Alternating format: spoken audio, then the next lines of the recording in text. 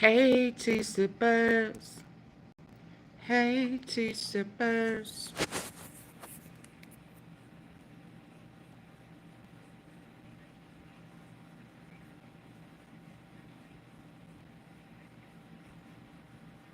Hey, tea sippers.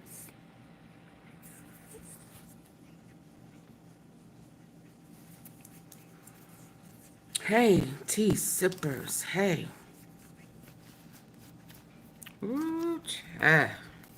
Ain't that what that lady said in the Mo 3 sector? Ooh, child. Miss Paulette, something like that.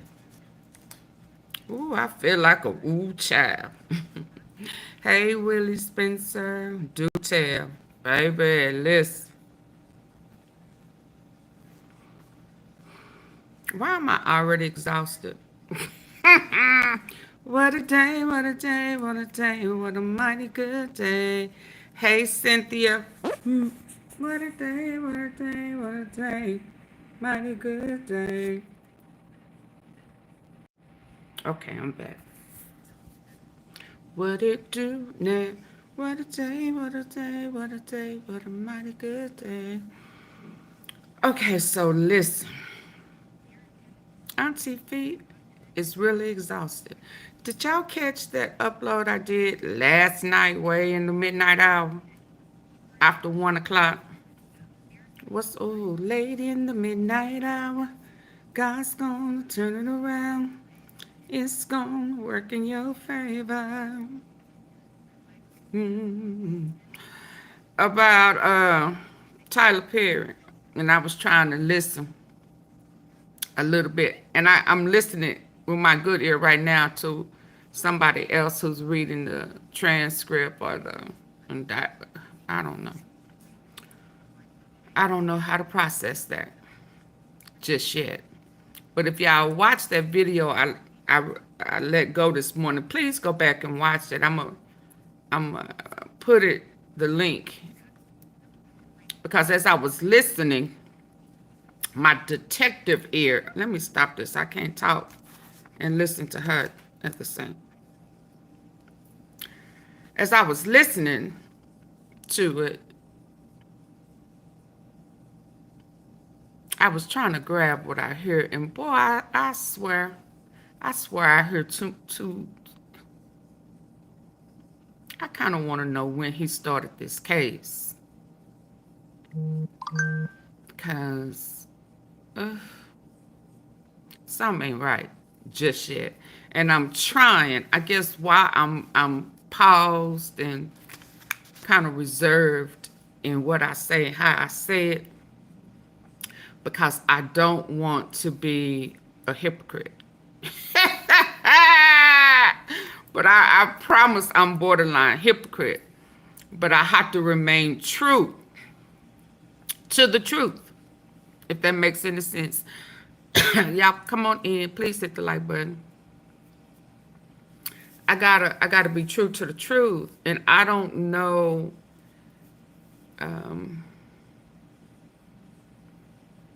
I don't know if everything that we're hearing is the truth. Typically, I can hear some things and know if it is right off the bat. And I know people know how I feel kind of about Tyler Perry, especially his movies, his shows, and the deals of it all.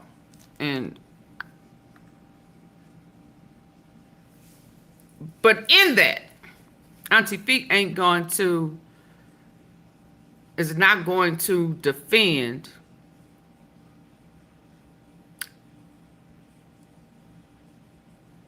and I'm trying to think of how I can say it. An editor. Put a P at the front. I'm just not. I will not. I will not. Even though you may have some past situations that could be a trigger for you, could also even have you in the mindset, the illness of it all. I think everybody If I had enough money, if I was rich, I would try my best to allow people who have been molested, effective, healthy blood pressure, especially as a kid, to get treatment, to get help, to learn how to get to a place of healing. Because I do believe that there is a large percentage. Ooh, I hope I'm saying it right, because I don't want to offend nobody. I don't want to offend nobody who has been violated at any time in their life. But I do somewhat, like 80%, believe that oftentimes, can I say it like that, how they say it in the church? Oftentimes, people who have been violated, violate. I believe that. But I know that there are some people who say that that's not reflective of them. And I thank God for that, for you. And I pray that it remains that way. But in reality, a lot of people who have been violated, violate. Hurt people, hurt people. Sometimes they even move away from the opposite sex because of who violated them. So I said that to say, I know that about Tyler Perry. I know he was taken advantage of as a kid a couple of times. But in saying that, if this is true, that's no excuse. It's no excuse. Just like it ain't no excuse with Diddy. Because I believe that. I believe that for what I heard here. Not what I heard, what I'm hearing now. So I have to make sure I listen with my good ear and take my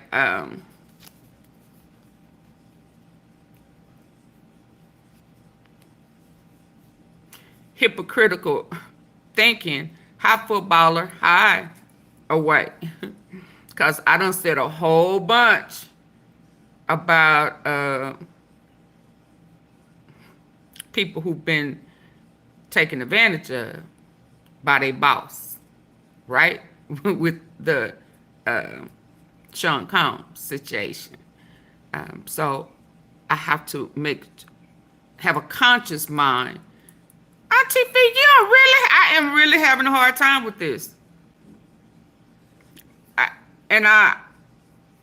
I'm really having a hard time. And you made me start a YouTube channel.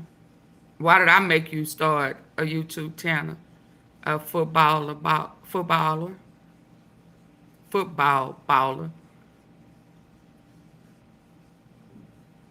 Tyler Perry is guilty. Okay, based on what? It's a vibe. Because you are motivated. Thank you, football baller. Thank you.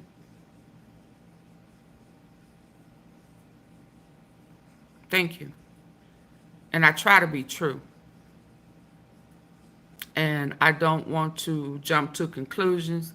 And one thing is for sure, I'm definitely not going to jump on no bandwagon. But I have to listen, even though I don't want to. Okay? Again, I want to be clear in saying that whether I like your art, whether I like what you try to do, whether I like you helping our culture in this industry or not. And I really don't want to make any excuses for him. But I don't know this other cat. I don't know Derek Dixon. I don't know if he is a narcissist. I don't know if he's a liar. I don't know if he has I don't know none of that. I don't know none of that. So right now, where I stand, ain't that a understand, Mr. Something Man? Where I stand, I don't know that cat. I don't know his art. They say he was on Oval. He was on Ruthless. I remember Ruthless. He's a very nice looking young man. But it's ironic to me that when it was a female who did things for money, it was a problem. I don't understand why men dislike women so much.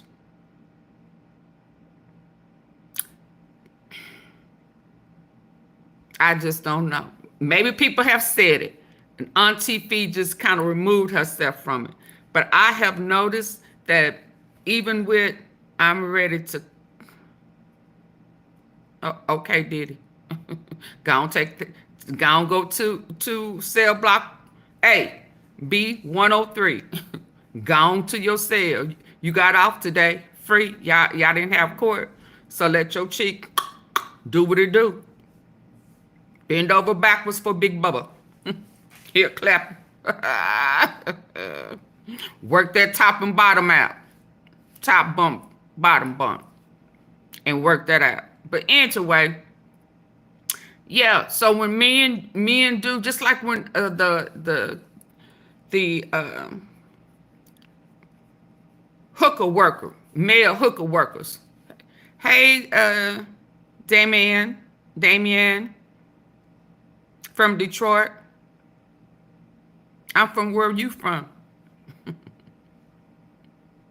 Wherever you say you from is where I'm gonna say I'm from.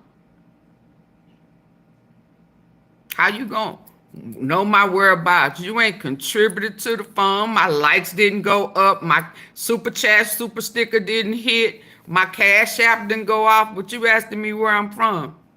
You want to get into my personal space, but you don't want to support the T Palace. How that work?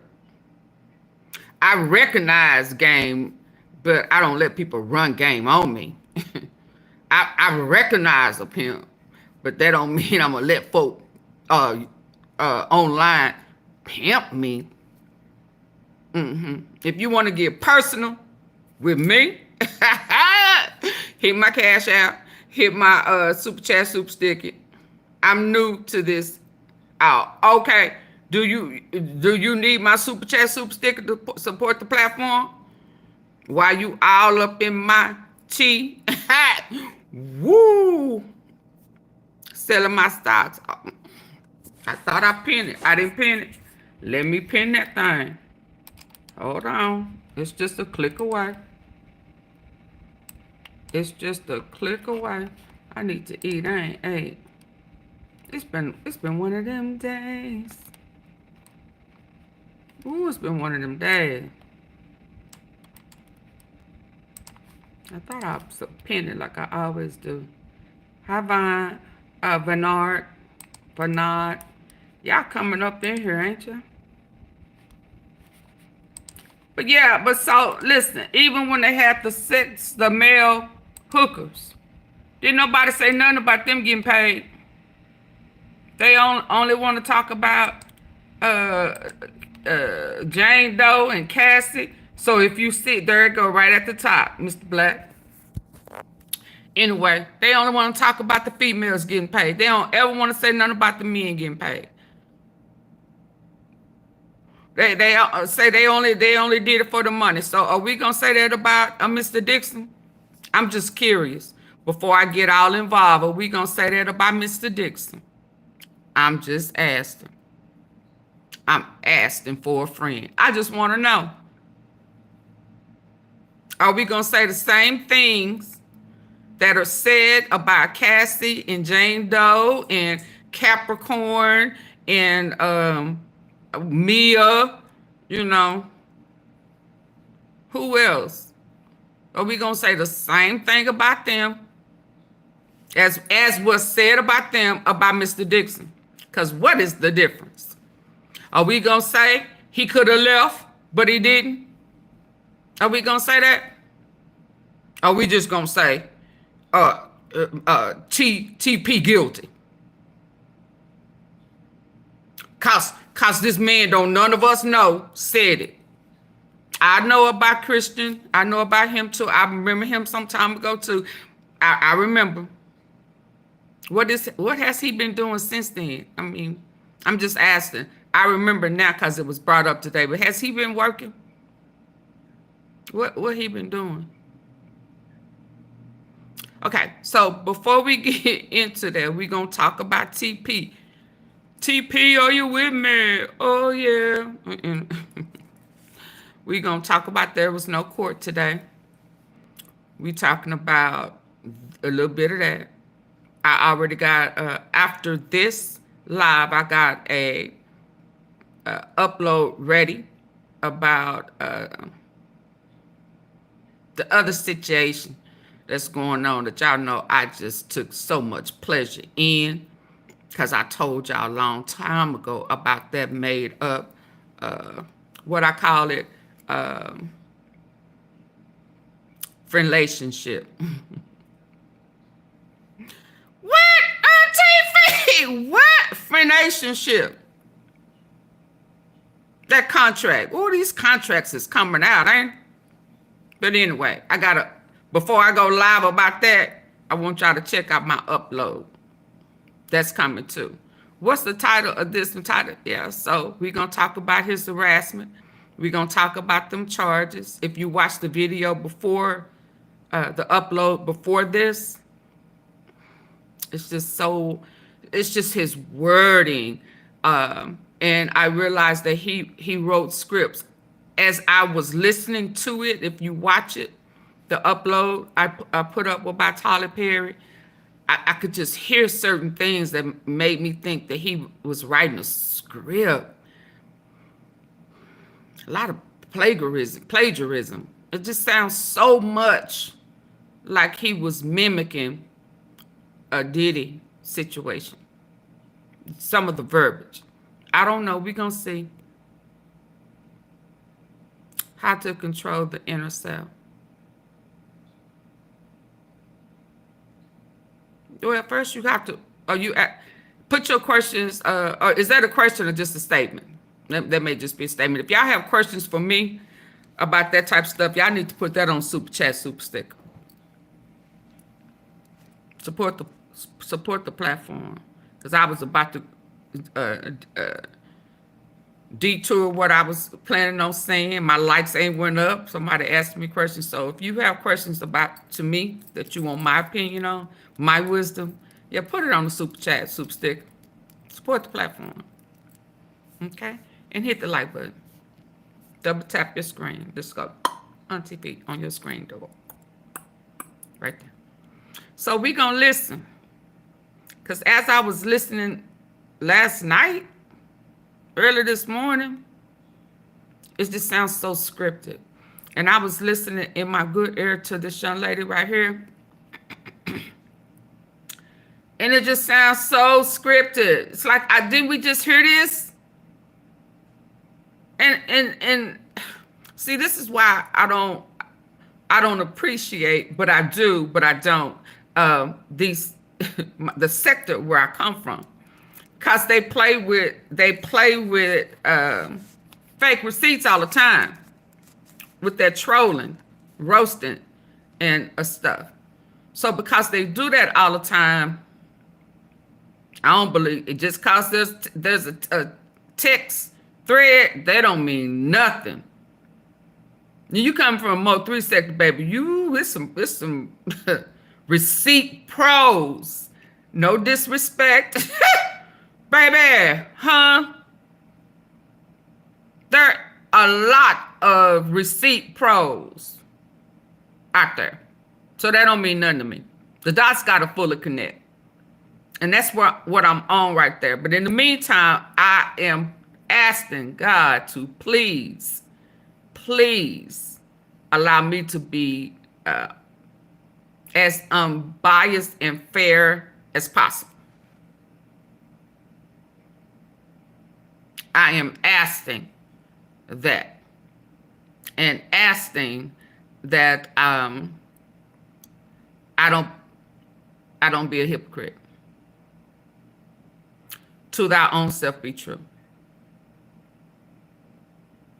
See, I don't have an integrity problem.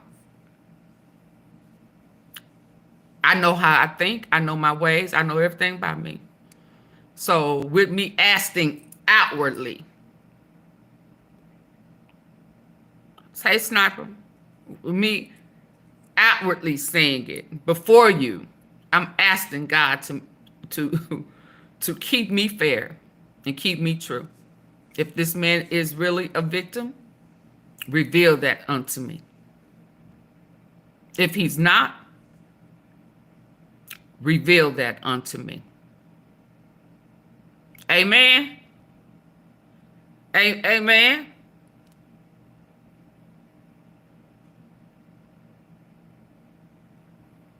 What you mean another baby mama? What you talking about? What you talking about, though? Okay, because I'm finna listen. And as hard as I am on Diddy, I'm gonna listen with the same ear about Tyler Perry. And then we're gonna go into see why they didn't have court today. I already know it will come out. It always come out in the wash. And if it don't come out in the wash, it's definitely gonna come out in the rinse. I could spin around and go through the last cycle. It will come out clean. When I mean clean, I mean facts, or truthfully.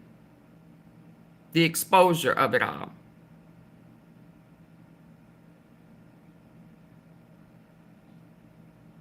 It always come out off their last spin cycle. So let's listen. Do we want to start? Let's see why. All right, this feels almost illegal to know, but Let's see why. Baby. Yeah, am I supposed to feel sorry for that other T? Ain't July on its way? July 28th, is that the day that Quake go to court? Hernandez Govan go to court. He part 2 of the YOUNGDOLPH murder. Ain't that coming after this? Well, not, well, I'm talking about Diddy. It's all full circle. That part, the music industry, it's all full circle. But ain't that coming? Didn't CMG come up? Why do I say goodbye to what we had? The good times. They finna be singing, it's so hard to say goodbye. Let's listen. Y'all know I ain't good. I ain't no good, am I? Hi, Candace. Oh, your horse business. Shout out to you. Oh, yeah. Oh, I need to make sure I don't delete that. I got to come back with that. We got a couple of days. Lord, I tell you, if it ain't one thing, is another. As soon as we think, oh, baby, I don't want you to go nowhere. We got to talk to you over there. Hi, No Name, the third. Hello. Y'all coming in, but y'all not hitting the like button. Y'all coming in, but y'all not hitting the like button. Please hit the like button for me. Do I need to sing my old intro song? Hit the like button, please. Hit the like button for AunTeaFee. Hit the like button, please. Hit the like button for the good old tea.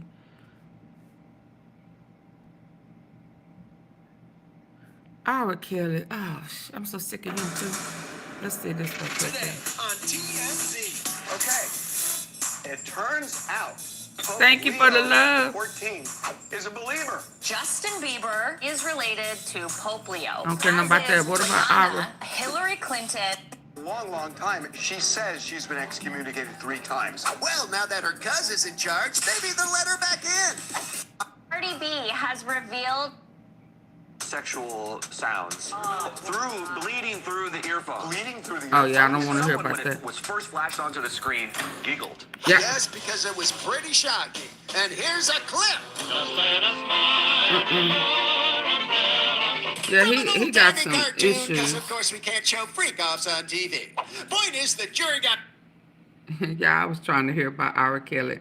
My bad for deviating, because this show was going somewhere, wasn't it?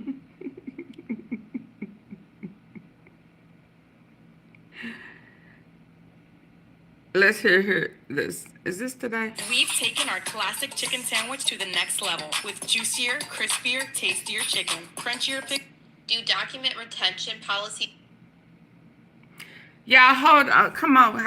You did. Thank you. So if you did, no name, the third, did you hit the like button?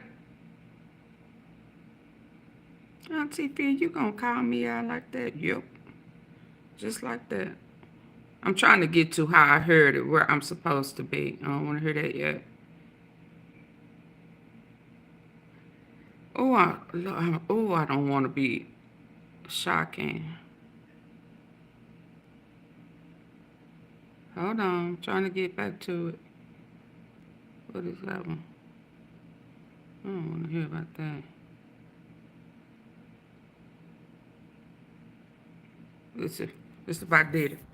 It's day 26, officially, of the United States versus Sean Combs. However, there is no court today. A juror went home sick with vertigo, and there was a quick sidebar trying to just make sure the defense and the government did not object to adjourning for the day. And I think that the government was trying to figure out... They went home sick today. If this juror had any underlying health issues to see if maybe they should consider dismissing them. I don't think that's the case.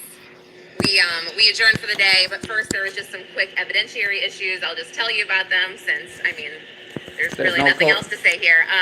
But the government's trying to get in some text messages between D-Rock and One Stop, who is the alleged drug dealer that has been referenced. And the defense is saying that there's no foundation to get these texts in because there's no witnesses that are going to be talking about these text messages. And essentially, One Stop's number is just could be a number from an address book, and this is what the defense is saying.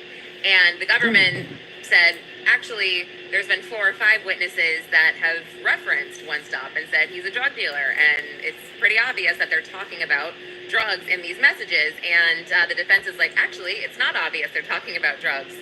And the judge basically said that the government should Jason have another piece of evidence to lay their foundation, and then he'll consider it.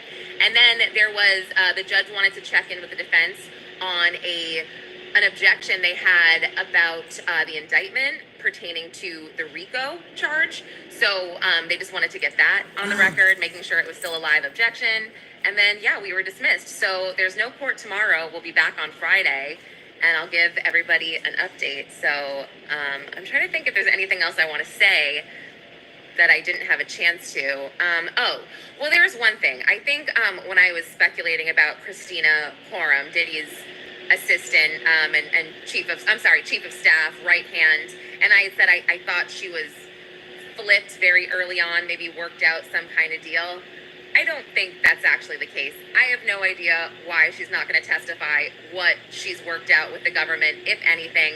I just know they have referred to her as a, quote, co-conspirator, and I've heard the defense say, Your Honor, she's not a co-conspirator. I think because the government's trying to connect that to the RICO charge, and the defense is doing everything they can to say, no co-conspirator, because that's what you need for RICO. So I don't think she was compromised or flipped from 2023 on. I did get some information that would lead me to believe that she wasn't, but okay. But that's it. I don't know why she's not testifying, or D-Rock. I have no idea. All right, I'll see everybody Friday.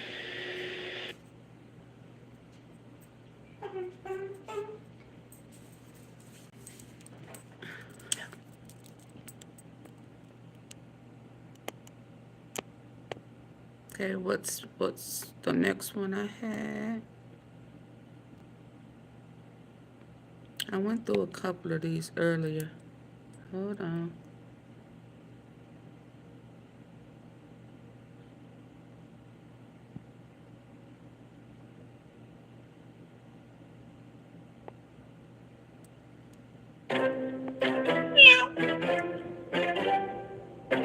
Hi, John.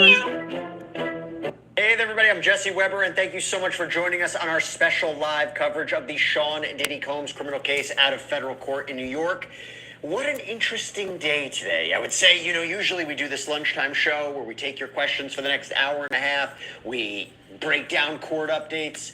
No court today. No court today. They adjourned within 10 minutes of getting started. We're going to explain why. How does this delay the trial? I mean, weren't they supposed to finish up by July 4th? A lot of unanswered questions, but I'll tell you what, we are going to be taking your questions, your comments about this case, again, for the next hour and a half or so. We really, really want to dive into this because the prosecution is coming towards the end of the case. Have they proven sex trafficking? Have they proven racketeering conspiracy? Have they proven transportation to engage in prostitution? That's what we're going to talk about. So, before I bring in my all-star panel that I have with me, I'm first going to start off with our in-court reporter, Law and Crime's very own Elizabeth Milner. Elizabeth, so good to see you. What happened? What happened? We were supposed to have court today. I know. I was truly surprised because every day I wake up, or try to at least wake up at 4 a.m., get here by 6:30. We're all ready to go. I have my notepad. I have my pen. I'm ready. The judge gets on the bench and he's like, a juror is sick.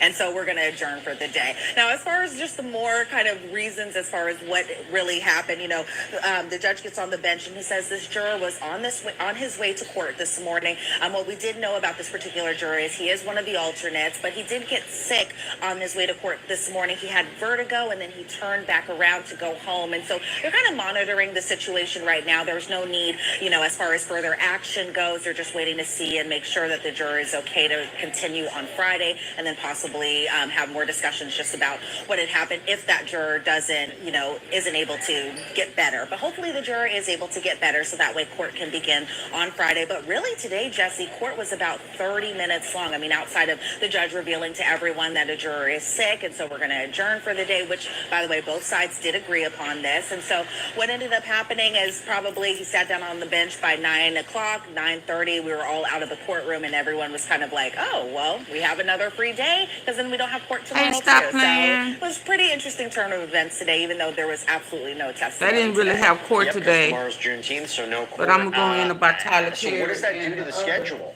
Don't they want to be finished by July 4th? I mean, do they realistically believe that's going to wrap up? Because you have how long is the defense's case going to be? You have closing arguments. You have jury instructions. Talk to us about how this messes up the whole schedule.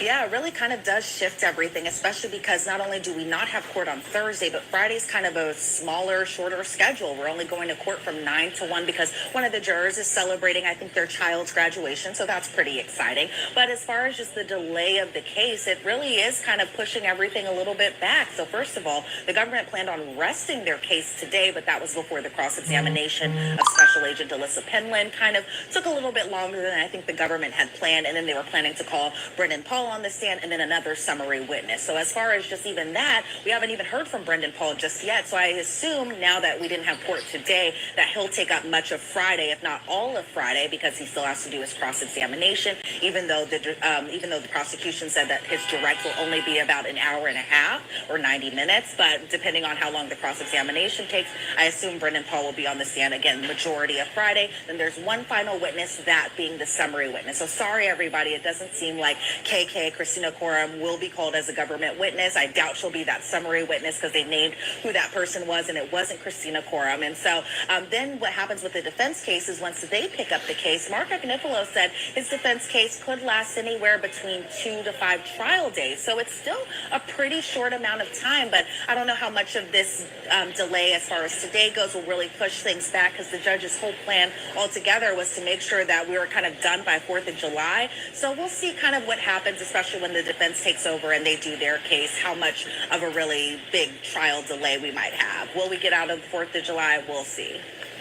So we have some questions coming in for you. First of all, we have this super chat question from Smarty Pants. Smarty Pants, thank you so much. I'm going to save your super chat question for a little bit later for the panel. So don't think we forgot about you, Smarty Pants. And I'm also just waiting, I'm just trying to get as many times I could say Smarty Pants as possible. But no, we're going to answer that question later. This is from Rita Connors, though. Hey, Jesse and Elizabeth, do you think the prosecution will put on a rebuttal case? So after the defense's case, are they going to put on a rebuttal case? Have you heard anything about that? I haven't heard anything about a rebuttal case. I would assume, and I say that kind of with, a little bit of hesitancy, that they would put on a rebuttal case. I feel like that's normally what we see, especially in a big trial like this. It's been a lot of testimony that these jurors have heard. It's been going on for weeks at this point. And so depending on, I feel like, where the defense goes with their case, I feel like maybe the government will call maybe one or two witnesses, but I don't think it'll be for a long time frame. But they haven't said anything yet. This is just me kind of guessing at this point. Elizabeth, I don't know if you have the answer to this, and maybe if our producers will have an opportunity to look at this too, but I've seen this question come up a little bit. It's from Danny.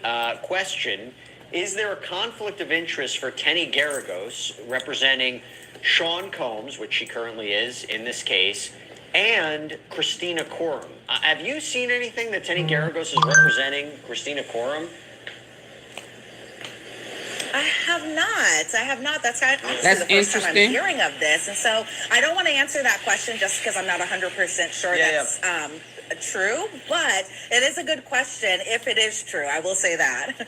No, it is. We'll look into that a little bit more. I haven't heard anything about it. By the way, when you talk about Brendan Paul, who's come up a lot in testimony, what do you anticipate his testimony is going to be? What is the value of his testimony for this overall racketeering, sex trafficking, transportation to engage in prostitution case? Well, I think probably the big thing might be whether or not he participated in setting up the rooms for hotel nights or freak-offs of that sort, because I believe when he started working with Sean Combs, it was around possibly the Jane time frame. So not sure if he had overlap with Cassie necessarily, because that was what they ended their relationship in 2018. So it'll be interesting to hear what Brendan Paul has to say, because he had been working with Diddy up until just last year. And so I'm interested to see what he has to say, not only about possibly setting up hotel rooms, but also what he has to say in terms of drugs and how that all kind of went down. Because remember, everyone, he was named in one of the civil lawsuits as a... I don't want to answer that question just because I'm not 100% sure that's true, but it is a good question if it is true. I will say that. No, it is. We'll look into that a little bit more. I haven't heard anything about it. By the way, when you talk about Brendan Paul, who's come up a lot in testimony, what do you anticipate his testimony is going to be? What is the value of his testimony for this overall racketeering, sex trafficking, transportation to engage in prostitution case? Well, I think probably the big thing might be whether or not he participated in setting up the rooms for hotel nights or freak-offs of that sort, because I believe when he started working with Sean Combs, it was around possibly the Jane time frame. So not sure if he had overlap with Cassie necessarily, because that was what they ended their relationship in 2018. So it'll be interesting to hear what Brendan Paul has to say, because he had been working with Diddy up until just last year. And so I'm interested to see what he has to say, not only about possibly setting up hotel rooms, but also what he has to say in terms of drugs and how that all kind of went down. Because remember, everyone, he was named in one of the civil lawsuits as an alleged drug mule. And so I feel like because he had to invoke his Fifth Amendment right and not to kind of perjure himself, or the Fifth Amendment right not to self-incriminate, I should say that, and that he was given an immunity order, that I do believe it has something to do, just kind of like the other assistants who got immunity deals, that it might have something to do with just... My husband begged me to stop doing this pink salt trick after I lost 25 pounds in less than 2 weeks. But here's a warning. Has something to do with just the amount of drugs that might have been bought and the amount of drugs that were also paid for by Sean Combs that were given to him, but that were, obtained by the assistance from drug dealers. So it'll be interesting to see what he all has to say when he eventually testifies. He's this former Syracuse University basketball player. You might remember he was arrested the same day as the raids on Sean Combs' properties. He was facing drug charges. That case was dropped. Wonder if it was maybe for his potential participation in this case, although I know he was granted immunity at the beginning of this week. But again, the more you talk about drugs, right, where the prosecution says that Sean Combs was using drugs to keep victims compliant, or the allegation that drug offenses are some of the underlying predicate crimes of racketeering conspiracy, you can ultimately see the value of his testimony. Okay, we got a super chat comment from Carol Mogan. Thank you to the dynamic duo, Jesse and Elizabeth. So kind. And by the way, I have to tell you, before we came on, Elizabeth shared an AI video that she found online of us as little babies, doing reporting, which is great. So very, very kind. Very, very They needed sweet a break out there. today. They Everybody, need a is break. interested in doing that. It's But no, we be really a appreciate lot. the kind comments. Okay. Elizabeth, I want you to set the record straight while I have a little bit more time with you. A lot of questions about what this case is and what this case is about and not about. So Janetta Monger says, question to Jesse, what about the underage children, people we've been hearing about from the beginning of Diddy's dilemma? Are we going to hear anything about... Okay, hold on. Let me.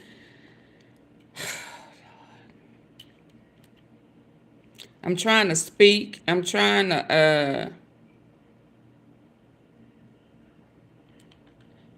listen, trying to eat. I'm trying to do all of that. But let me say this.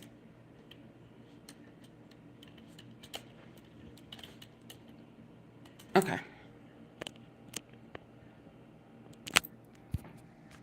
I want y'all to remember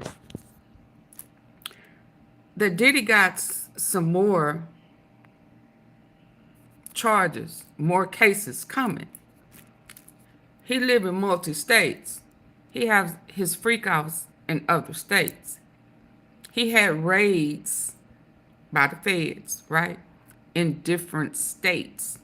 This is just one.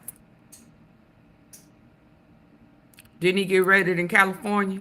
That's going to be another one. Didn't he get raided in Star Island? Miami? That's another one, right? So that means that, and we don't talk about the civil. We just talking about the feds who raided him. And they got evidence in Cali, going back to Cali, going back to Cali,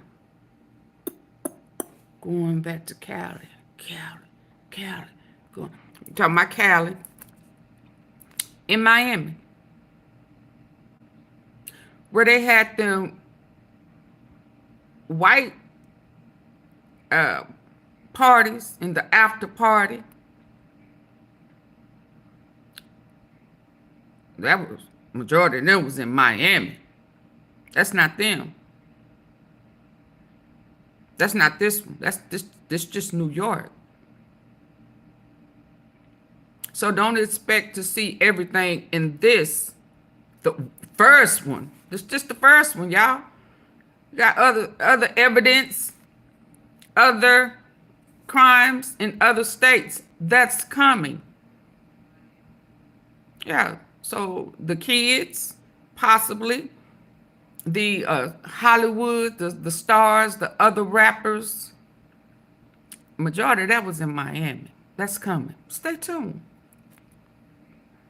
Stay tuned. I listened to one of them workers, male hookers. He said a lot. He said a lot. Hell, and I don't know what state gonna use him, but baby, them male hookers, they talking. They accepting money for interviews. They have a story to tell, and it was the prosecution team is so clever. They allowed Cassie to throw out some names of workers, some hookers that she really liked and entertained and trusted them over others and wasn't afraid of them. So if I gotta do this, At least let it be somebody that, you know, I feel more comfortable with.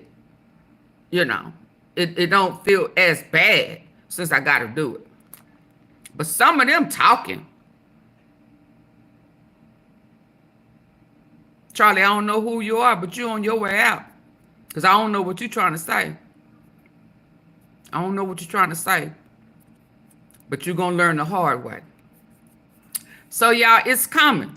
So, stay tuned. So, if they're the kids, because and some of the people that y'all are expecting to testify who done a whole bunch of talking. Hey, Brenda.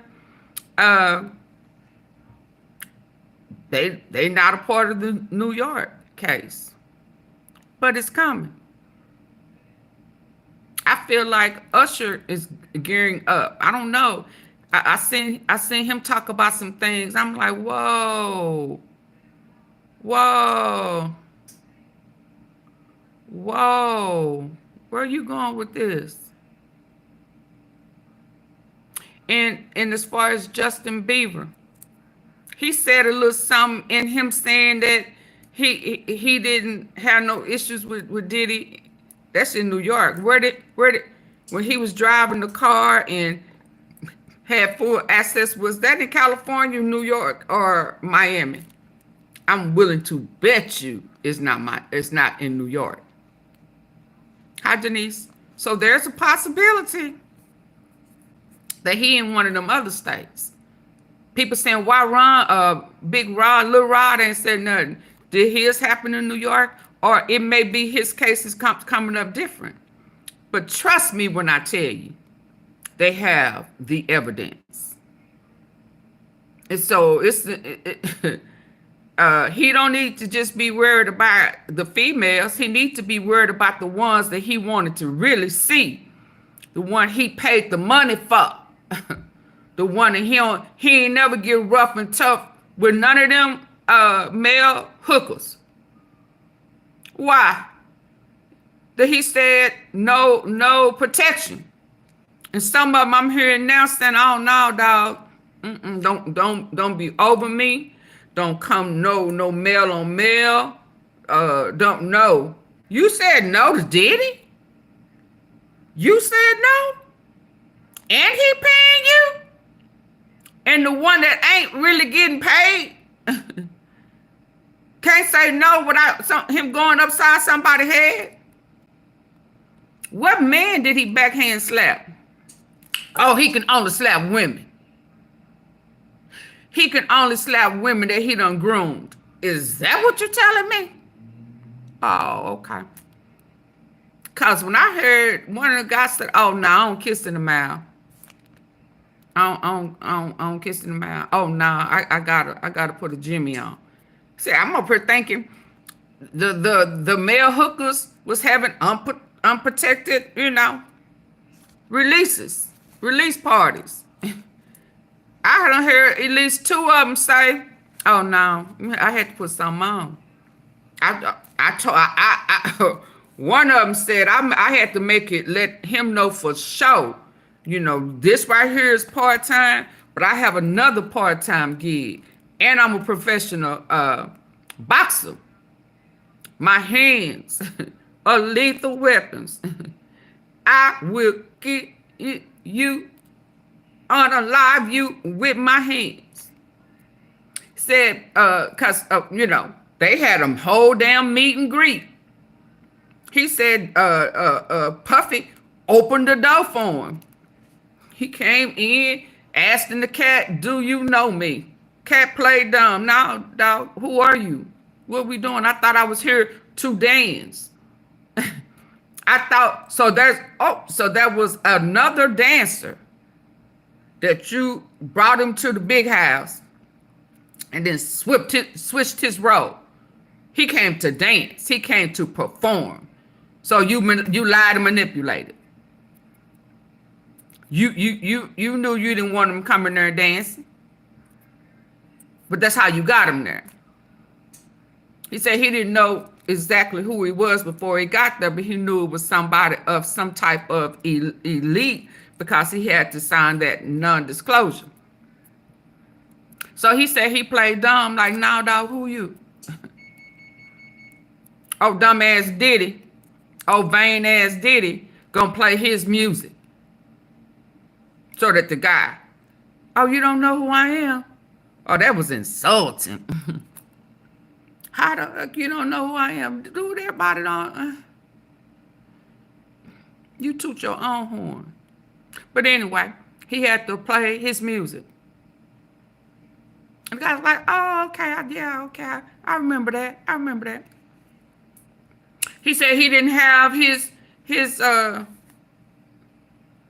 gear on to cover his face or nothing. At that point, he had got comfortable. He went to the door for his own. He must have saw that thing, was like, oh, shit.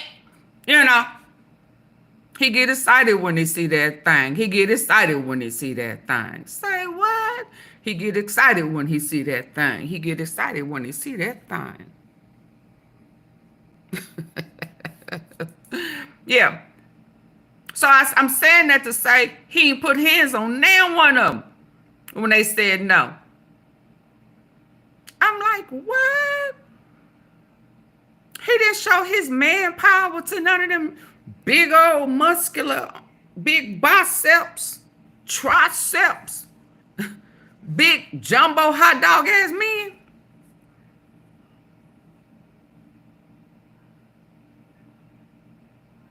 Yeah, I hope so too, Brenda.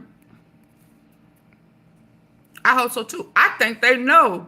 That's why they keep, all they can do is try to come up with a way to throw up a mistrial. Is that all you have? You paying millions of dollars for every time something blink wrong to say mistrial, mistrial, because you blinked too long. Mistrial, you was yawning in court. That type of stuff. You pay millions of dollars for that. But okay. Okay. So yeah, I found that rather odd. That's why I find it odd that these men are not finding problems with these male hookers in it for the money. They don't have nothing to say about them doing something strange for a piece of change. But anytime a woman do something strange for a piece of change, she this, she was just in, it was a money grab. Why is it not a money grab for the male workers? Who was okay with him sitting in the corner beating his hot dog? Where my Twinkie? Where my Tootsie Roll? Why is that not a problem? I've been waiting on somebody to say, man, ain't nowhere in the world I'd have took that $5,000 knowing that a man was in that Diddy was over there watching, going ham, you know, with his good hand, just going hard. One of them said he was going hard in the paint for it. He was going hard. I said to myself, really? So he got that turned on? Threw some money at him and say that better be hard. What? You didn't backhand slap him and say, nigga, get that thing up and working? You didn't backhand slap him? Why? Oh, so you couldn't intimidate them? You couldn't groom them? All you could do is pay them? Yeah, that's a problem for me. So, yeah, they coming. I said all that to say they coming. There's other people that's coming. But I just want to know why he didn't strong hand them male hookers. Why? Because one of them said, I made it clear, man, don't try none of that. You know, I positioned old girl in a place that I could keep my eye on him while I'm doing her, because I don't know what's going on, what type of freaky, all in the videos. And he said when he saw a laptop up, shit, when he went over there to get some electro slides, he closed the top. I said to myself, and he didn't say, oh, no, dog, don't touch my shit. He didn't buck him. He didn't raise it up and say, I'm paying you for it to be up. He didn't manhandle. I don't know. Do I need to remove you? Gone WG. Let me go and remove you. Okay. Let me time you out. Bye. Thanks for reminding me. Bye. Ooh. Sometimes you need to know when to shut up. I don't even know. I don't even remember. But thank you for reminding me. Because I was on the roll. You see how? See how you be thirsty and want to? Let me see what the initials was. GW. Yeah. See how thirsty you are to disrupt what I was saying? Yeah. To remind me of who you are. I don't care nothing about you. I don't care nothing about that.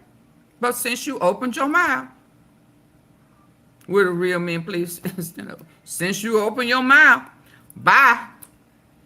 You don't know how to read what they say, read the room. You don't know when to shut up. Yeah. You must be one of them. Are you one of them male hookers? Who are you? Anyway, the church keep hidden secrets.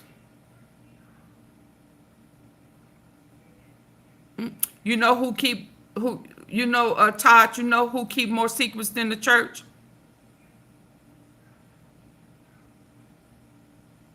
Oh, I don't want to say his name yet because I'm going to have to do an upload. Y'all, come on. Stop asking me questions when I haven't seen no super chat, no super sticker. My lights ain't up. My cash app ain't went out.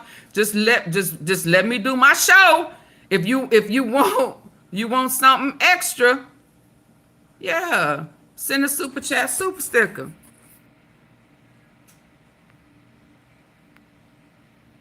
Diddy Glover. Oh my God. I don't. Yeah, thank you. Stop playing. Yeah, I don't forgot what I was saying. Yeah, he didn't strong arm him, no. He didn't say don't touch my property. So he's selective with his outrage. Yeah. He's selective with his outrage.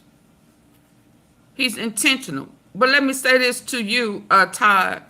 You know who worse than the church with their secrets? Are you ready for this? Because I really don't know if y'all really want me to tap into the Tyler Perry. I really don't. I really don't think y'all want me to tap into the Tyler Perry. Y'all really don't want me to tap into why a lot of our culture don't like his work, his art, his craft. Y'all don't really want me to touch that. So that's why I think I had to be prayed up. And I'm being real. Because it's taking me somewhere that I know is my calling.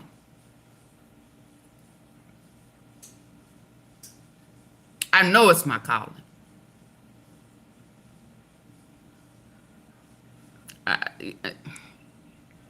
But I don't think we ready as the culture. Because what happens, the secrets in the church don't start in the church. They start at home.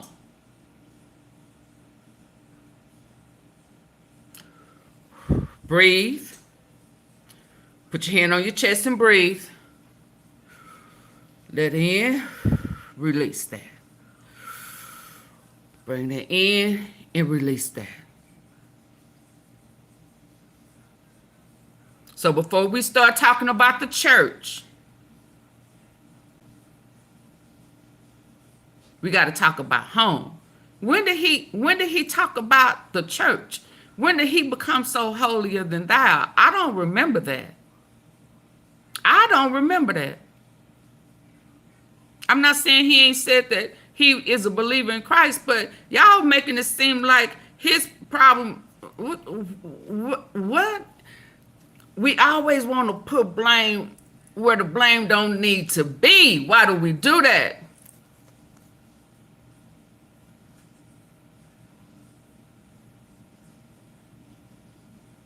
I don't know why we do that. I think that comes also from what we was taught as kids. We will lie for them family ass secrets. We will blame everybody under the sun except expose the bad wolf. So I don't know where people are getting that the church is the background of what happened to TP. I'm gonna say it started home. I believe his movies are wrapped around what started at home. And because he know it's taboo, because baby, one thing I know, and I know for sure, we gonna protect whatever our mama and daddy told us to do, whether it's a lie or the truth. We gonna, if they say don't tell nobody, the first betrayal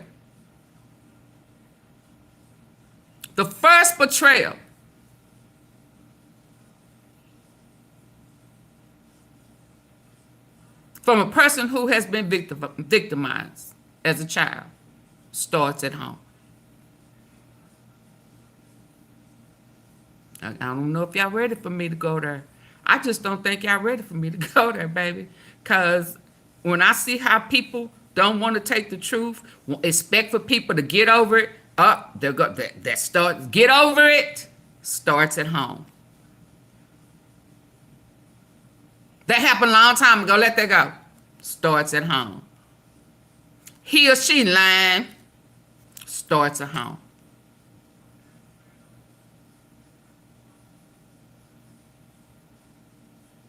Some of these young ladies have been pimped out. First pimping came from their mama. Cause y'all ain't ready for that. She knew her husband, her second husband was doing some inappropriate shit. And when a child advised them of it, she made excuses for him. And she chose that man over her. Yeah. So again, I'm going to say, it don't start at the church, baby. It's up under that motherfucking rug. And until we can get there, most victims can't heal. And they can't heal because people don't want to acknowledge that it happened. Because their mama or daddy said that it didn't. Said that you lying. Wait a minute. I think I saved the video. Before I even knew that this mess was happening. It just touched my heart because it reminded me of what I kind of been saying about her people, and people are victims, and the betrayal in the house. I'm gonna read y'all comments. We gonna stand how? Oh, baby. Oh, when I think about, that's why y'all, this is why I am so passionate about people who have been victimized. And I am not going to make excuses for the big bad wolf. Hold on, let me get to it. I saw this the other day, and I don't know, did I drop it? Oh, and guess who? Somebody else done came out. Hold on. I'm trying to see. I know I saved it. I know good and dang well I saved this little boy. Lord, please tell me I saved it. Let it appear. Please. Hold on, y'all.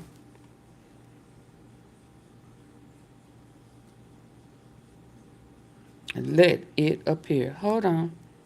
This boy was crying out. Crying out. Oh, no, that ain't it. Hold on. Crying out. And he is older. Some things happened to him. I think he said 9 or 10 years old. Hold on. Let me I'm going to show you. I'm finna show you. I'm finna show you. I'm not gonna just talk about it. I'm finna be about it. And this is why, oh, here you go. Thank you, Lord. Thank you, Lord. And he just now said, I like being molested, I'm gay. He said it didn't happen. He said it didn't happen. Oh, wow. Now this is, so imagine. A drink. Imagine being a kid. Okay? And something happens to you as a when you was a kid, right? The evil will be uncovered. And you I think he told his dad, but now that he's older, see, a lot of times, again, I'm gonna say, people who have been victimized just need to be validated. And family just for some reason cannot and will not do it.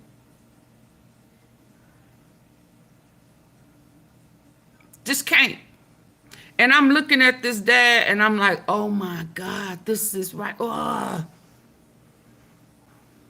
And why are you arguing with your son about some things that he confessed to you? Are y'all ready? I just don't know if y'all ready for AunTeaFee.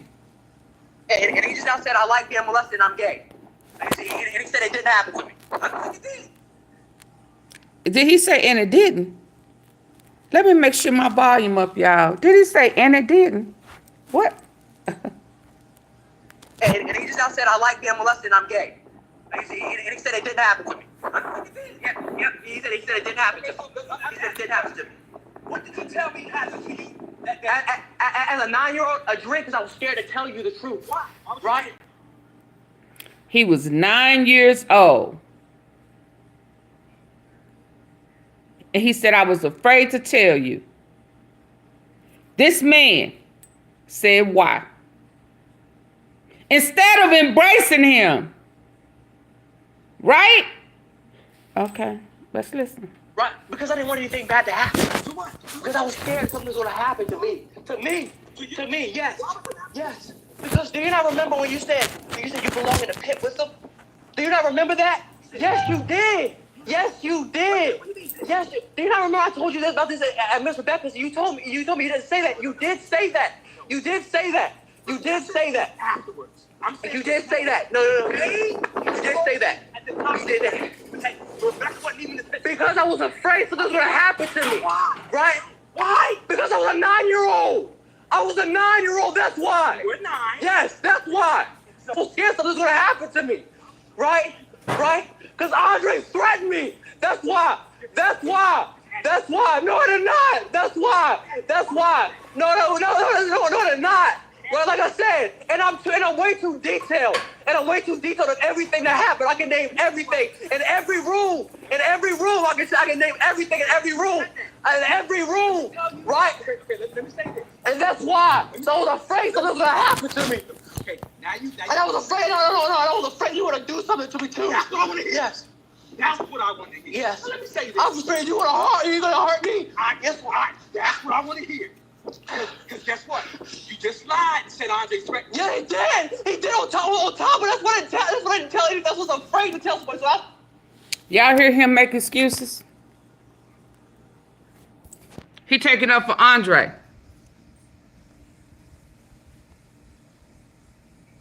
He taking up for my father called me a liar when I came out about being molested as a child.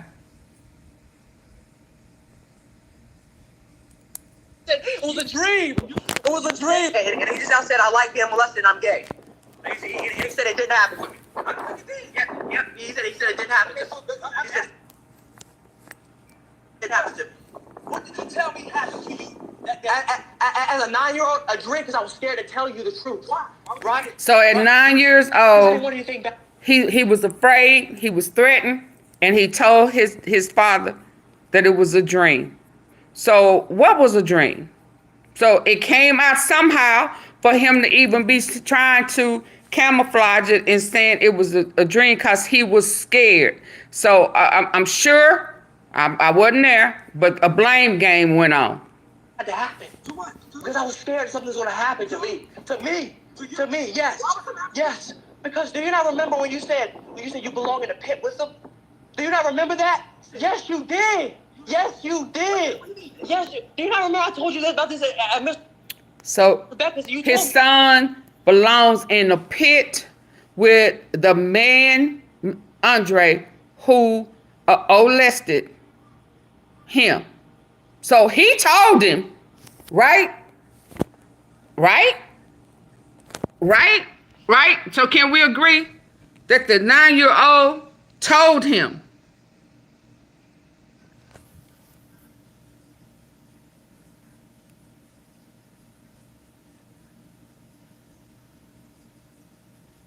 His son didn't protect him, Monique. His son protected Andre, who did something to him. So for him to act like he didn't know, he told him. He told him something that his daddy told him that he belonged in the pit of hell right along with him. So now that he likes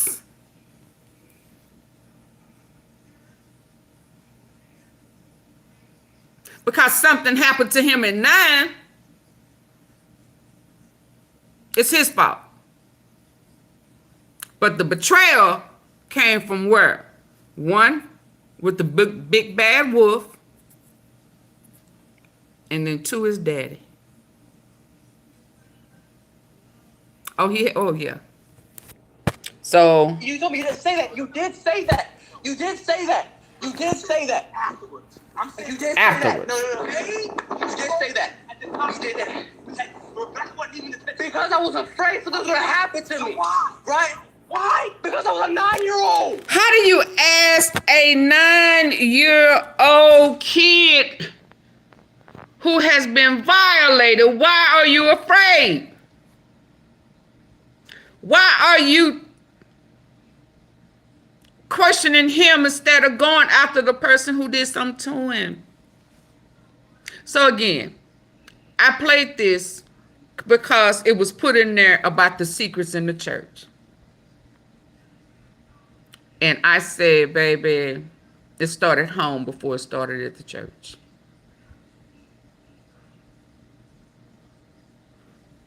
We just sweep it up under the rug.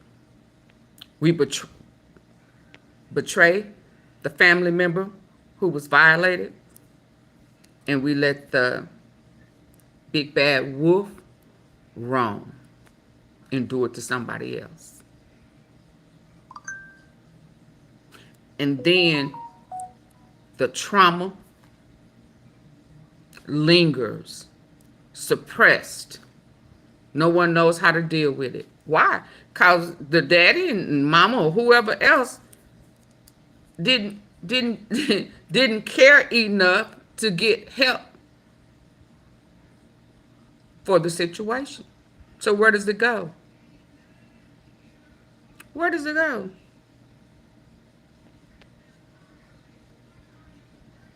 Where does it go? I wish I knew this man. I promise I do. He just as bad as the Andre. But hold on, let me get back to where I was. I was a 9-year-old, that's why. You were 9. Yes, that's why. I was scared something was going to happen to me. Right? Because Andre threatened me. That's why. And then he turned and walked away. That's Look. why. That's why. He turned and walked away. No, they're not. Well, like I said, and I'm way He too sound like he in detailed. pain. And I'm way too detailed of everything that happened. I can name Baby, everything. right there, when he said I'm way too detailed, he can tell you everything. Every room, everything. And this man right here, his father dismissed him. Okay, so let me get back to where I was, baby, because listen, all I know is hurt people. Betrayal starts at home. A lot of times with kids who were violated by the big bad wolf. I don't know if he was living with the dad. I don't know who Andre is, but all I know is the dad chose the big bad wolf over his son and left his son to deal with it for years. And now that he has a liking to what he felt being violated for I don't know how long, his daddy, who failed him at 9, betrayed him at 9, saying he needs to be in the pits right along with the big bad wolf. Imagine how, because see right now, who is talking to his daddy, I don't care how old he is. Hear me when I say this. I don't care how old he is. He's still 9 years old. He is a 9-year-old kid talking to his daddy right there. Because that's where his daddy betrayed him. That's where his daddy betrayed him. And this is a problem with our culture. And we expect for people to heal. But we don't even give them the tools they need to heal. We betray them again. Every time we don't own up to it, acknowledge that it happened. Acknowledge. This kid can tell you every room he was violated in. And you, my daddy? That's a 9-year-old kid talking to his daddy. Because you still failing me. So I pray for him. I hope he get the healing that he needs. I hope somebody validate him. And baby, if you out there and you hear AunTeaFee, I validate you. I believe you. I believe you. I believe you. And not only did Andre violate you, your daddy didn't protect you.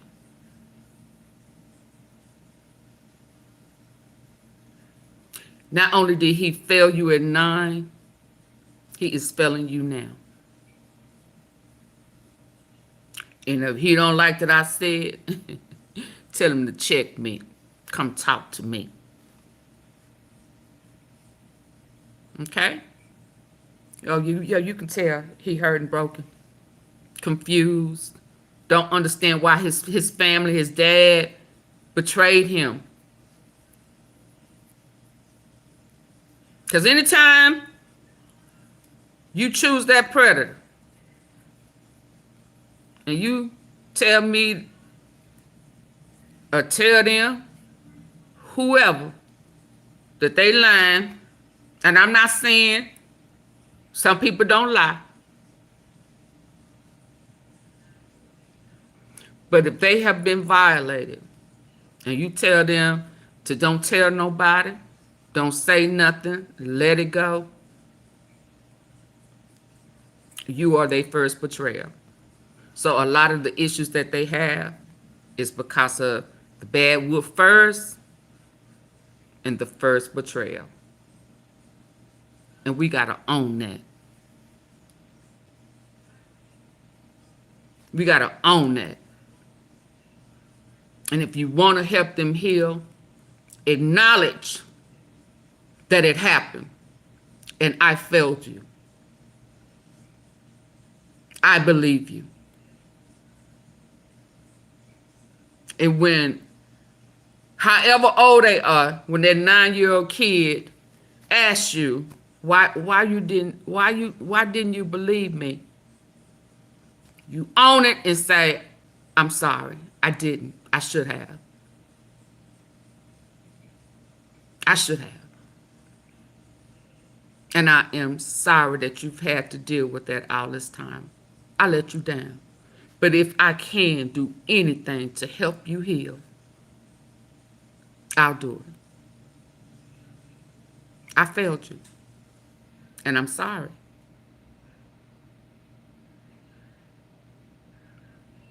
That's the first step of helping somebody heal who's been violated. Okay? Let's move on to what's going on. Tell y'all a quick story. A young lady, she's so very precious to me. I'm not going to say the name, but I hope when she hear this, she knows that I'm only saying it because it's healing. She used to look up to me when she was younger. And I was probably one of few people at that time her mama trusted her to hang around. I was like a big sister to her. And someone in my family that I loved said that some money came up missing out their house when I had her with me, and kind of implied like she had stole from her. And when she was reminding me of it, I mean, this was years and years ago. I may have been around 19, 20. I had my own car at 18, had my own apartment at 18. So this was a long time ago. I don't remember how old I was exactly at that time. Yeah, that was my first apartment. So I may have been 19, 20. And fast forward like 20 years later, she brings this up to me. And she said she was hurt because I believed my sister. And she would never have done that. And she said, I stopped picking her up. I stopped letting her hang with me. I just kind of distanced myself from her. I chose my sister. And as she was telling me this, and I think she said the money was found later, or it came out that it wasn't ever missing or something. And I was like, okay, I'm listening to the story 20 years later. And I'm saying, okay. And she was telling me how devastated she was. And how she kind of needed me. Of whatever she was going through in her life, I was a rescue for her. Did I know that? No. But to hear this pain coming out of her mouth, that she had held that I betrayed her when she needed me, broke me. Because the sister that she was talking about, now, hindsight, I believed everything she said. And I told her that. I believe you. I believe everything that you're saying. And I am sorry. I may not have known that she needed me, but I knew that picking her up, letting her hang out with me, going shop, whatever we do. I think I even snuck her in the club back in the day. I snuck her in the club, and one of my partners, my homies back then, who used to play pro ball, was trying to hit on her. I was like,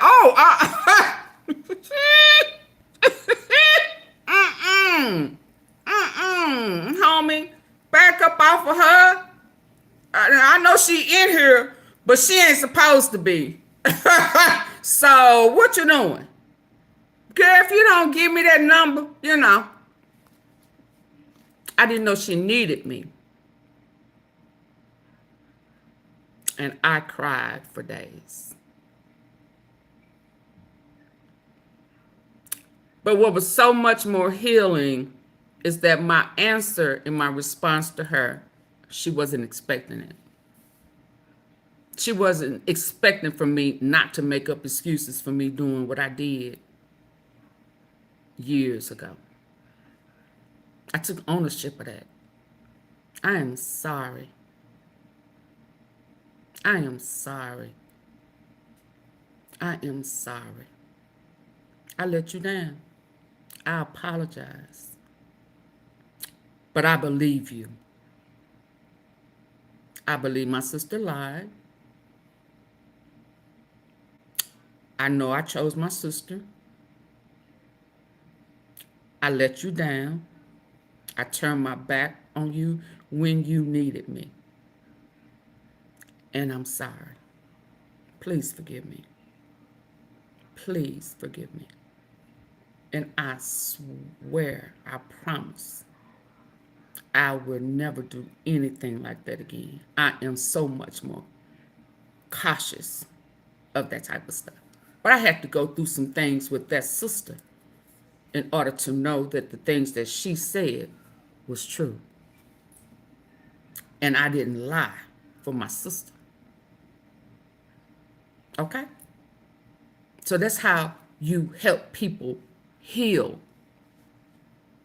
No excuses for the bad choices that I made. I let you down. Whether I knew that you looked up to me, I knew you looked up to me. I just didn't know that you needed me. Okay, y'all, let's go. To thy own self be true. I helped this young lady get some healing with that. She held that, y'all, for 20 plus years. Do y'all understand that? And the minute we reconnected, God laid it upon her heart a few months later to talk to me about what happened when she was 15 years old. Maybe 15. And how that hurt her. Because I left her. Y'all. So this, yeah. So let's listen.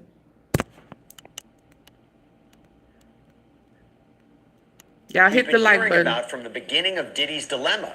Are we going?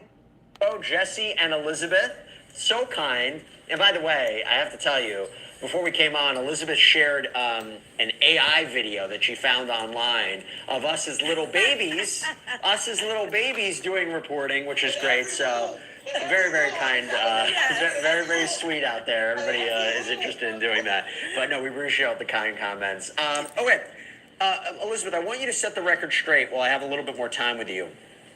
A lot of questions about what this case is and what this case is about and not about. So Janetta Monger says, question to Jesse, what about the underage children, people we've been hearing about from the beginning of Diddy's dilemma? Are we going to hear anything about children being used or involved? Well, I think, yeah, that's one of kind of the big misconceptions about this federal trial specifically, is whether or not minors were involved. And I will say this, everybody, we haven't heard any ounce of evidence that minors were involved or that Diddy was, you know, allegedly doing things sexual with minors. We haven't heard any of that in this trial. And I think that's one of the kind of the big misconceptions, is that people think that children are involved, other celebrities are involved. But so far as the testimony we've heard so far, it really just has to do with just the victims that have already testified, right? That being Cassie, or the alleged victims, I should say. But again, that being Cassie, that being Jane, and that being Mia. Obviously, Jane and Mia using pseudonyms while they testify. But as far as just any mention of anybody... Effective, healthy blood pressure support takes more than innovation. It takes vision. At Human, our plan... As far as just any mention of anybody under the age of 18 years old, that hasn't happened at all so far. Got a very important question for you, Elizabeth. This is from Fabiola Delgado Lebron. Question for Elizabeth. Have you drank your electrolytes for the day? And did you get to gather a vibe from what you could see? So, have you drank your electrolytes, and what's the vibe in the courtroom?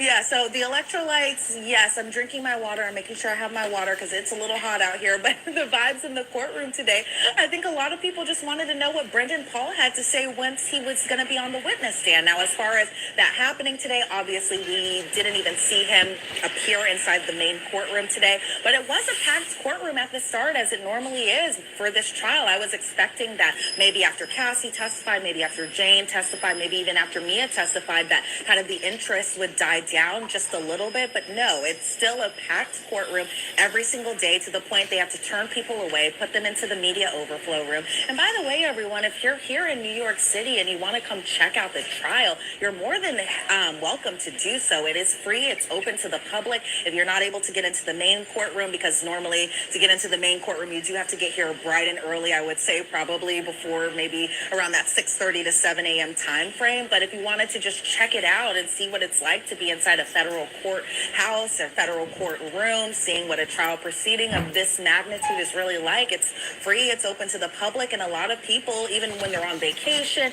even when they're just hanging out with their friends, they realize the Diddy trial is happening in this very courtroom right behind me. They just go up in there. And I've even heard cases where, you know, people have been bringing their children in there, their young children in there, presumably just to kind of, you know, watch everything that's going on. They have their kids with them, and so they see kind of, and I think it's also kind of interesting too, because it's kind of like people are watching it like a movie theater. Obviously there's no food in the courtroom, there's no popcorn, so it's not like that. But as far as the oohing and awing of the case in the overflow room, I have heard that definitely does happen a lot. But as far as the mood goes today in general, I think a lot of people were like, oh dang, you know, we have the rest of the day to ourselves. So I don't know if that's a good or a bad thing. To me, it's a good thing. But, you know, I think maybe for Diddy, who probably just wants this trial to be over with, I think maybe he was a little disappointed. Possibly. I'm just, you know, guessing there again. What about the jurors? You know, we had a new juror put on the jury, right? What is their whole dynamic like? Yeah, they're dynamic from what I can see of them. Like when they enter the courtroom, they always come in a single file line. As far as just the way they sit down, they're even kind of, they line up in the way that they will be seated whenever they get into the jury box. And so from what I'm seeing of them, they do have some types of conversations here and there, you know, during sidebars, just moments where, like, you know, not when testimony's happening, nothing like that. But it does seem like certain, you know, jurors do take likings to other jurors. Obviously, I don't know what their conversations are when they are doing the sidebar, but as far as the dynamic goes, I really kind of feel like maybe they're just like one big team, just all in this together for now what's been more than a month of testimony. And so I could definitely see just the dynamic. But even with the juror being dismissed just this past Monday, I will say I haven't seen so much of, like, you know, maybe, you know, a sadness or people being upset that this juror isn't here anymore. I haven't seen it, but maybe this is something that they've talked about kind of privately back in the jury room. But as far as just the demeanor overall, I feel like from what I see, nothing has really changed. And by the way, Diddy's demeanor. There were sketches that came out. I mean, I don't even know if we have them published yet. There are sketches where it looks like he's in praying hands.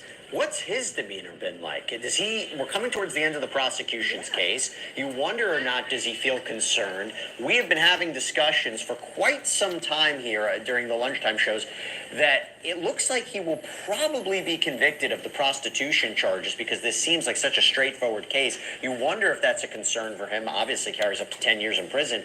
But then he's facing racketeering and sex trafficking charges, which can carry up to life in prison. I mean, racketeering, yes. Sex trafficking, minimum of 15 years. How is he doing? Can you get a sense of that? Yeah, it's interesting kind of seeing Diddy's demeanor. Honestly, it's just interesting in general, seeing Diddy in the flesh and having seen him even before this trial begins in terms of me attending those pre-trial hearings and that sort. So I've seen him in the jumpsuit from MDC and out of the jumpsuit from MDC too, where he's kind of in his more court attire. But I will say, you know, every day when he comes into the courtroom, what he does is kind of scan the entire courtroom as far as kind of who is there.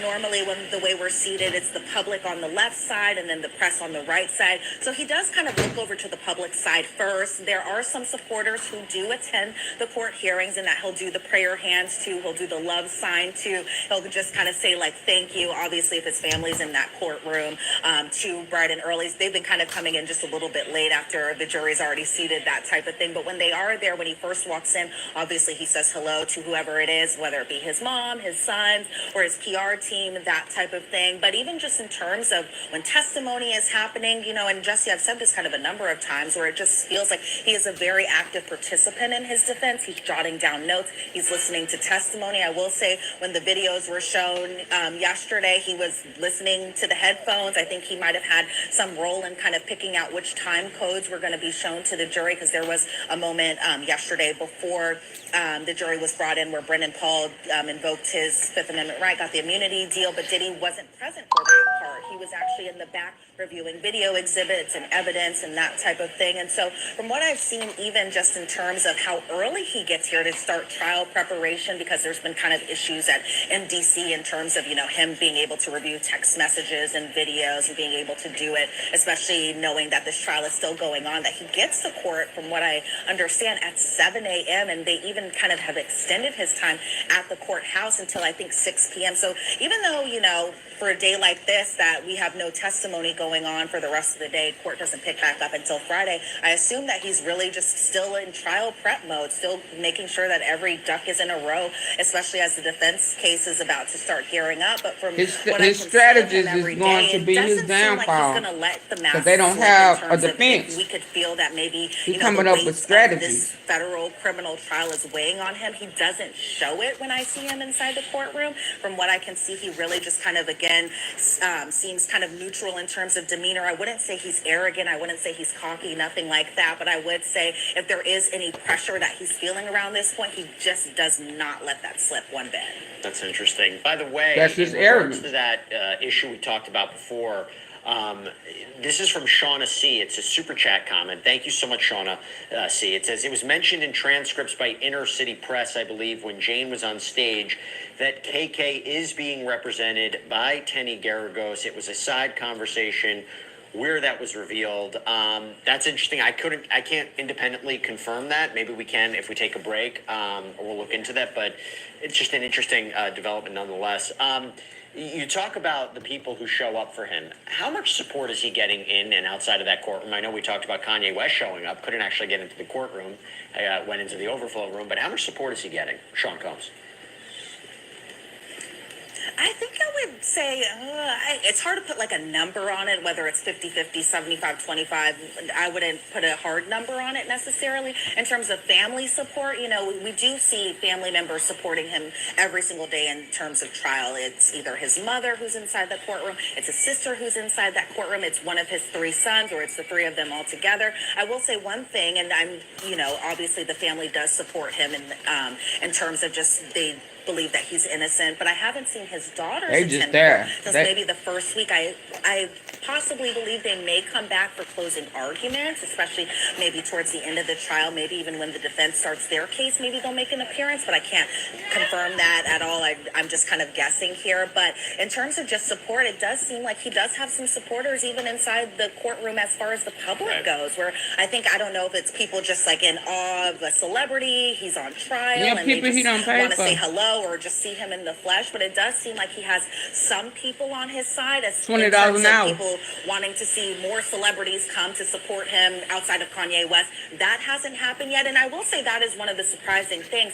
But I also will say this, is that Gene Deal, one of Diddy's former security guards, I have seen him in the courthouse, not in the courtroom, but I believe he went to the media overflow room on the day that I did see him in the courthouse. But as far as just, you know, maybe other famous faces that we may have thought would attend this trial, we haven't seen that yet beyond Friday the 13th, when Kanye West wanted to, you know, just make his grand appearance for about half an hour or so. Yeah, we're playing this video of him walking into the courtroom. Elizabeth Milner, thank you so much. Appreciate it. You've been working so hard. Take the day. Enjoy. You know, have a little bit of fun. You deserve it. And thank you so much. As always, you're a fan favorite. Thank you. Thanks, Jesse. Hold on. What else I got?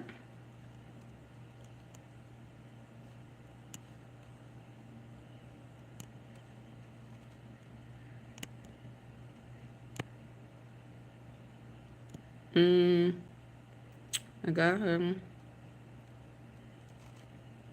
I'm trying to get it in the order that I watched it. Hold on.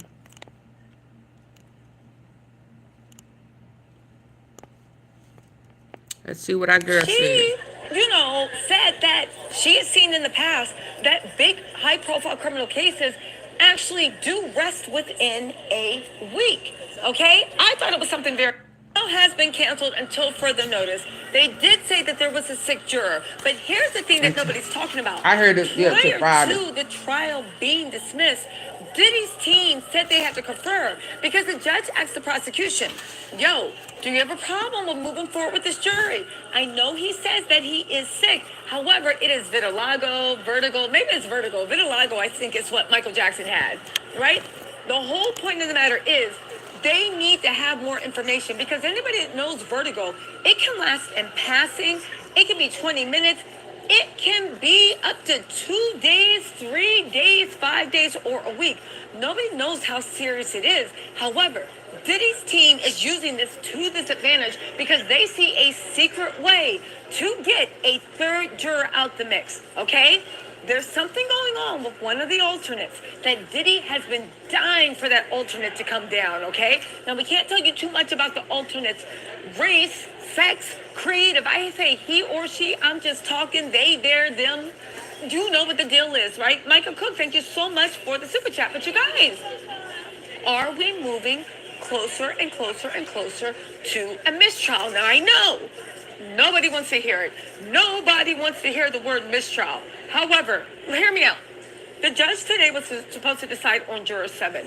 Something happened with Juror 7. We don't know.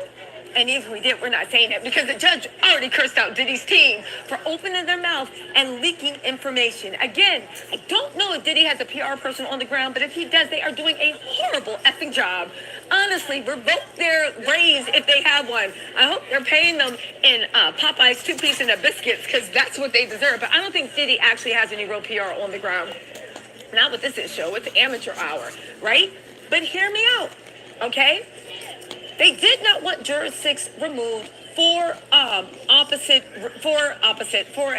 obvious reasons, right? Marcel DeLance. They said it's because of race. They need the diversity. They said this person was a black man.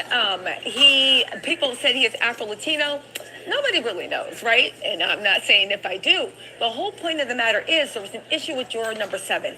Another issue that came up that the prosecution is saying it's not that big deal. We can ask him questions. And that juror Diddy's team is saying get him out of here. Why? Because there's an alternate juror that they want in the mix that they feel would be very, very good for Diddy. Okay? Now here's the thing. Today the judge was supposed to rule on it. The judge did not rule on it. We are now down to 5 alternates, okay? Now, we're almost to the end of the trial. Diddy's team says that they are going to rest their trial in 5 days. I talked to somebody, shout out to Tanya, right? I talked to somebody and I was like, what do you think? And she, said that she has seen in the past that big high-profile criminal cases actually do rest within a week. Okay? I thought it was something very odd, especially the way Diddy's team has been dragging out the testimony. But Tanya had a good point where she says, well, Diddy's team's been doing most of their stuff, poking holes in the prosecution's story, but they don't really have much in the way of what are the witnesses. They would do a better job to poke holes. Now, I will counter, I don't think they really did poke holes, so I would be having my 3rd grade teacher, my mailbox, my mailman, my college boyfriend. I would have everybody on that trial being like, just tell them anything. Tell them anything. Tell them I don't like freak offs. Tell them I don't like it. Go ahead and tell them anything. But let's get back to... Hey guys, this is U.S. Senator John Ossoff in Georgia. And before you skip this ad, just hear me out. Anything. But let's get back to the Diddy stuff. Evelyn Corchado, thank you so much for the super chat. And Stacy Bauer said, you're the best. Thank you. Thank you, Stacy. But let's get into what everybody is missing. There is now a 3rd juror that Diddy's team has indicated from being in front of the judge that they want to see if they can push him out, right? or her, him, her, them, there, I'm just using him because, you know, Rod Johnson, welcome to the Tattler's family. They want to see if they can push him out. There's an alternate juror that, for whatever reason, maybe in Diddy signaling, has figured out this might be the guy, and they want to push this juror out. Now, here's the thing. Whatever this juror is, they said it was vertigo, okay? I talked to somebody, shout out to Stephanie. She says that vertigo does not really last that long. It doesn't really last that long. It can, but vertigo does not last that long. So it could be they just got on a train, they felt sick, and decided to go home. Or maybe they got on their Uber. I don't know how they get there. Hi, thank you, I RB don't know how they get there, Stovell. right? The point of the matter is, the prosecution said fine. The guy said he'll be back Friday. Now, he might be trying to take a sick day. She said, how you Maybe 'cause gonna he said win his when you wife made the ain't phone right call. within? Maybe he just decided. Thank you, Irish. Her super sticker says, in the words of Lauryn Hill, how you gonna win if you ain't right within? Absolutely. Thank you so very much. I greatly appreciate it. Baby, the weather is cold outside. Let's stay inside. We really actually don't know. Just said Kanye, Brendan, Tyler Perry, and the jurors is so sus. Again, when you look at it in its entirety, it is really, really suspect. Like really, really suspect. But let me just say this, right? 1 second.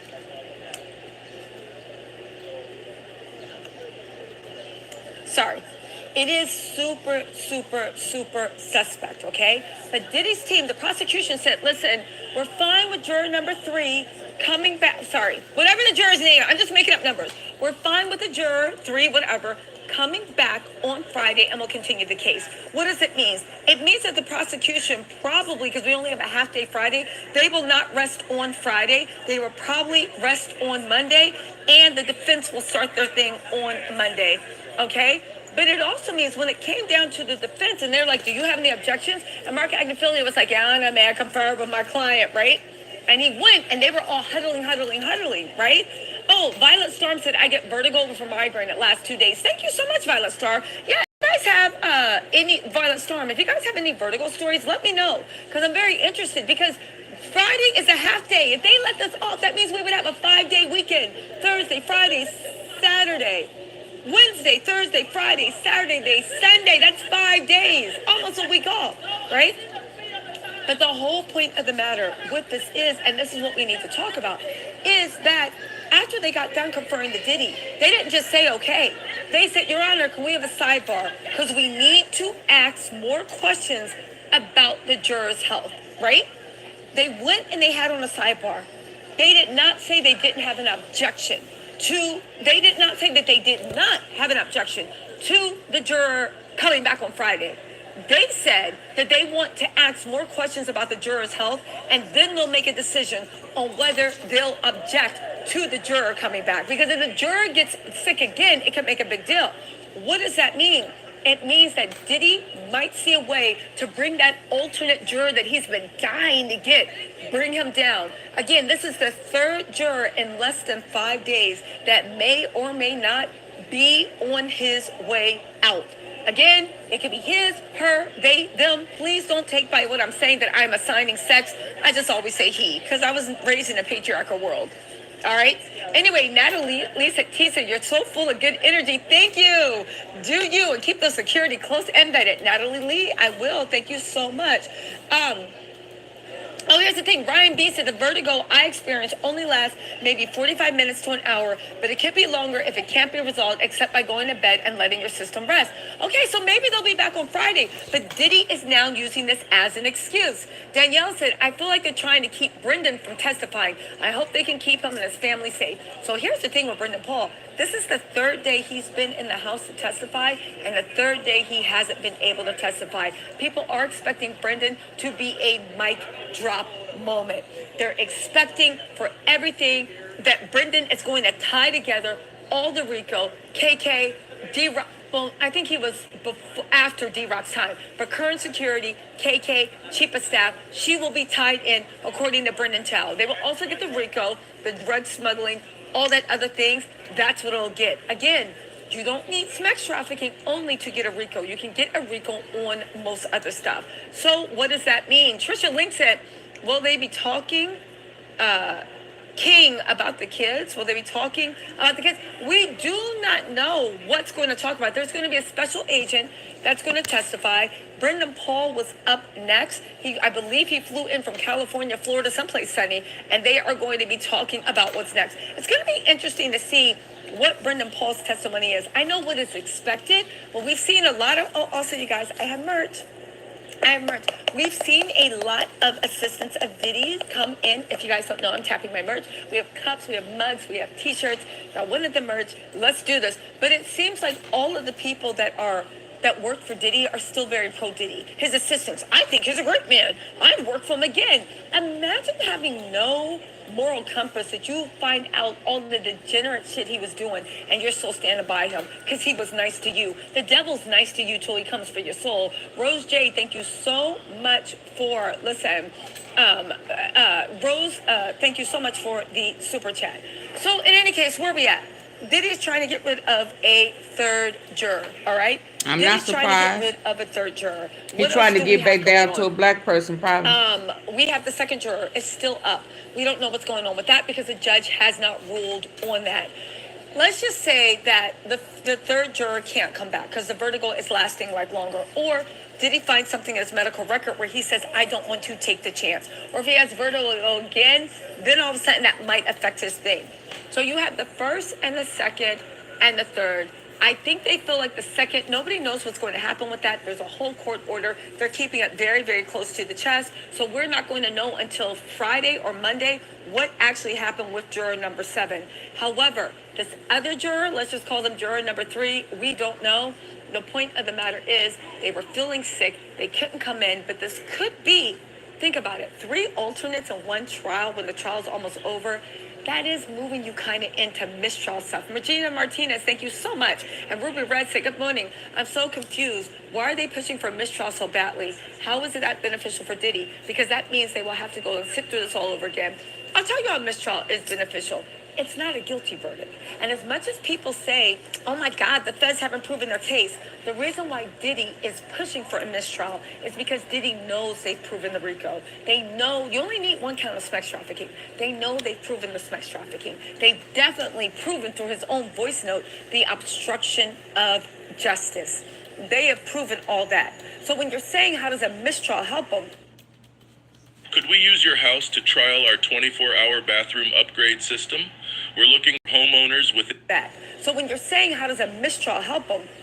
Again, if you believe all the people saying, oh my God, Diddy's going to walk, then a mistrial doesn't happen at all. You would get that not guilty verdict. But the way Diddy is pushing for a mistrial, it makes me believe that you know how I know is you're not getting that not guilty verdict. The most you can hope for is, what do you do when you're young and you play Monopoly with your family and you're losing? You flip. Oh, sorry. You flip, right?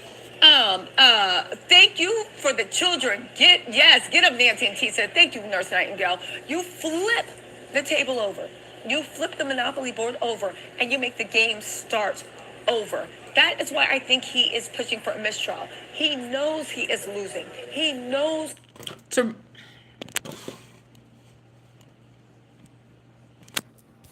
Teresa Precious, you don't like it over here? Why you here? Why you here?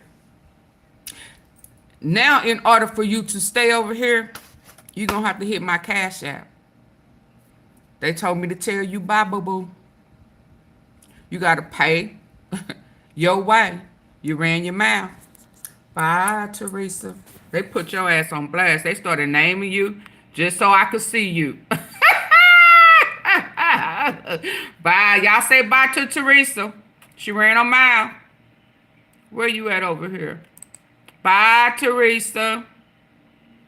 If you don't like it, shut your mouth and just leave.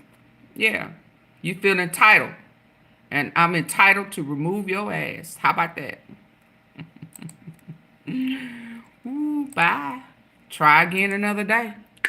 They put your ass on blast.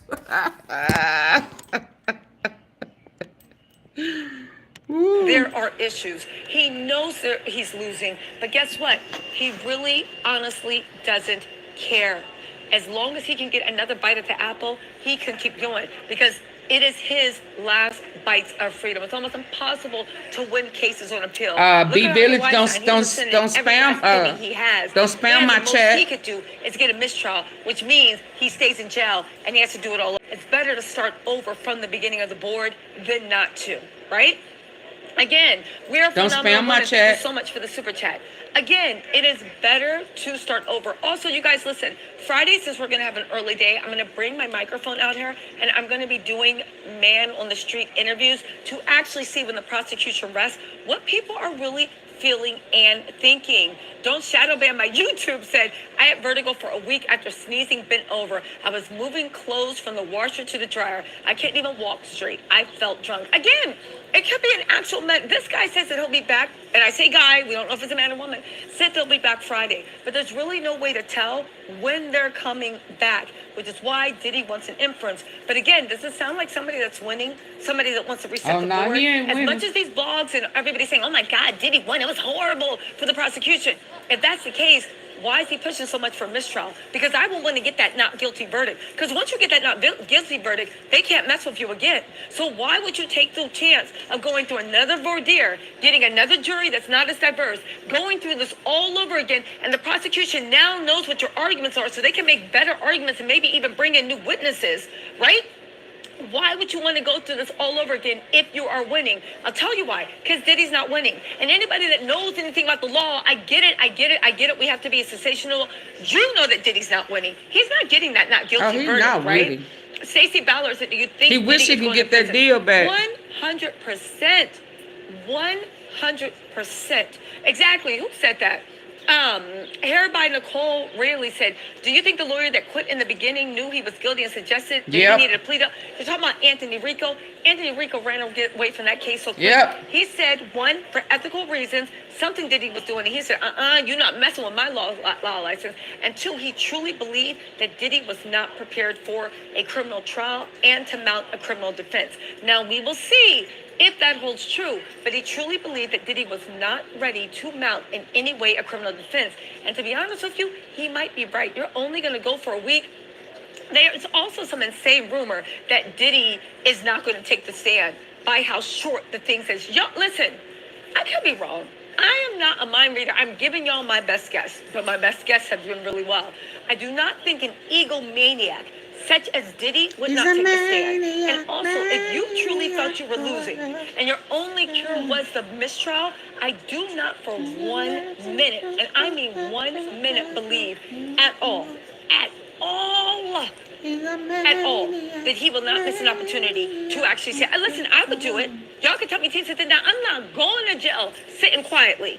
Especially this man that's been passing notes, orchestrating his team, snapping his fingers. Listen. Again, you guys, court was canceled today. It's definitely canceled tomorrow. Shout out to Juneteenth. Rummy Rome, thank you so much for the super chat. Oh, also, the Hood Rilla, what's up? Said Diddy don't know a mistrial is his worst nightmare. I think he thinks that's his only option. Diddy knows he's not getting a not guilty verdict. Blinky 1209, thank you so much for the super chat. Appreciate you so much. Also, Miss Caroline, sweet Caroline. Okay. Said, so no court today. So hold on. Same witnesses have to come back. Oh no, they would find a whole nother jury. Yeah, because they couldn't come to a conclusion. So why would they bring them back?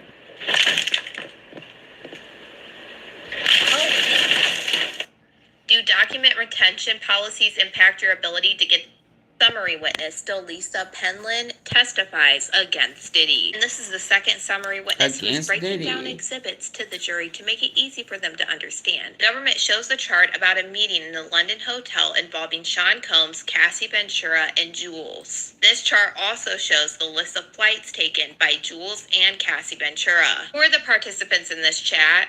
Jules and Sean Combs. You read Jules. Jules said, I'm available Friday. Thought Sunday. Whatever flights work. Which one? Combs responded, Friday at 4. And what did the flight records show? They go from LA to JFK in New York. Do document retention policies impact your ability to get these documents?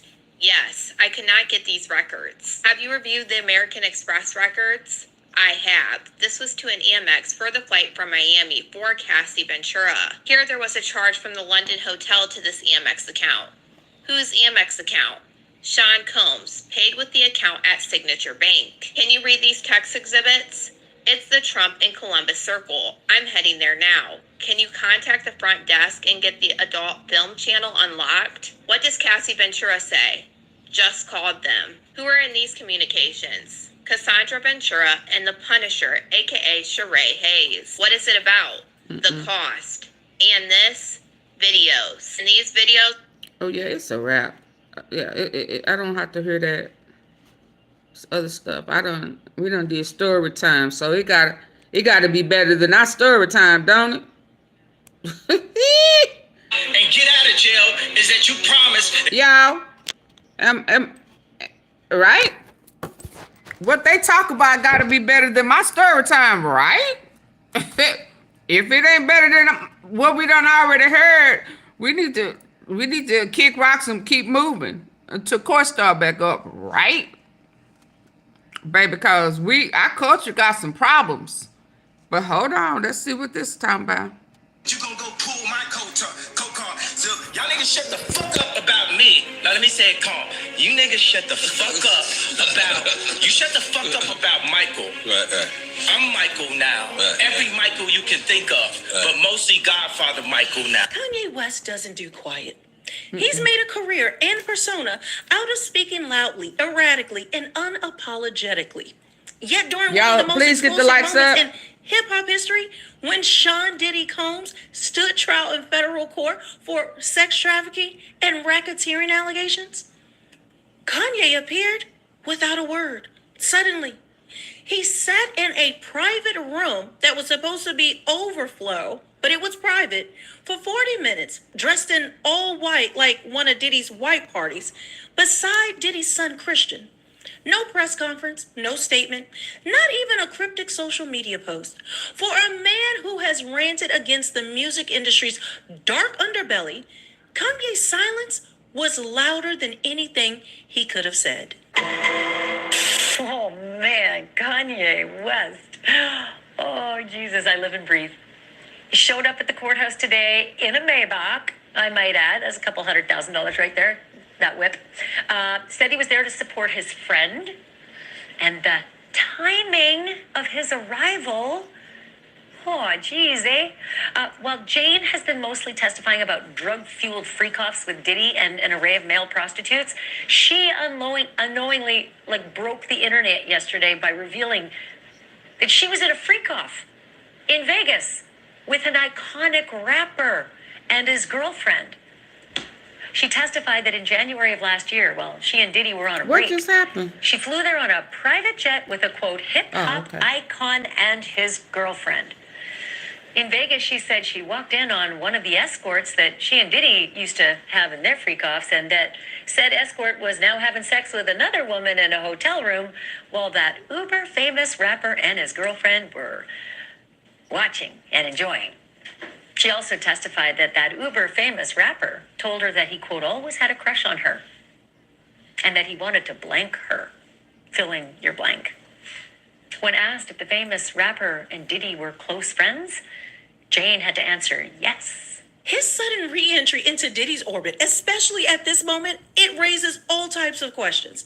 Was Kanye there out of friendship or fear? Loyalty or leverage? Their history is layered. Publicly, Kanye has celebrated Diddy as a mentor and cultural pioneer. But also, they've had a lot of beef. And behind closed doors, he's also accused him of being a federal puppet, a manipulator. This isn't just a reunion, it's a chess move.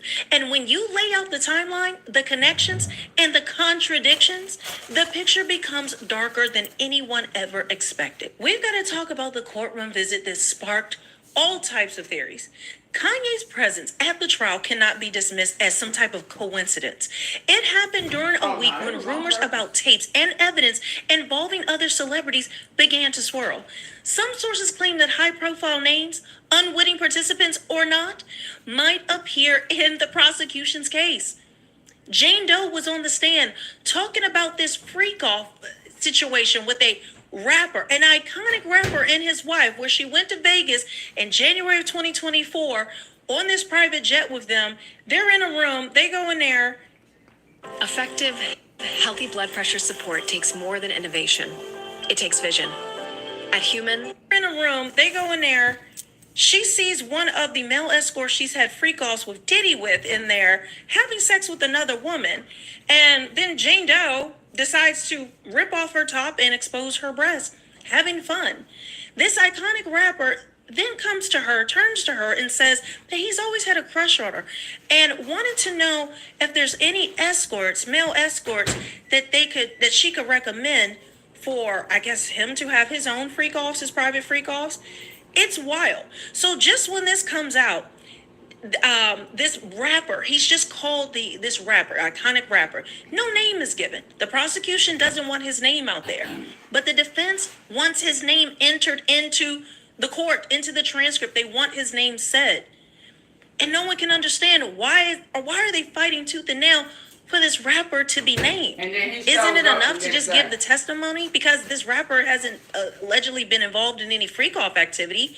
And everyone was trying to figure out, why did they want his name said? Well, they thought about it. And the judge ultimately decided with the prosecution that this man will not be named, nor his wife.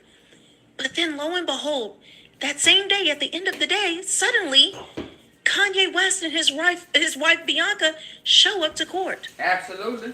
People are just confused. We're not sure. We don't have footage of it, but this is what we hear. Then comes the next day.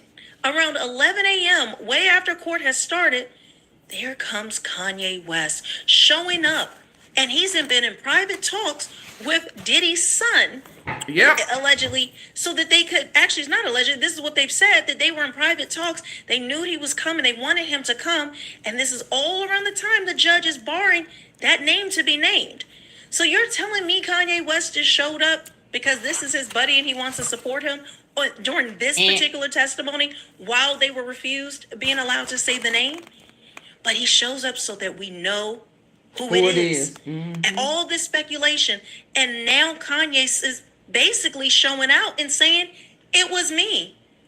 And you've got to ask questions, why? Now, we can go down a rabbit trail with that, but let's get back more into the connections that Diddy and Kanye have, and maybe it'll make more sense at the end. Professionally and personally, Jane had to answer yes.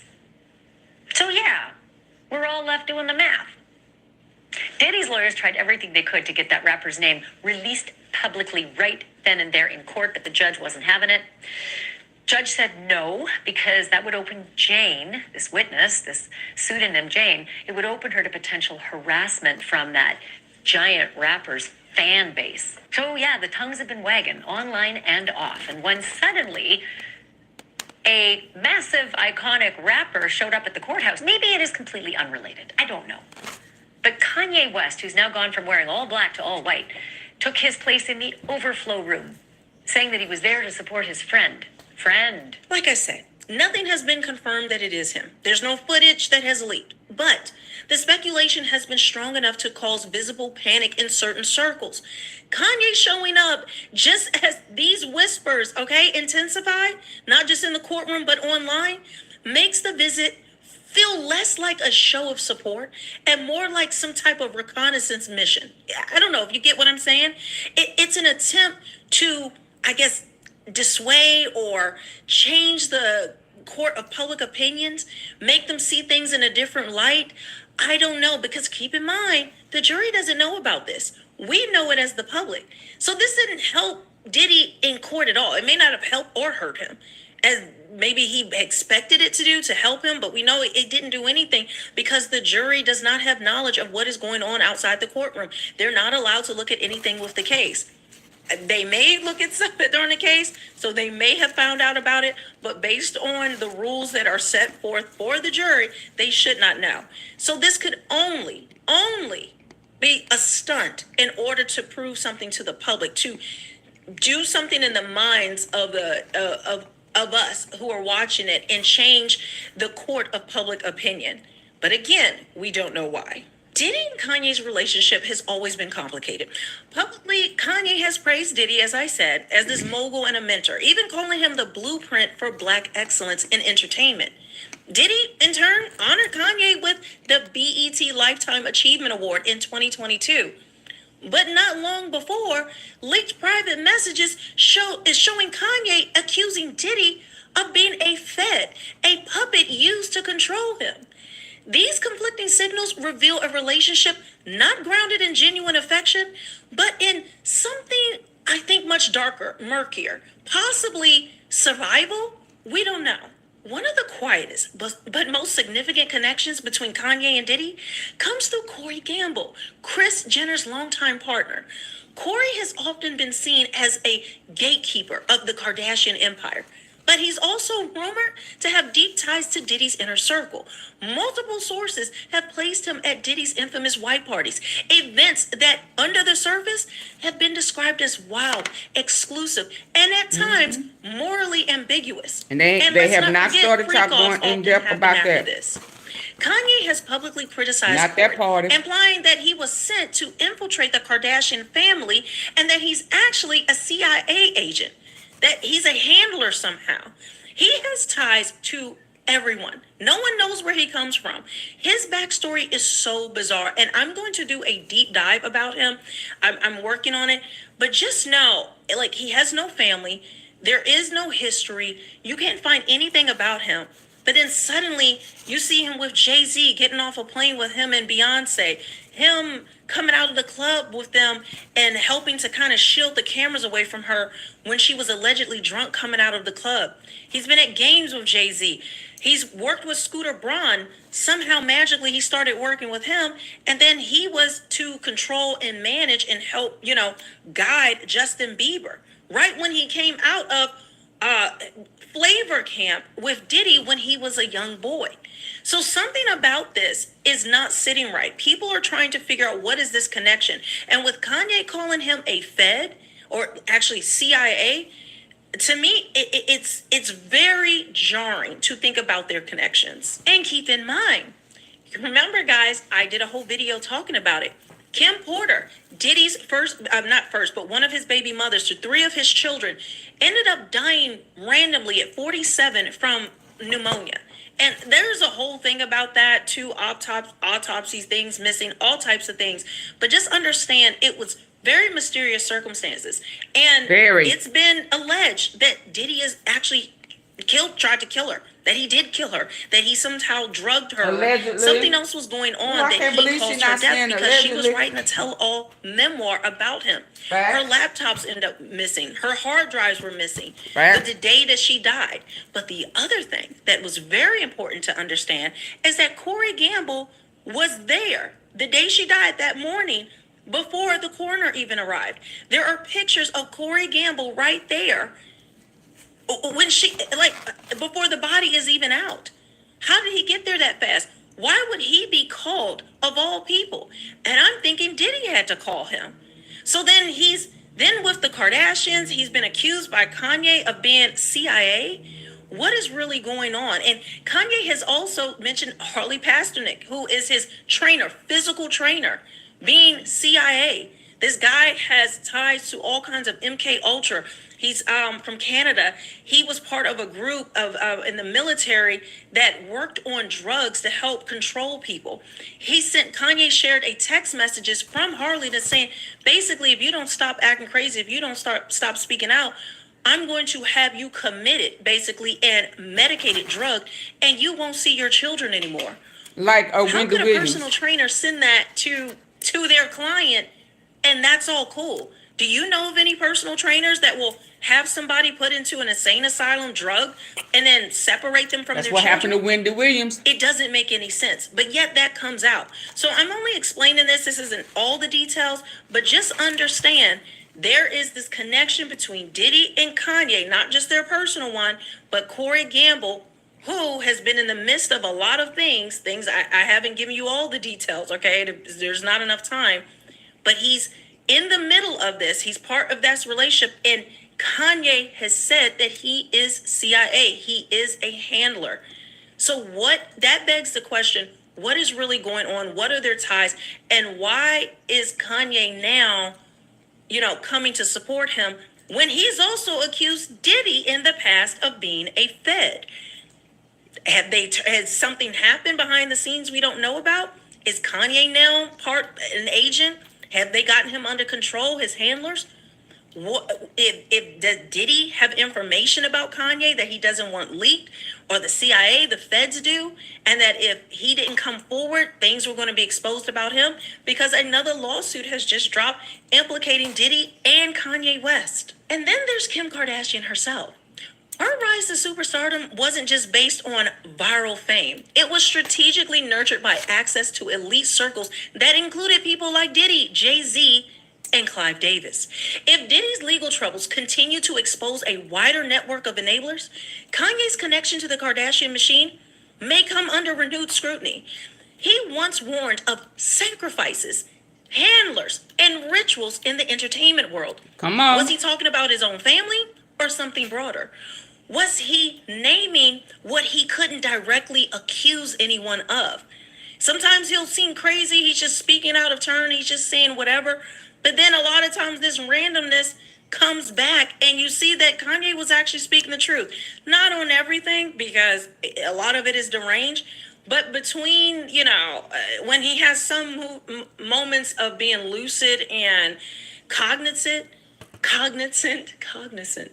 then you can see that he is actually speaking truth. But now it seems like he's been silenced. And why? Then there's Kanye's attendance at Diddy's white parties that also adds weight to the suspicion. These events, once held as glamorous celebrity gatherings, now cast long shadows, with lawsuits and allegations painting Diddy's lifestyle as fueled by coercion, drugs, manipulation, and abuse. Anyone consistently present at those events face inevitable questions. Kanye was not just a casual guest. He was there multiple times, in photos, in videos, enjoying the very scenes he now claims to reject. If he saw something, why hasn't he spoken out? And if he didn't, if he didn't participate in this stuff, why is he so cautious now? And if he knows all about Diddy, why is he supporting him to the point that he's showing up at court and making a spectacle of himself? Kanye's public unraveling in recent years may offer some clues. Around 2018, he began making cryptic statements about the entertainment industry, calling out hidden agendas, accusing insiders of silencing him, and warning fans about sacrifices. Many dismissed him as unstable, erratic, or worse.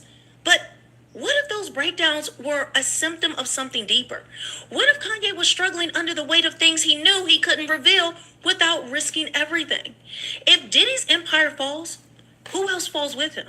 And is Kanye trying to avoid becoming collateral damage, hence showing up when it was alluded to that he was involved in these freak-offs? Perhaps the most chilling theory involves the alleged existence of sex tapes. Prosecutors have been tight-lipped, but insiders claim there may be visual evidence implicating or involving others. The idea that Kanye's name might appear, even as an unknowing participant, well, that would explain his courtroom presence. It wasn't about Diddy. It was about himself, about staying close enough to monitor what's happening without making noise that could attract attention to his wrongdoings. In that context, silence becomes strategy. Proximity becomes self-protection. This brings us back to the central question. Is Kanye West helping Diddy or helping himself? Their bond isn't built on trust. It's built on shared secrets, shared reputations, and perhaps shared guilt. Kanye may not be complicit in Diddy's alleged crimes, but he might know enough to make his position precarious. And if he talks, it could open the door that many want to keep closed. But if he stays silent, he walks that line between enabler or perhaps survivor. But then also, there's another key point that we have to bring up. Did you know Kanye just released a new song? And guess who was on that song with him? King Combs. Why is everyone trying to take my last name? Anyway, Christian King Combs is on the album, on this song with him. But then also Diddy is on there through a jailhouse phone call. Kanye just released this song like a week or two ago. And then he shows up to court. So to me, it sounds like Let the truth he is come out. working overtime. Y'all hit the to like support button. Diddy, Double tap your when it makes screen no for the sense, facts. because the last interaction we saw of them was that 2022 text where, you know, he was calling Diddy a Fed and was trying to get Kanye locked up. But now in 2025, all is forgiven and everything's fine. Something doesn't sit right with me. Even to the point of him making an album with him, that's outrageous. Remember the testimony about how close they are? Interesting. We are told that Diddy's son, Christian, and one of Diddy's attorneys met Kanye in the lobby to escort him in. But Kanye's support clearly only goes so far, because Ye stayed for a grand total of 8 minutes. Never entered the courtroom itself, never saw Diddy, and then, boop, out the door. And on his way out, reporters asked him, it was great. They were yelling and yelling, like whether he took part in freak-offs and whether he was in the hip-hop world to the point where he was the icon that Jane was talking about on the stand. But he wasn't giving it to him. You know, let's play this tape without me talking. I want you to hear it.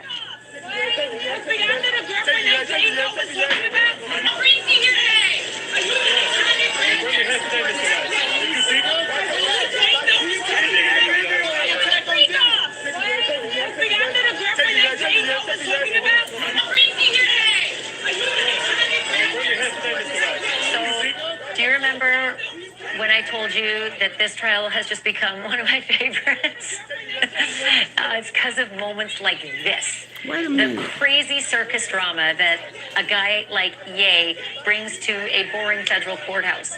And may I remind you that Diddy and Kanye go back a long way? How close are they, you ask? Well, I'm glad you did, because I have an answer for you. I want to take you back to March, when Kanye called Diddy in jail and then recorded their conversation, apparently without telling Diddy, and then Kanye released it, you know, to the internet. Here's a reminder of all the things they said to each other. I just feel like as a community, like, we got to take the responsibility to, you know, just for us, just all us. It's like we a family. Everybody has been taken in by this fame, media, music, everything. Go Doug.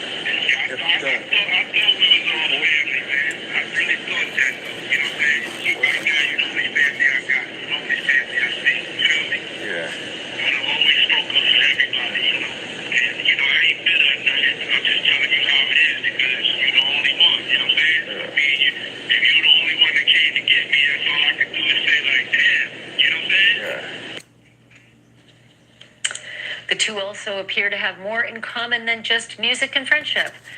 Last fall, Kanye's former assistant accused him of drugging and sexually assaulting her at a birthday that was co-hosted by... wait for it. Diddy. Diddy. Absolutely. You can't write this stuff. To be clear, all of this is a sideshow to the issues that Diddy's jury, minus number 6, is going to eventually have to judge. But for now, I say, don't tell me there's no mystery in the Diddy trial. In the end, Kanye's presence in that courtroom wasn't just symbolic. It was tactical. It signaled to insiders that he's still watching, Yeah, it's still a wow. part of the game, still connected to the machinery that had Accused him of drugging and sexually assaulting her at a birthday that was co-hosted by... wait for it. Diddy. You can't write this stuff. To be clear, all of this is a sideshow to the issues that Diddy... Did y'all know that?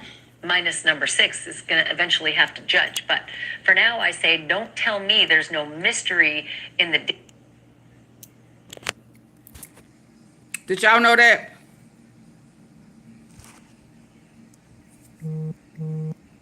Did y'all know that? So we wondering who next. Hell, sound like it's Kanye, right? Oh, you knew it? Mm-hmm.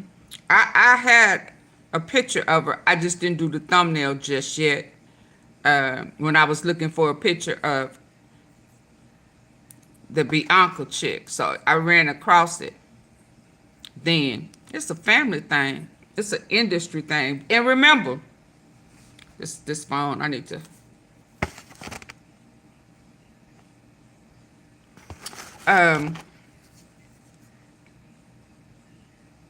Diddy taught him everything he knew. How to get a wife that's going to be okay with them triple X offs. Taking it from assistance. It's mirror, isn't it? Yeah. This is why I'm looking at this Dixon guy a little. I'm gonna listen, but it just sounds too.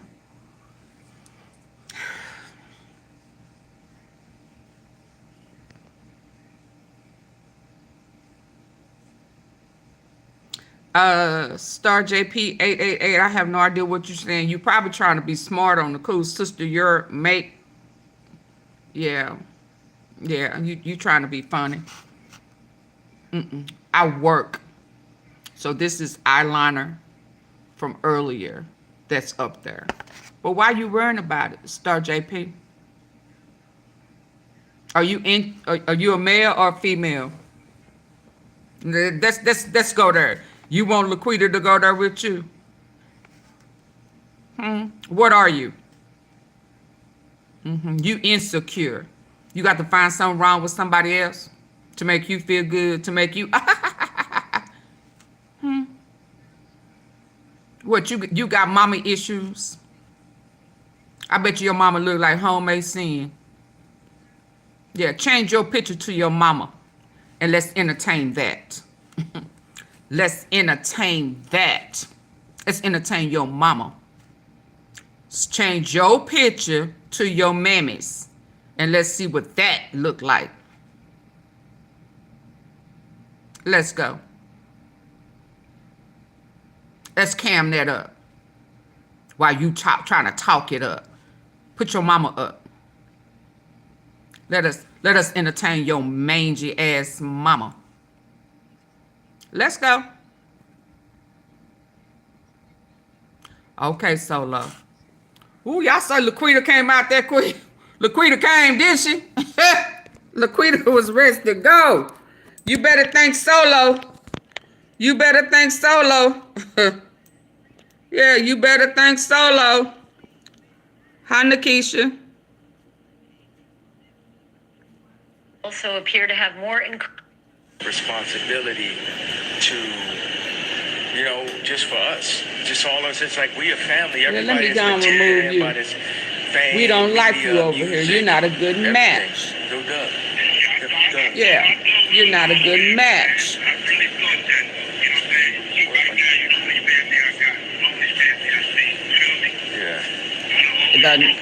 Come on, Solo. I'm sorry. Solo, I'm sorry. Somebody. Okay, Solo. After this, I'm gonna stop. After this, I'm gonna stop because you know I had to look it up, right? And this is coming from somebody who is hiding behind a mask. You lying to me. You lying to me. Hiding behind a damn mask. You so ashamed of what you look like, you are hiding behind a damn mask.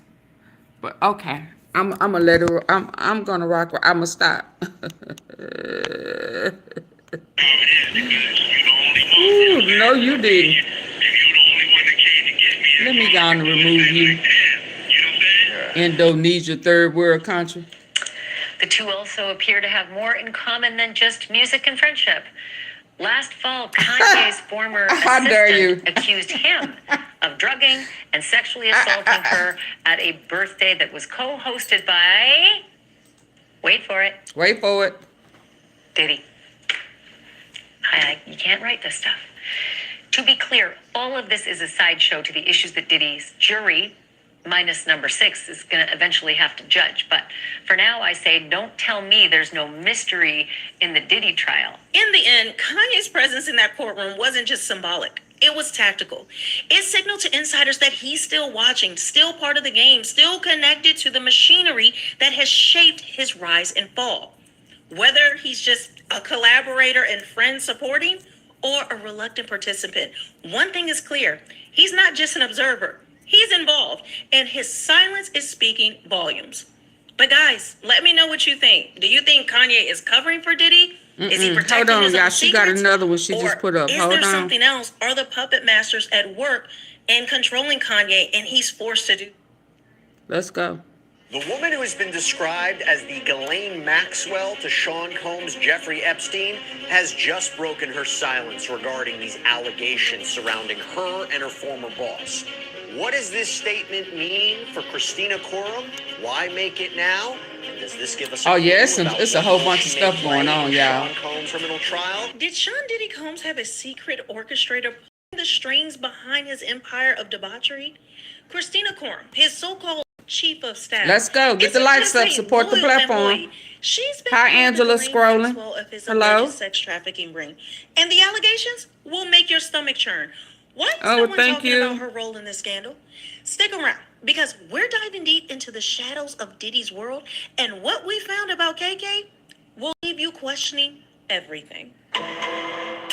Welcome to the dark underbelly of power, where loyalty Thank you, comes Jennifer. with a price, and Christina Corum, Diddy's right-hand Hi, woman, Nikisha. might just be paying it.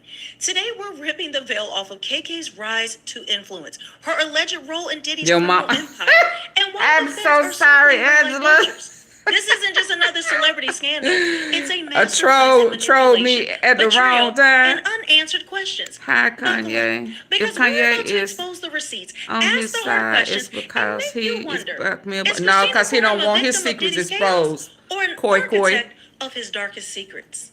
Let's get into it. Let's get into it. Start at the beginning. Because Christina Corum didn't just stumble into Diddy's inner circle. She clawed her way there with ambition sharper than a knife. Born in 1987, KK grew up with big dreams. And armed with a degree in business and French from North Carolina State University and a resume that screams, I'm going places, she cut her teeth at Burberry, Paramount Pictures, AOL, and Gen Art, learning the art of branding, event planning, and schmoozing with the elite. By 2013, she landed at Bad Boy Entertainment as a senior executive liaison, a fancy title for someone who keeps the chaos of a mogul like Diddy in check. But here's where it gets juicy. Within years, she wasn't just answering phones. She was running the show as chief of staff of Combs Enterprises, overseeing Bad Boy, Revolt, Sean John, and Diddy's entire empire. Diddy himself called her his right hand, the one who keeps everything in my life and business running. Sounds like a dream job, right? Or is it a nightmare dressed up in designer clothes? Christina Corum Let's has go. been described in lawsuits against Combs as the rapper's right-hand person, more accurately, his chief of staff. Actually, as reported by The Hollywood Reporter, Combs seemingly highlighted Corum in 2021 in a Facebook post, writing, KK keeps everything in my life and my business running. She's been my right hand for the last 8 years and has consistently proven to execute and get S done. Don't know how I'd function without her. Let's break down how KK became untouchable. In 2013, she's coordinating Diddy's world, managing his schedules, his deals, his life. By 2017, she's credited on Can't Stop, Won't Stop, a Bad Boy story, Oh, Can't Stop, rubbing Won't elbows Stop. with I the don't know. industry's elite. By 2020, Diddy's posting Okay. gushing Instagram tributes, calling her his A-spoon coon, and crediting her with all types of things. One of those things she got credit for was keeping his world twirling. Like, these are his words. So by November of 2020, she's chief of staff, the gatekeeper of Combs Enterprises, with sources saying she's not just executing orders. She's shaping Diddy's decisions, controlling who gets access, and holding the keys to his secrets. Well, what kind of secrets? Yeah, we doing background checks. You said mine is ugly. What your background look like? For real? For real? Oh yeah, we going there. The fifth loco. Yeah. You better. Do you know where you at? Oh, okay. I said no trolling. But if you think you want to play with me, I'ma play with you. Bye, fifth loco. Yeah. Bye. Bye. Yeah. Yeah.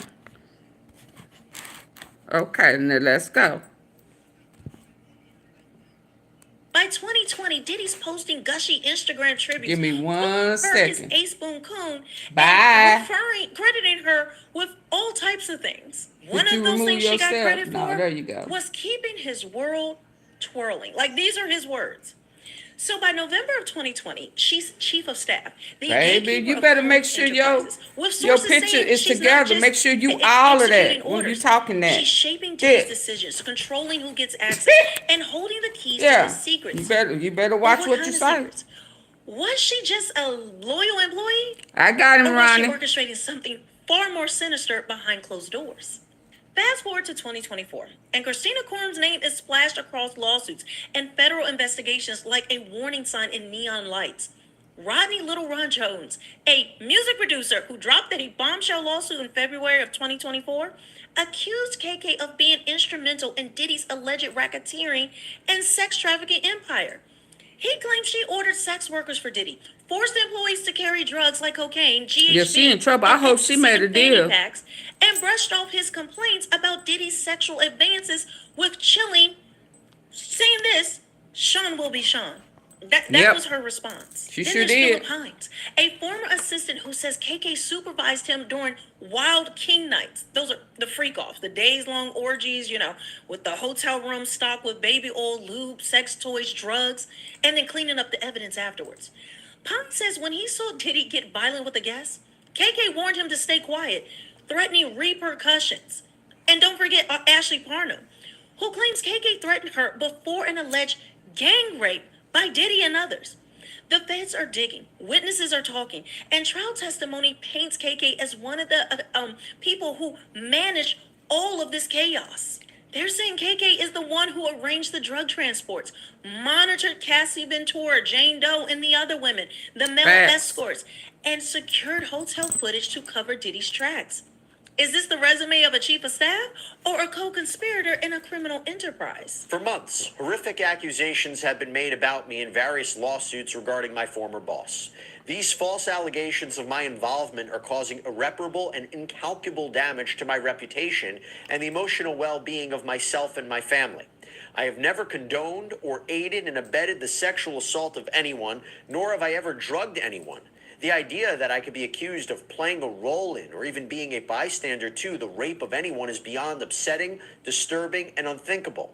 That is not who I am, and my heart goes out to all victims of sexual assault. I am confident that the allegations against me will be proven to be untrue. Let's rewind and ask, how does a bright, ambitious young woman like Christina Corum end up in the crosshairs of a federal investigation? It starts with power dynamics.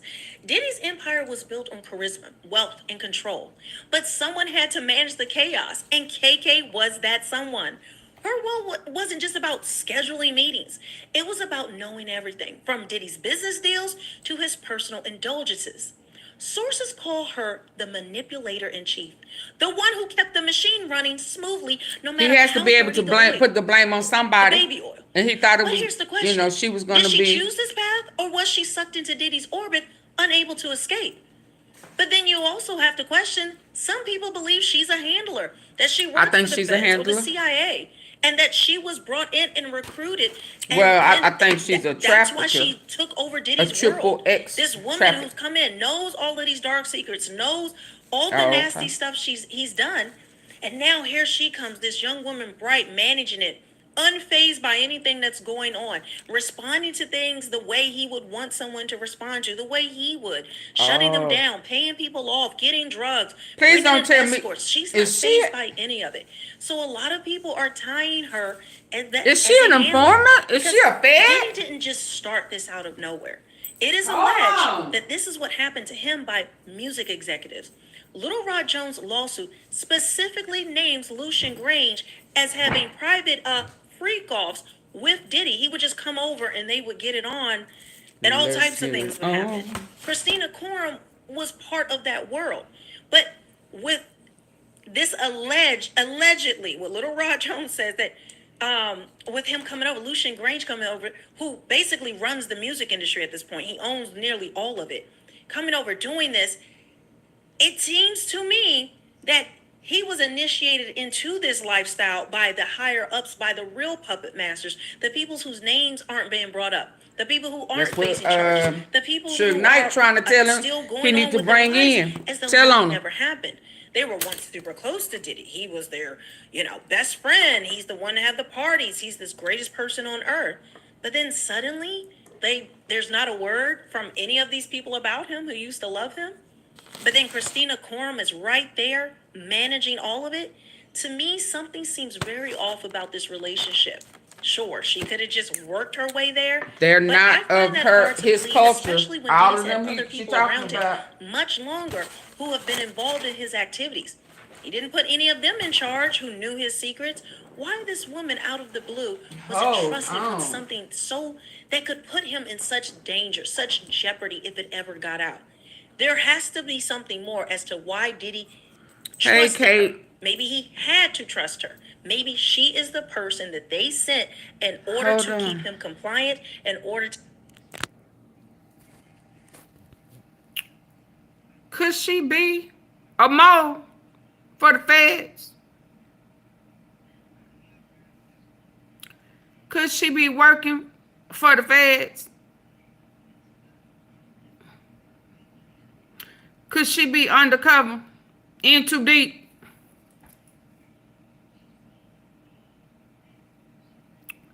Could she? Now that's something to think about.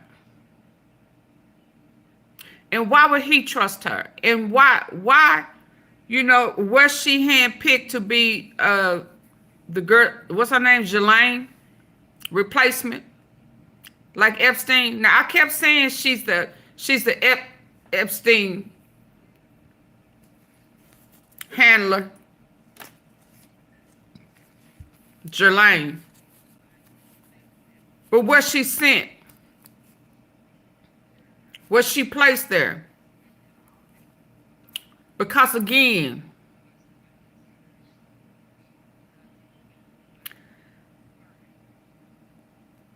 he called himself a XXX slave for Diddy and Cassie. Right?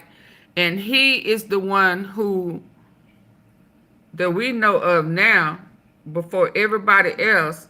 Hold on. Where is that? Hold on. We know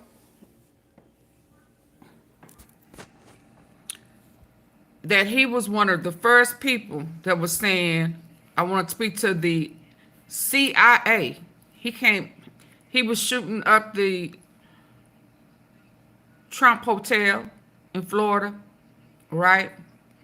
Oh, that lip gloss juicy, ain't it? That lip gloss is juicy. Why am I looking? I'm supposed to be looking over here, and I am looking at that lip gloss. Juicy drive me crazy, don't it? Don't say nothing nasty. So, he shot up the Trump. He was able to tell us, because he was the first person that I heard out of his mouth say that they were trafficking drugs on the private planes. Where is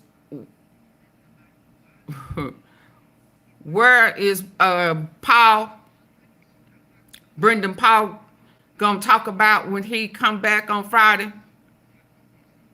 When he got arrested during the raid, where were they at? Finna get on a private plane. And he is the mule. He is the DRUG mule. Jonathan Oddie said,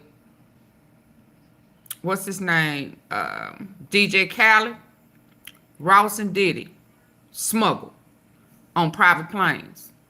And they have liquefied. Because one of them victims said that he sprayed her with an oil. No, that was a drug that numbed her body and she couldn't move. Debilitated her. And she said he was over her saying, yeah, you don't even have control of your own body. Yeah, you don't have no control. So I'm saying that to say now, money talks, bull crap wall. No, ma'am, AunTeaFee, I did not. But now all we know. Yeah. He's the first. He goes way back. And I mean, he went in saying he wanted to talk to the CIA's, Secret Service, FBI, all of them. I mean, top dogs. When he was in the interrogation room for shooting up the hotel. And remember, Diddy settled with him. I think he settled with him before he settled with Cassie. Because he gave him herpes. Yeah, that's why I think also why he have dangling issues. They ain't why shrunk to a tisserol. I'm just saying, when he can't, cause he still have a S3X drive, but he know he be inflamed a lot. And that Jonathan Oddie said he gave him herpes. Now how he get him herpes?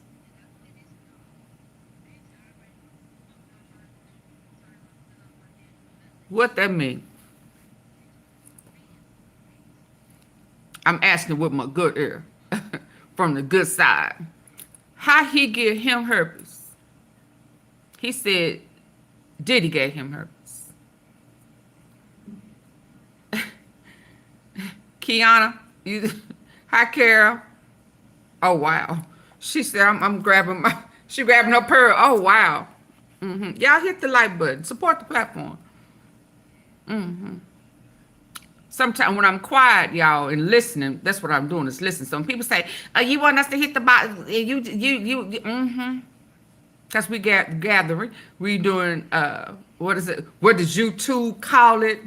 When you review, react, talk about what you hear. Yeah, and do I expect like, supports, cash out, and super chats? Because guess what I do? Thank you, Catalyst. Is I gain facts. I throw away what I don't need, and I grab what connects to the next dot. You understand? Okay, I don't know what happy poop is, but oh, you send happy poop. You wanted me to say that. Thank you, Catalyst, for the happy poop. The good, can I call it good shit? Can I call it good shit? Yeah. So it's interesting that she's going here. You see how I had to stop and it struck a nerve because it will connect some dots. And guess what happened with Epstein's, what I want to call it there,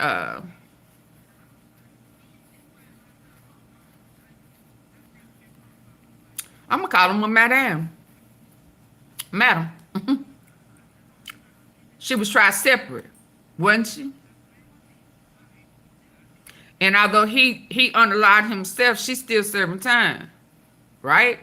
Now, if that play out like the same, Lord, we going to know there is somebody up above with them in they Illuminati, boule, goule. It ain't no real gumbo, so we're going to call it boule. That's what the name of it is. But I'm telling you, the pot, whatever's in that pot, in that pan, whatever they putting in there to make like it's gumbo, that shit nasty as hell. But that's what's going on. So she is on point. I stopped to say that has a very big ring of truth because everybody just stuck on Cassie. And Lil Rod, he was under investigation way before then. Y'all just didn't know it. Y'all didn't know nothing about Jonathan Oddie either.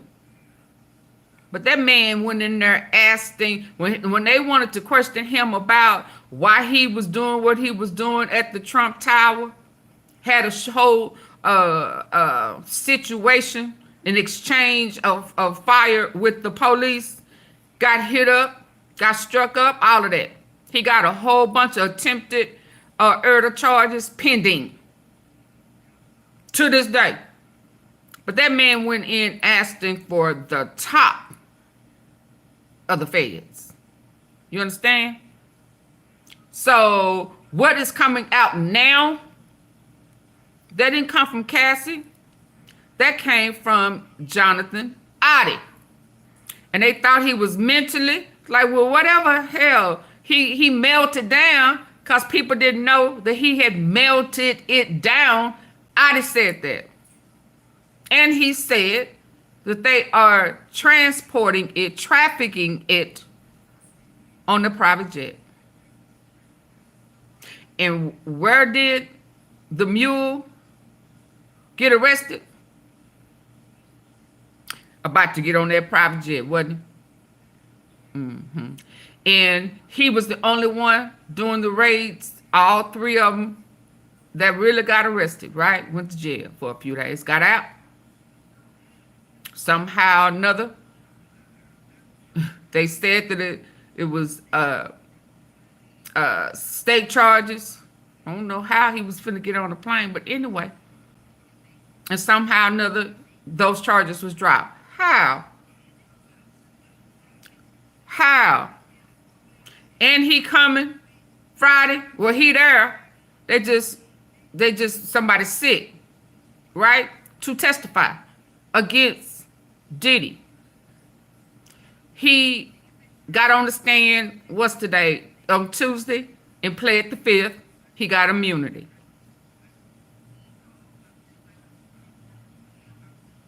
Now, I don't know why it's coming out that she made a statement now.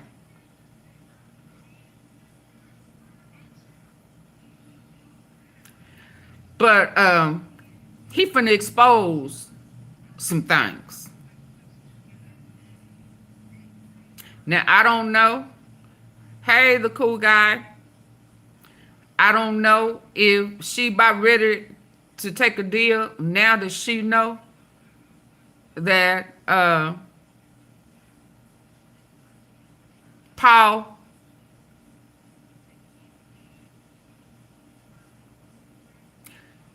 is testifying.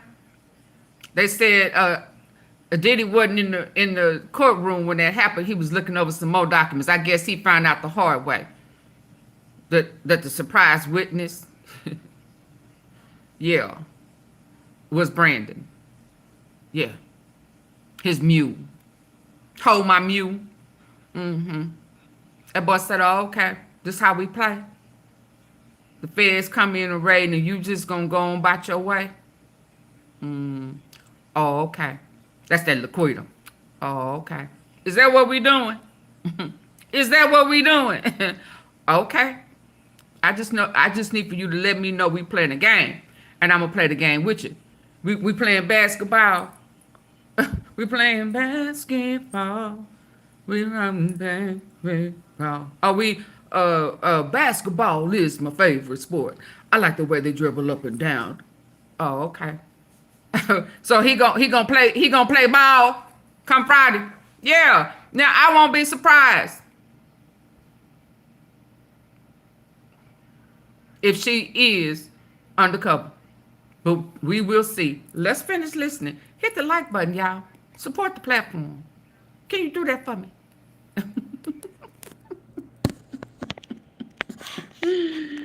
Woo, baby. This tea is hot. To keep him getting blackmailed on all these different celebrities and people. Remember the freak-offs, he knew his secrets. Why this woman out of the blue was entrusted with something so that could put him in such danger, such jeopardy if it ever got out?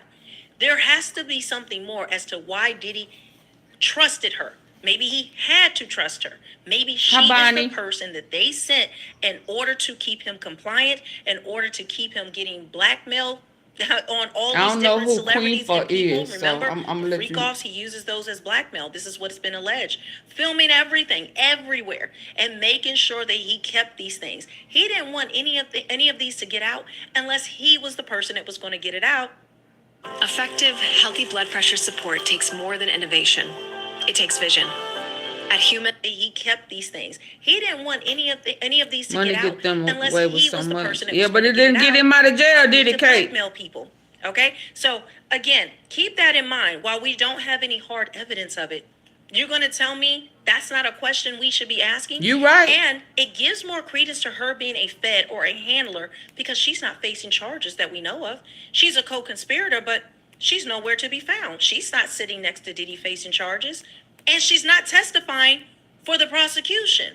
Why would a person so pivotal in this entire trial, this case, his right-hand person, not be facing charges or testifying for the feds?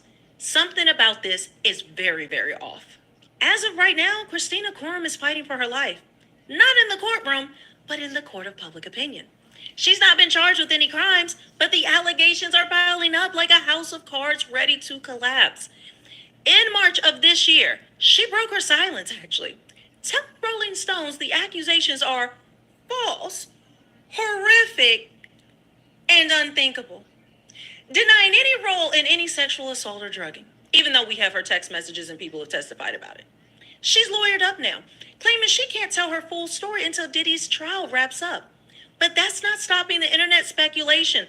That's not stopping me from asking questions. People are online talking about this and they are very confused, calling her everything from Diddy's fixer to the real mastermind.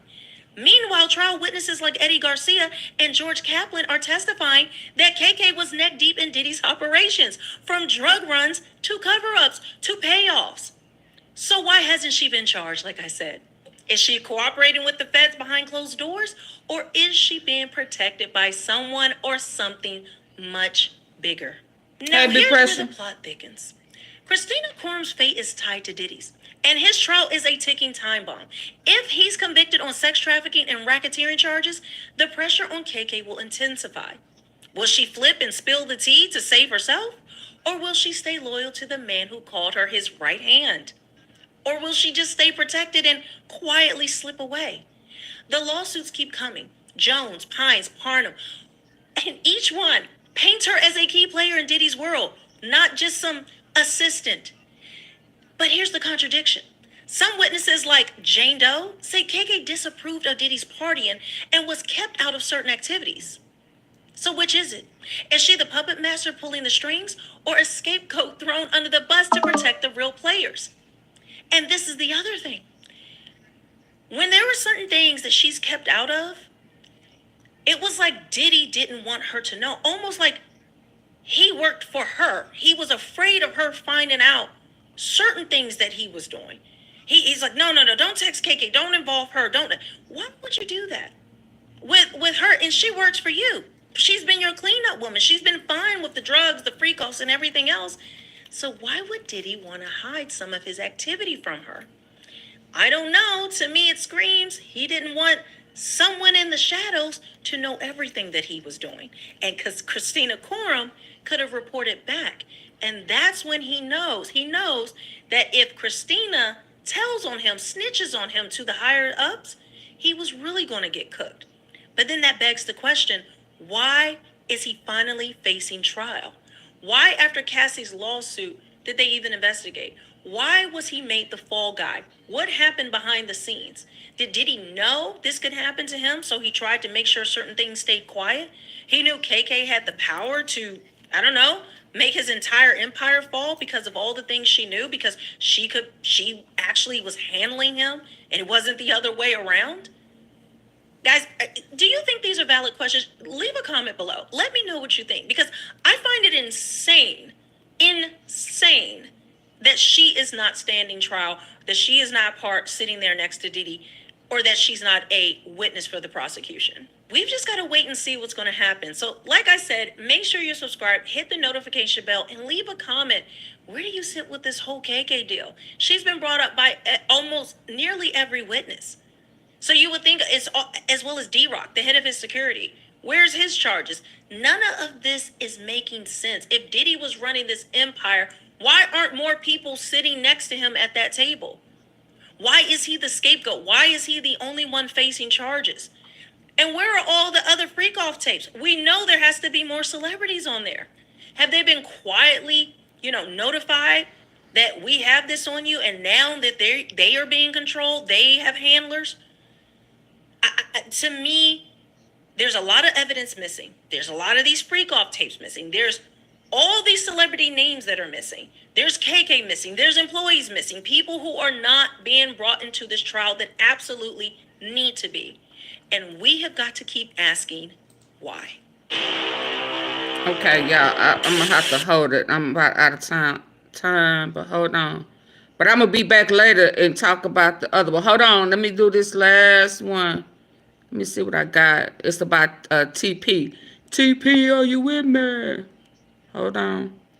They won't charge him. They won't charge you, Mona. Who you talking about? They won't charge you. The woman who has been described. They won't charge you.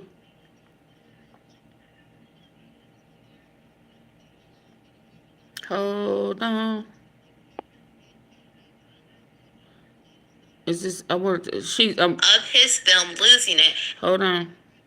I just got done It's reading the last Tyler one, and I'll Perry's be back, y'all. $60 million lawsuit filed by Derek The Dixon jury from going the home Oval. every This day. Derek It's a Dixon major from problem. the Oval. They'll be back Friday. His lawsuit against Tyler Perry. Oh, you is talking about crazy, not being and he sequestered. includes a lot of text messages, so let's get into it. Derek Dixon is suing Tyler Perry for a lot of different things, a lot of different harassments. He's suing him for workplace gender violence. He's suing him for SA. He's suing him for battery and more. Derek alleged that him and Tyler Perry met because Tyler Perry picked him out of a crowd of employees at a party and began to question him about his employment and whether he was an actor. He then alleged that Tyler Perry was interested in getting him into acting, and this is where their relationship pretty much started. He claimed that on New Year's in 2019 is the first time that Tyler Perry texted him, and he felt that it was very strange and awkward coming from somebody like Tyler Perry. Tyler Perry said, "I can't tell you the last time I pumped gas or went to a supermarket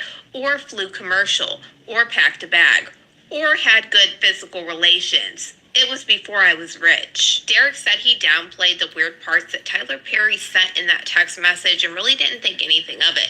And then he alleged after this incident, Tyler Perry began to show him a lot more of attention. In January of 2020, just a few months after his first acting gig, he was at Tyler Perry's home, and Dixon was served many alcoholic drinks, which Perry also partook in. At the end of this night, Tyler Perry told him not to drive home.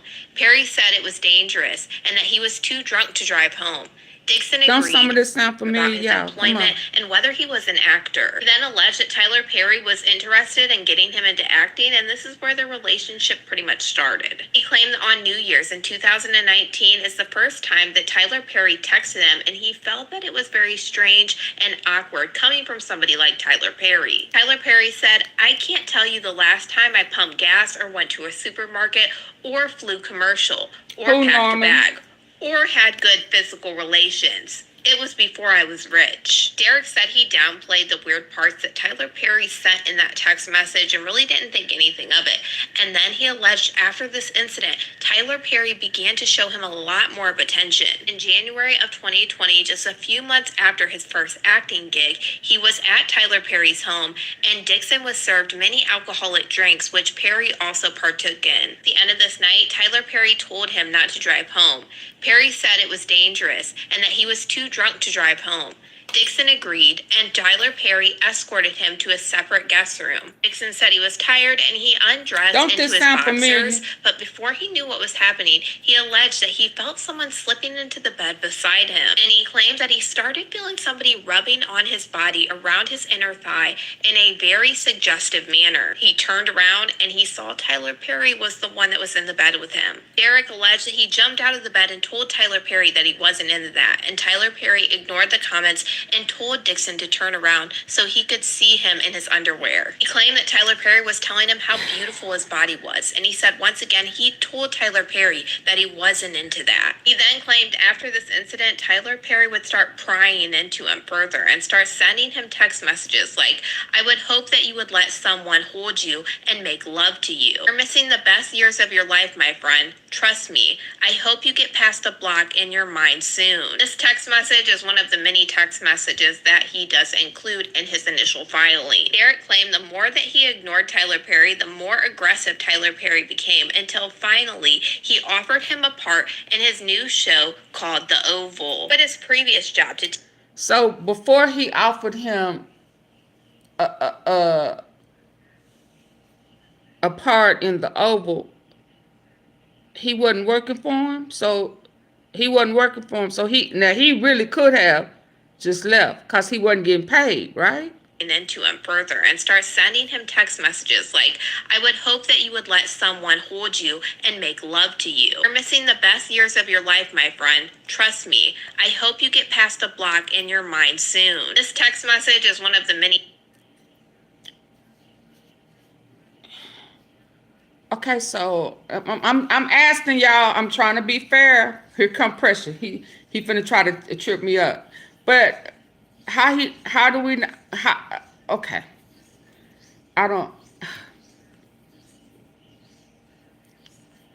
He could have been talking about a female though, right? I mean, my point is, how did he know he was talking about man on man? Unless they had talked about man on man before. Because he didn't say, let him hold you and love you. But hold on. He could have been saying, man, you need to find you a woman, somebody that you can make love to every night or something. But let's listen. Tyler Perry was the one that was in the bed with him. Derek alleged that he jumped out of the bed and told Tyler Perry that he wasn't into that. And Tyler Perry ignored the comments and told Dixon to turn around so he could see him in his underwear. He claimed that Tyler Perry was telling him how beautiful his body was. And he said once again he told Tyler Perry that he wasn't into that. He then claimed after this incident, Tyler Perry would start prying into him further and start sending him text messages like, "I would hope that you would let someone hold you and make love to you. You're missing the best years of your life, my friend. Trust me. I hope you get past the block in your mind soon." So, y'all, Lord, this is really, really, really, oh my God. Now, if there are some things in life I don't know about fully, I will tell you, because I don't claim to know everything. But what I know, I know. But what I don't have wisdom in, I just don't have wisdom in it. Right? So when men on men, they classify that as making love? For real? Is that love making? Do they look at that? You know, is that making love? Because I thought that was just lust. And I thought that I'm trying to laugh at pressure because pressure is funny to me. But I thought that was just, oh, Lord. Can I say it, y'all? I thought that was just plain old ucking. That ain't ucking. That ain't no love making, is it?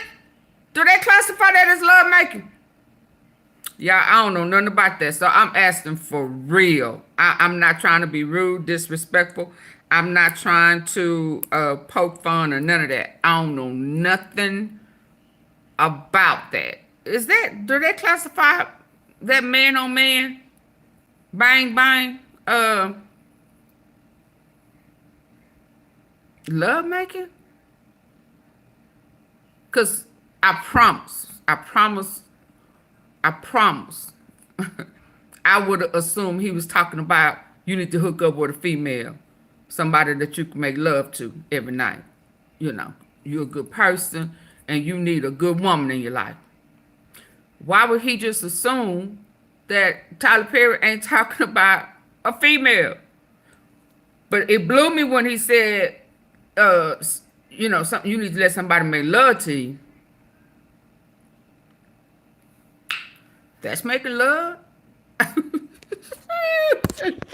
Lord. This text message is one of the many text messages that he does include in his initial filing. Derek alleged that he jumped out of the bed and told Tyler Perry that he wasn't into that, and Tyler Perry ignored the comments and told Dixon to turn around Melissa. so he could see him in his underwear. He claimed that Tyler Perry was telling him how beautiful his body was, and he said once again he told Tyler Perry that he wasn't into that. He then claimed after this incident, Tyler Perry would start prying into him further and start sending him text messages like, "I would hope that you would let someone hold you and make love to you. You're missing the best years of your life, my friend. Trust me. I hope you get past the block in your mind soon." This text message is one of the many text messages that he does include in his initial filing. Derek claimed the more that he ignored Tyler Perry, the more aggressive Tyler Perry became, until finally he offered him a part in his new show called The Oval. But his previous job to take on his role on The Oval, and Tyler Perry started getting more and more personal with him,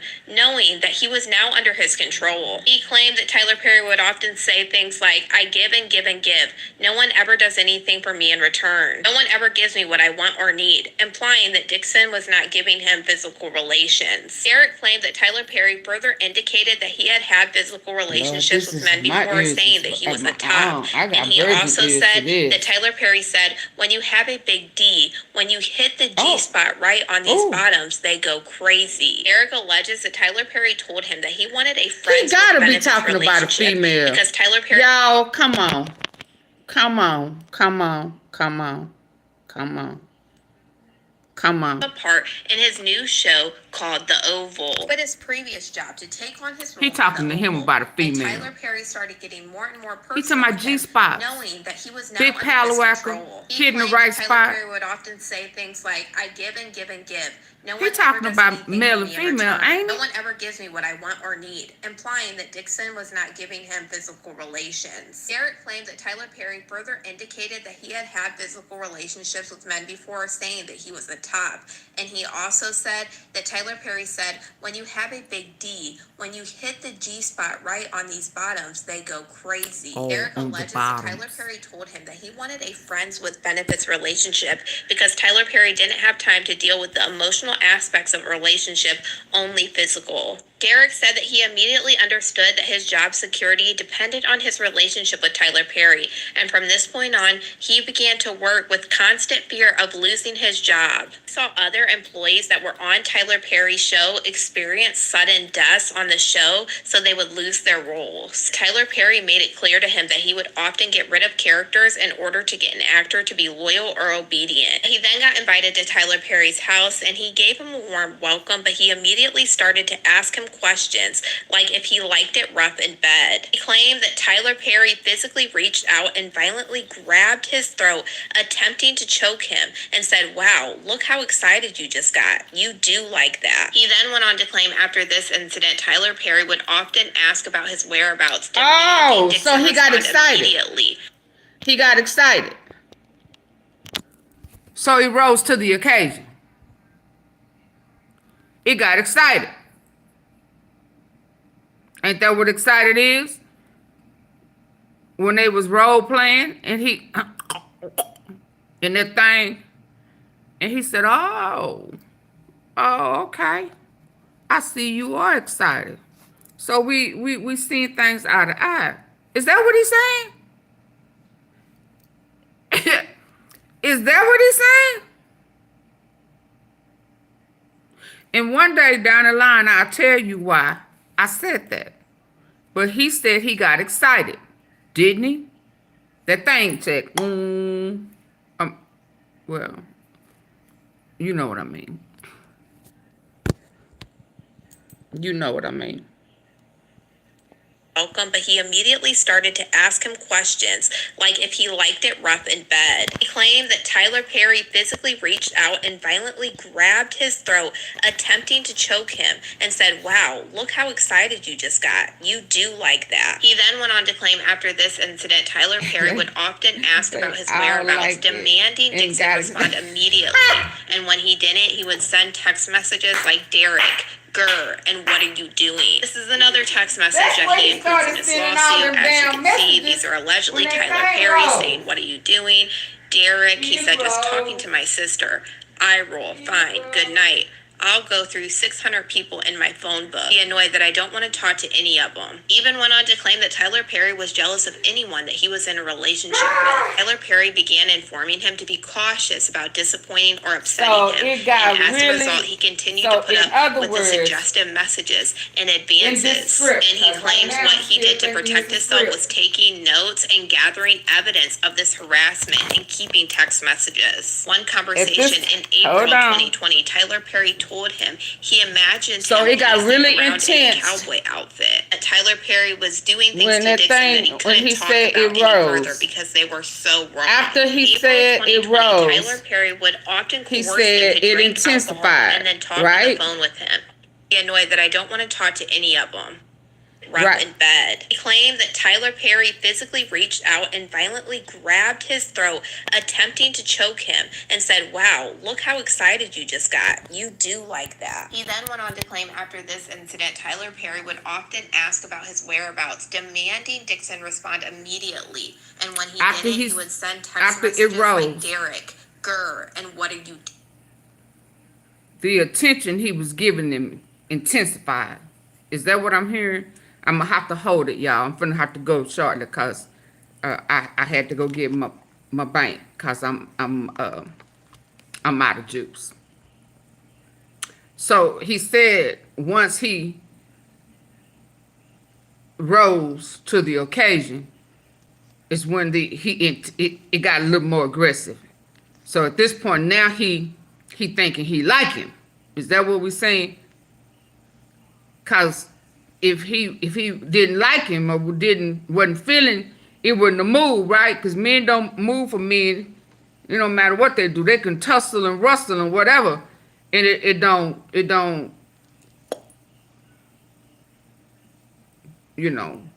get stiff, right? It don't. So once he rose, it rose from the dead. I ain't gonna sing that church song, but that's sure what was in my head. It rose from the dead.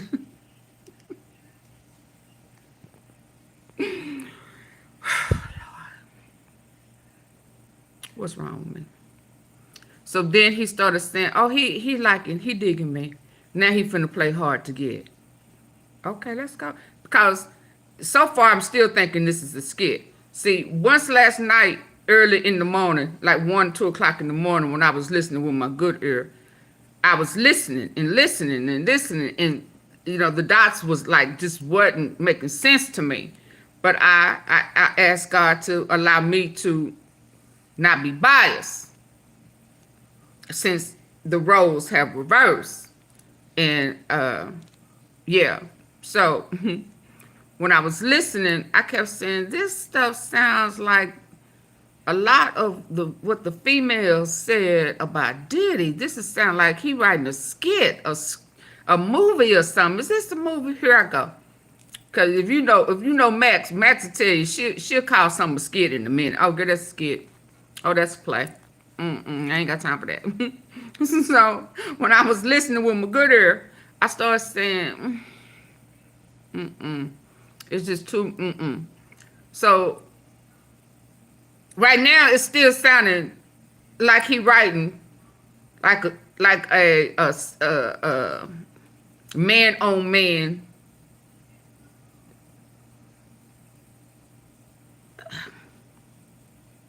a scorned man on man love thing. I'm gonna say it like that. But it's still too scripty for me. It's still too stuck on kind of repeat. But let's go. One thing is for sure. Scared or not, if you ain't in the men, that thing shouldn't rise. Not as an adult man. Okay? Doing. This is another text message. If I'm wrong, say I'm wrong. This lawsuit, as you can see, these are allegedly Tyler Perry saying, "What are you doing?" Derek, he said, "Just talking to my sister." I roll, fine, good night. I'll go through 600 people in my phone book. Be annoyed that I don't want to talk to any of them. Even went on to claim that Tyler Perry was jealous of anyone that he was in a relationship with. Tyler Perry began informing him to be cautious about disappointing or upsetting him, and as a result, he continued to put up with the suggestive messages and advances. And he claims what he did to protect himself was taking notes and gathering evidence of this harassment and keeping text messages. Okay, Melissa, I'm not saying I'm listening with my good ear right now. I'm listening with my good ear. That's what I'm doing right now. I have not formed my opinion fully just yet. But it appears to me right now that I am hearing he sound like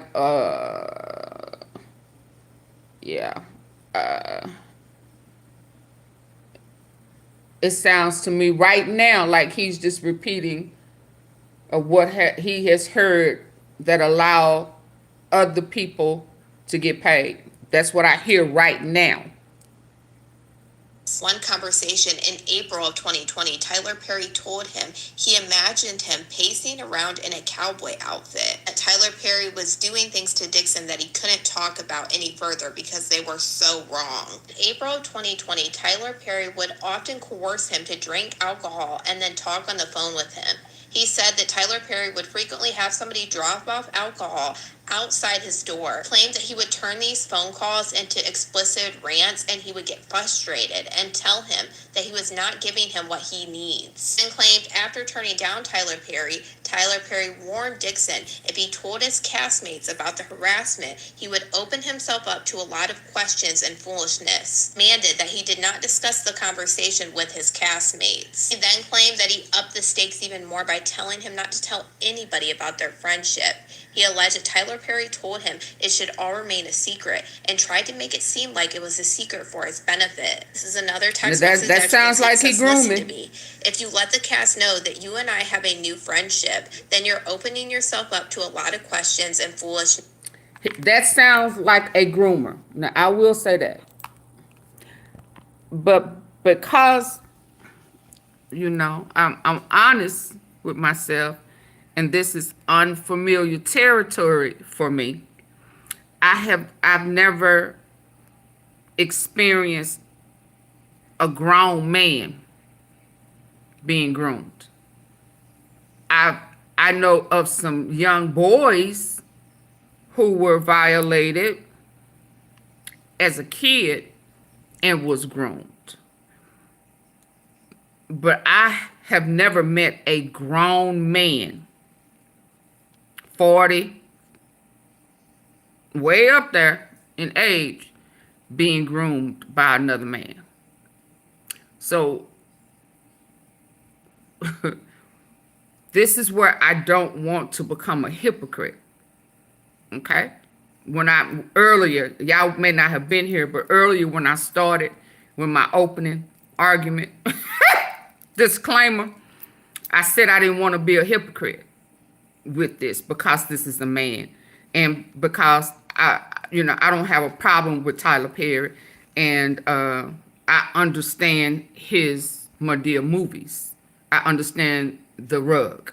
I understand what goes on in the house, stay in the house, and I know that a lot of people in my culture don't like talking about it, and they will say somebody's lying, or try to act like that don't exist, knowing good and damn well it did exist, and hell, it went on in their family. They just still up under the law of don't talk about it. What goes on in this house stays in this house, because I said so, the first betrayal. So I don't want to come across as being a hypocrite. I own that right off the bat. So to thy own self be true. So, but when I'm listening to this, now I'm still listening with my good ear.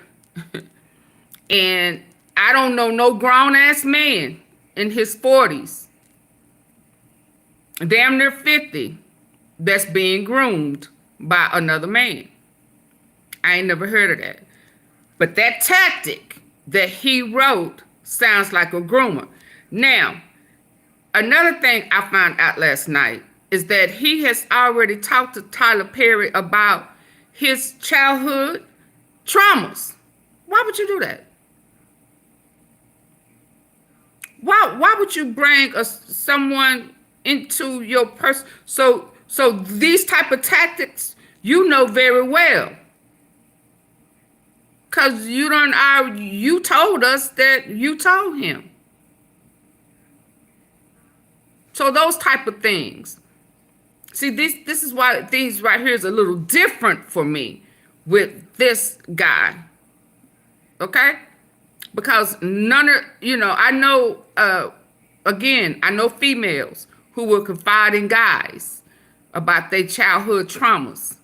And a narcissist, sociopath, will flip that around and, use that against them and further pull them off into what they had already been into when they were traumatized. Okay? But this is a grown-ass man. That's a grown man. I ain't never heard of that before. But let's go. You want them to know that you're there because of your talent, not because we have a friendship or because Tony got me to give you a job. You earned your spot like everyone else. Don't give people an opportunity to play you small or they will. Responded, you're totally right. And Tyler Perry allegedly responded, I hope you get it, my friend. That makes total sense. Just watch the behavior of everyone around. He upped the stakes even more by telling him not to tell anybody about their friendship. He alleged that Tyler Perry told him it should all remain a secret and tried to make it seem like it was a secret for his benefit. This is another text message. As you can see, it says, listen to me. If you let the cast know that you and I have a new friendship, then you're opening yourself up to a lot of questions and foolishness. You want them to know that you're there because of your talent, not because we have a friendship or because Tony got me to give you a job. You earned your spot like everyone else. Don't give people an opportunity to play you small or they will. Responded, you're totally right. And Tyler Perry allegedly responded, I hope you get it, my friend. That makes total sense. Just watch the behavior of everyone around me on set. Then went on to claim that this harassment continued, and on June 27th of 2020, Tyler Perry allegedly texted him that all he wanted for his birthday were biscuits and BJs. This text message was followed by other text messages calling Derek cute, cutie, and that he was just thinking about him. But was he asking him, telling him that's what he wanted from him? Because at this time, didn't Tyler Perry have a wife or a woman staying with him, his baby mama? So, did he say he wanted that, all I want from you is some biscuits? Do this guy cook for him? Are they just guy talking? I don't get that. Do this guy live with him? And is he cooking for him to be telling him, I want you to make me some biscuits and blow my roof off? Or is he guy talking? Yeah, see, it's that type of stuff. I mean, and I ain't trying to be funny, but like, if I'm talking to my homegirl and she, did you ask, oh boy, what you want for your birthday? And I say, just nice, take me to I want to go out to eat, nice spot, and he can eat, dessert. And I'm just saying, so if I have this conversation with a homegirl, and could she misinterpret that? Oh, wow. As I'm asking for her to take me out and eat me out. Oh wow, this is something new for me. Despite all of these advances, he continued to act professional and continued to tell Tyler Perry that he was not. But he's in here, or because Tony got him to give you a job. As she's reading this, it did not say he said he wanted that from him. Did I miss that? I'm listening with my good ear. Let me take this earpiece out. I'm sorry. Let me take this earpiece out. I was listening to another live, but baby, I got to hear this. You earned your spot like everyone else. Don't give people an opportunity to play you small or they will. He responded, "You're totally right." And Tyler Perry allegedly responded, "I hope you get it, my friend. That makes total sense. Just watch the behavior of everyone around me on set." Then went on to claim that this harassment continued, and on June 27th of 2020. So he took it as harassment, but he said, "You right, my friend. You right." And he gave him some sound advice and said, just be... Okay, let's listen. Tyler Perry allegedly texted him that all he wanted for his birthday were biscuits and BJs. This text message was followed by other text messages calling Derek cute, cutie, and that he was just thinking about him. Despite all of these advances, he continued to act professional and continued to tell Tyler Perry that he was not interested. He then claimed in July of 2020, Tyler Perry allegedly made remarks about how much he loved the script for Derek's television series called Losing It. And he claimed that Tyler... Right there. Right there.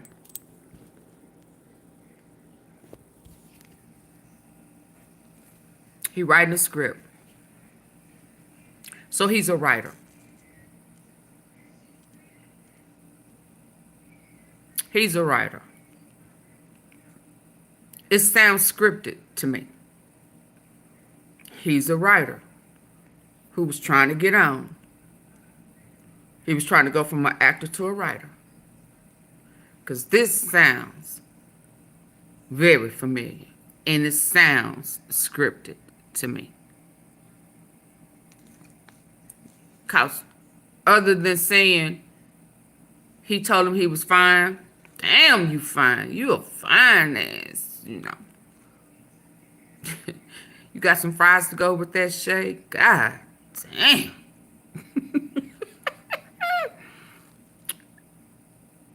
You pretty. You know you is pretty. Other than that, and that's harassment.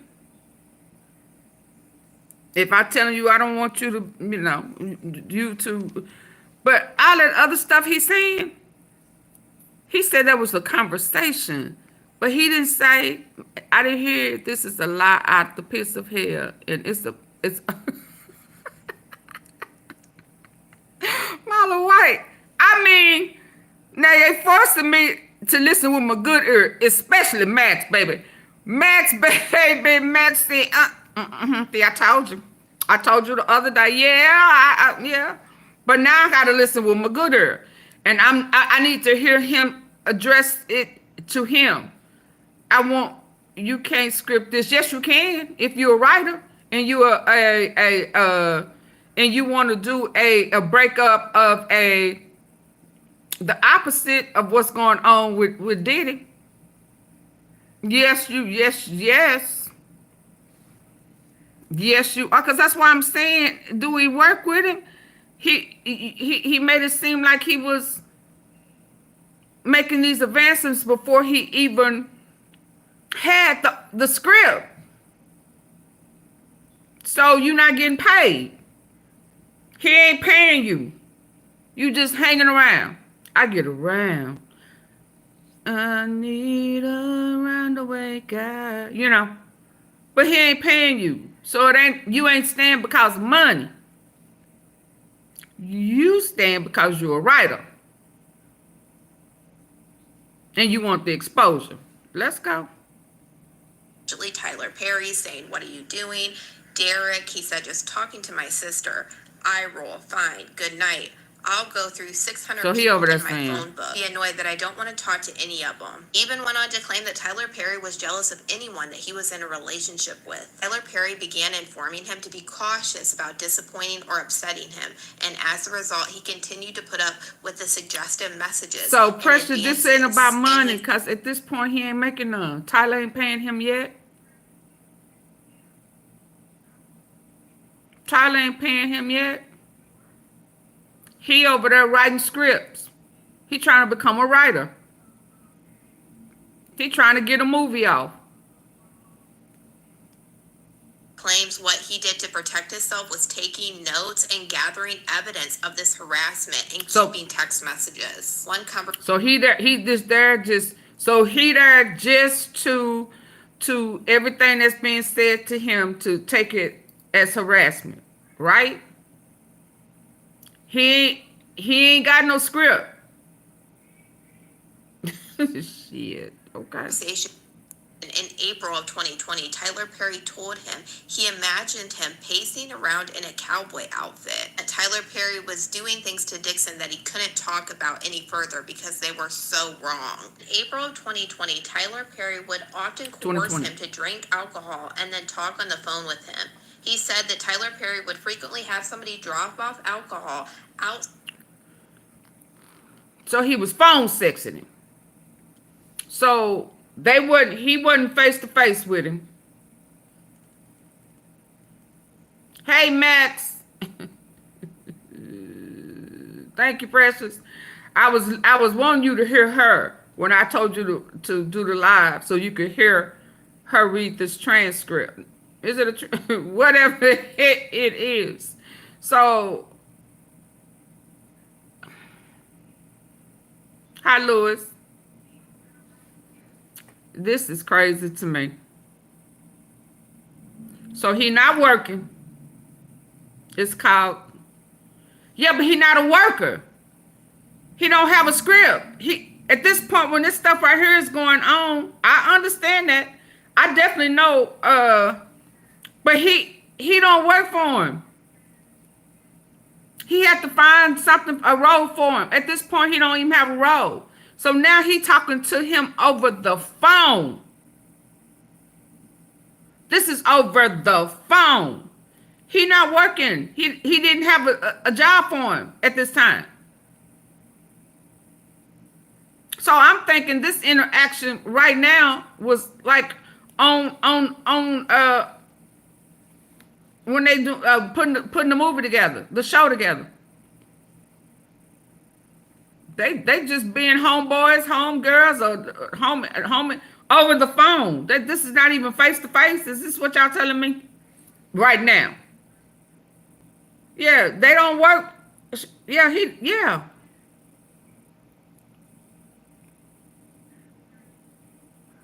Yeah. He don't work for him yet. He trying to write up something. Promise roles and auditions. It's like, that ain't like work. He don't work for him at this time. He trying to get on.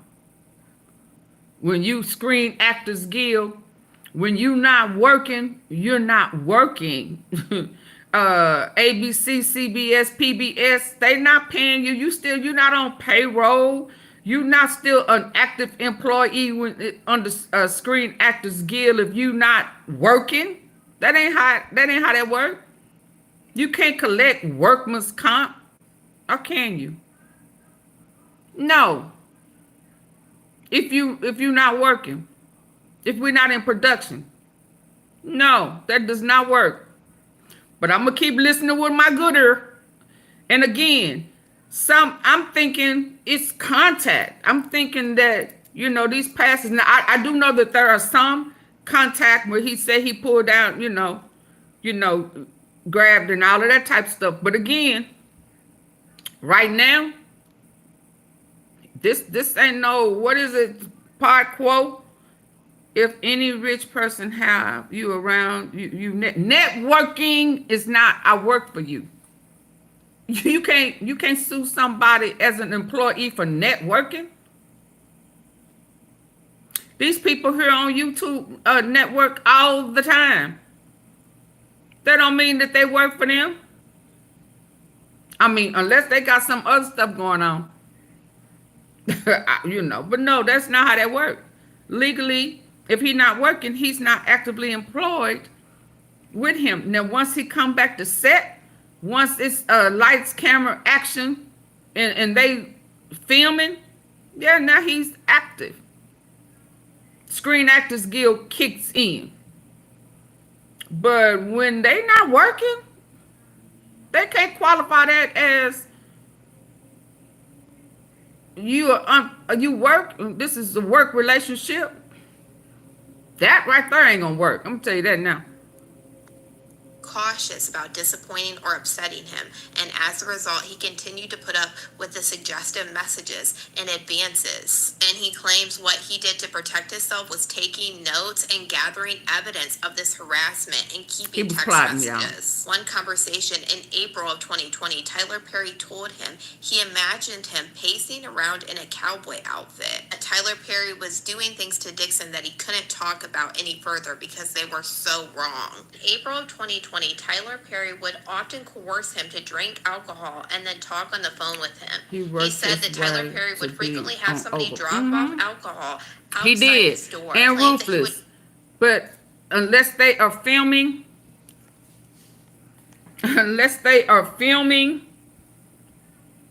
yeah. So he's only an active employee with the Screen Actors Guild when he is working and they are filming.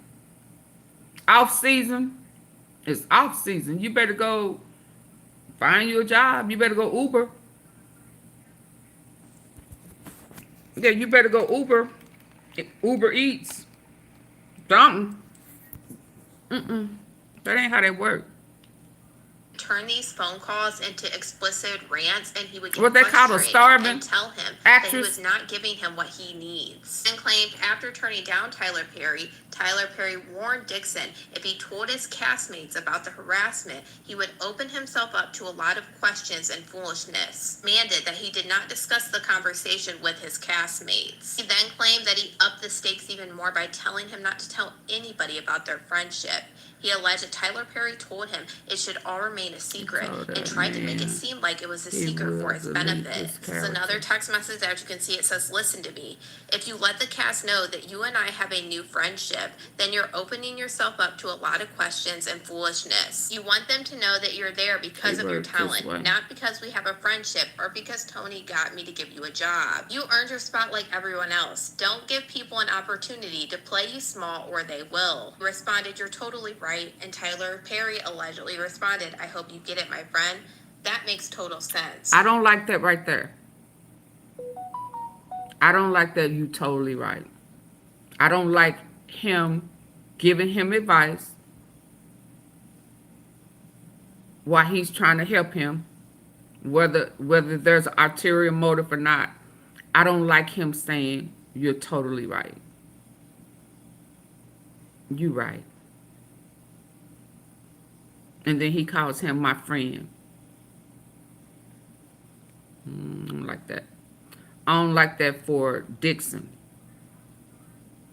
Just watch the behavior of everyone around me on set. Then went on to claim that this harassment continued, and on June 27th of 2020, Tyler Perry allegedly texted him that all he wanted for his birthday were biscuits and BJs. This text message was followed by other text messages calling Derek cute, cutie, and that he was just thinking about him. Despite all of these advances, he continued to act professional and continued to tell Tyler Perry that he was not interested. He then claimed in July of 2020, Tyler Perry allegedly made remarks about how much he loved the script for Derek's television series called Losing It. And he claimed that Tyler Perry told him that he wanted to shoot the pilot for it, but he said Tyler Perry would never work up towards that goal, and what he was really doing was making him dependent on that part right there. He was trying to get a pilot off.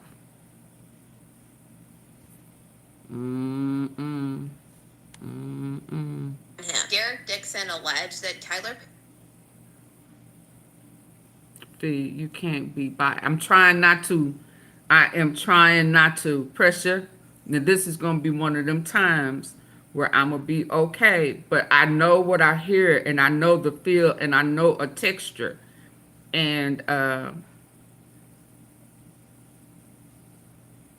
but I don't know about that same sex type stuff. I don't know how that works. I know how it feels when a woman tries to come on to a straight woman. I know how that feels. You know, I know how. I already had story time. Have I told y'all this? I did tell y'all that story that time about that girl that I used to work with. Didn't I tell y'all about that? She was like, I thought she was a baller groupie. I thought she was a groupie. and she was trying to get promoted into management, and she was sitting with me. Did I tell y'all that? I thought she was just the cute little Tiffany necklace and the real proper talking and the real curly pretty hair and nice shape. All the guys loved her when she would come in, and I thought she was a damn groupie. And that was really during the time in my life where, AunTeaFee just kind of loved on everybody. Come in the morning, be like, hey, good morning. Showing everybody love. Just here's some love, that's some love. Just throwing love. Oh, it's the sunshine day. Just me being me. Until she left a note on my desk. Until she left a note on my desk. And all that love. So, and Laquita popped up. And the girl Cheryl, I ain't gonna say her real name. They used to sit by me, who had proudly told her experiences in life, both ways. Been on Jerry Springer 8-9 times, cause she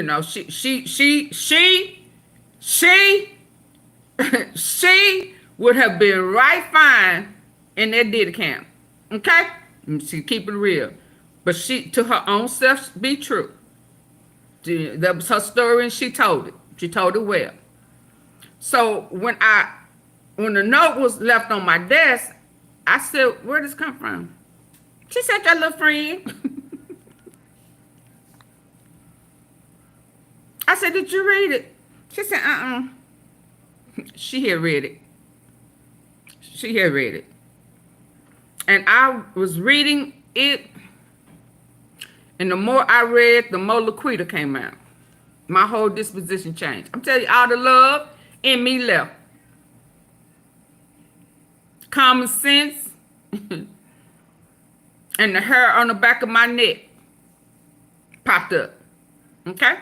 And so when I hear these type of things, I had a concussion last night. I'm sorry to hear that, but that ain't what I'm talking about, baby. I'm sorry to hear that. Yeah. Don't be, yeah. I got my eye on you, guy. Because what that mean to what I'm talking about. Yeah. So, as I was reading this note, Laquita's whole disposition, AunTeaFee had left the building. Laquita was here. And I'm reading this, you saw this and you saw that. You're so loving and caring and you're so funny and you're just so this and generous and helpful. And then it said, I just don't know how open-minded you are. My radar went up. My antennas went up. Please call me and we can talk. I just enjoy being around you. You're such your energy is this, that, and the other.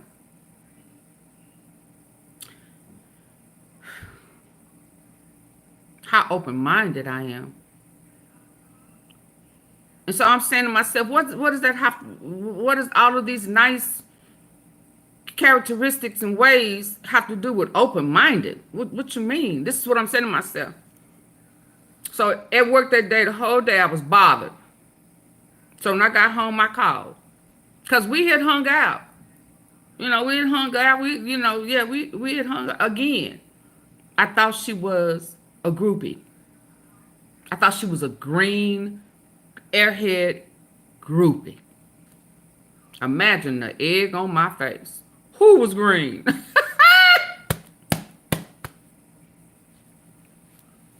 I said, hey. Her name was Sharon. Hey, Sharon. I got your message. What's up? She didn't like my tone. The friendly, bubbly one wasn't there no more. See, I had been cool and just free. Just freely talking, right? Freely talking, just being me. Who I was before her, I don't think I was quite the same after her, though. Because she misread my kindness. She misread my love, I guess, for everybody. It just wasn't for her. When I came in, I was giving, I speak to everybody. Hey, good morning. Hey, good morning. Good morning. Stop that shit, didn't I? So when I say, hey, I got your message, what's up? What you want to talk to me about? And she said, never mind. I said, oh, no, ma'am. Oh, no, ma'am. I need for you to, baby, look at here. If you had all of this to say in this note you left on this desk, that means it's something that you really want to talk to me about. She said, but you know. I said, no, I do not know. I do not know. I have no idea what you are trying to say to me. So I need for you to tell me. And she said, never mind. Because you sound like, I said, Sharon, we're not going to do that. She said, well, you know, I'm... And Laquita said, how would I know that? We done talked about danglings. We done talked about relationship. We done talked about you having a diamond ring on some guy that used to play basketball and you dating another guy. We done talked about some of everything. We ain't never talked about you being A. So how would I know that? How would I know that? At what point did you lead me to believe? At what point did you tell me in all of our conversations that you like women? She said, well, you were so nice and so, you know, I've been through some things in my life and it was just so nurturing and I just fell in love with your character. You're so caring and so giving. And so me being nice, okay, made you feel like you want, I said, look, no, ma'am. Because what happened at the end of that conversation, and when I tell you I was stern, no misunderstanding, you were deceitful, because you never, not one time, gave me any indication that you like women. All of our conversations were about men and women relationships. And we talked about sex. Boy and girl sex. Having babies. She had a kid. Okay? So I said all that to say, at the end of it, she asked me, please don't change. Can you please do me a favor? I said, what's that? I can't promise you nothing. I'm going to tell you that now, Sharon. I can't promise you nothing. She asked me not to change. Still be loving and caring and showing love every day. I said, oh, no, ma'am, I can't do that. I can't do that because you misunderstood my kindness. You fell in love with kindness. So when I hear this type of stuff, and what did I do? I shut it down. Effective immediately. You can't handle my kindness. You fell in love with someone's kindness. You misunderstood my kindness. So when we was talking on the phone, and I'm up here, we talking about dudes, you in your mind really talking about a female. And you went along with our conversation, knowing good and damn well that you like women. And that's when I found out that there was a such thing called a lipstick lesbian. Put an L in it. I had no idea that that's what she was classified. That's what she is or was. A lipstick.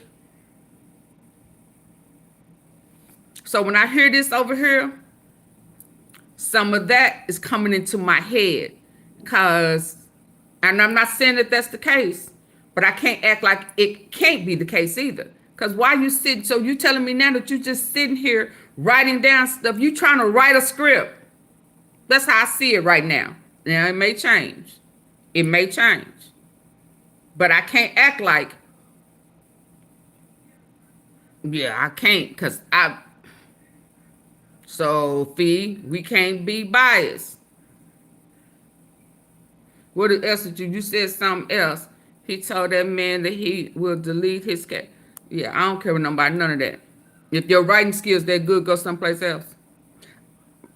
I don't want to say what I think really is the issue, but let's go. I think they both, if anything, they both may. I think that he in him that 2 cast members were really making him mad, and that Tyler Perry swore he knew how friendship. I'm trying to hold my peace on what I really think. A lot of questions and foolishness. You want them to know that you're there because of your talent, not because we have a friendship or because Tony got me to give you a job. You earn the spot like everyone else. Don't. Who is Tony? Who is Tony? Who is Tony? So he's hiring him. He's giving him a job as a favor to Tony.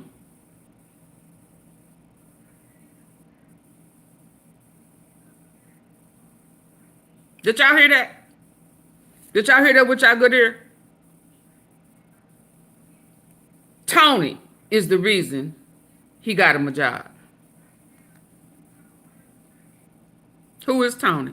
He said that Tyler Perry would frequently have somebody drop so he just wasn't chosen outside his door. Claimed that he would turn these phone calls into explicit rants and he would get frustrated and tell him that he was not giving him what he needs. And claimed after turning down Tyler Perry warned Dixon if he told his castmates about the harassment, he would open himself up to a lot of questions and foolishness. Demanded that he did not discuss the conversation with his castmates. He then claimed that he upped the stakes even more by telling him not to tell anybody about their friendship. He alleged that Tyler Perry told him it should all remain a secret and tried to make it seem like it was a secret for his benefit. This is another text message. As you can see, it says, "Listen to me.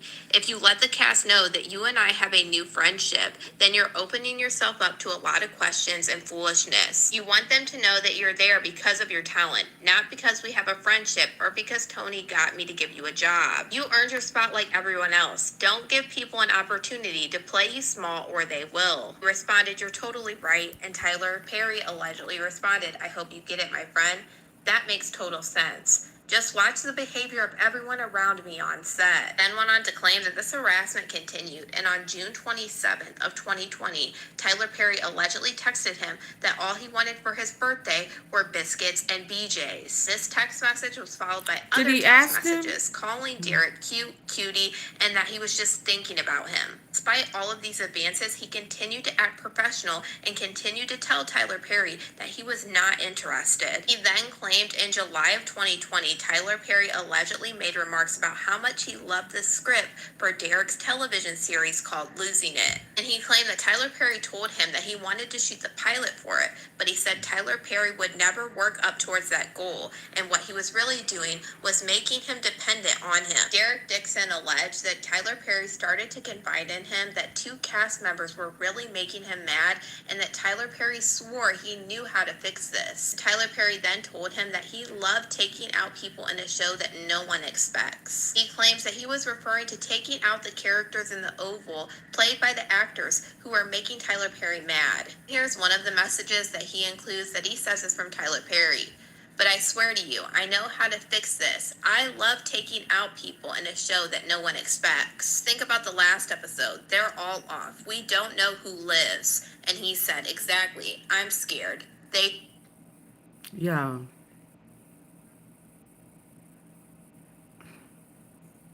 This is not the same. I'm telling you. This is not the same. But let's keep listening, because that right there is... One is not saying that he's saying he's taking them out because he made passes at him and they didn't, they ignored him or rejected it. That's not what they're saying. If he's a script writer, that's not what they're saying, but he was working for him. No, he was not. He eventually he was, but he's saying that he was stringing him along, that he didn't have any intentions on with his.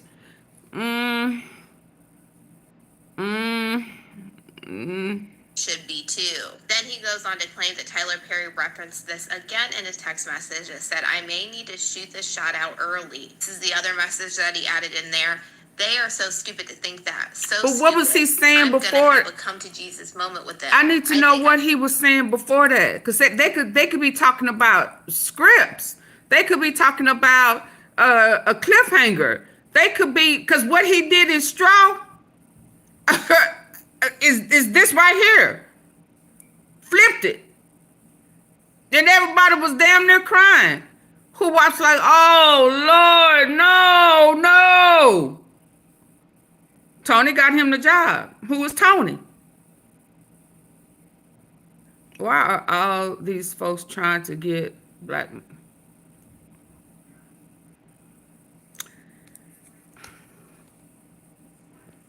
I don't want to say this. Oh, Lord, I don't want to say this. I don't want to say this, but all of this seems so reversed. It feels so reversed. Even, anyway, I'm trying my best not to say. I need to know the facts. But right now, some of this stuff he's saying, he didn't just pick you up at a bar. No. Tony. Who is Tony? Who is Tony? And hell, he could have been talking about Straw, because he took the little girl out at the end. Oh, I hope y'all don't watch it. And nobody saw that shit coming.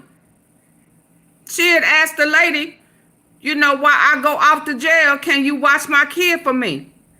We thinking, and she said, yeah, hell, and all along, the lady had already known that her little girl had died. She just didn't tell her, because she had already had a breakdown. So what this guy right here talking about right here sound to me like Straw. But what were you talking about before that? And like I said earlier, y'all, for the ones that came in late, the sector I'm from, if I'm gonna keep it real, impression, if I'm lying, I'm dying. How someone get a job but you not working?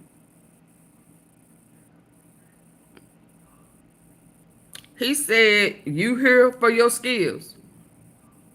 He ain't working, right? At some point, he wasn't working. Now, once he start that the oval, right?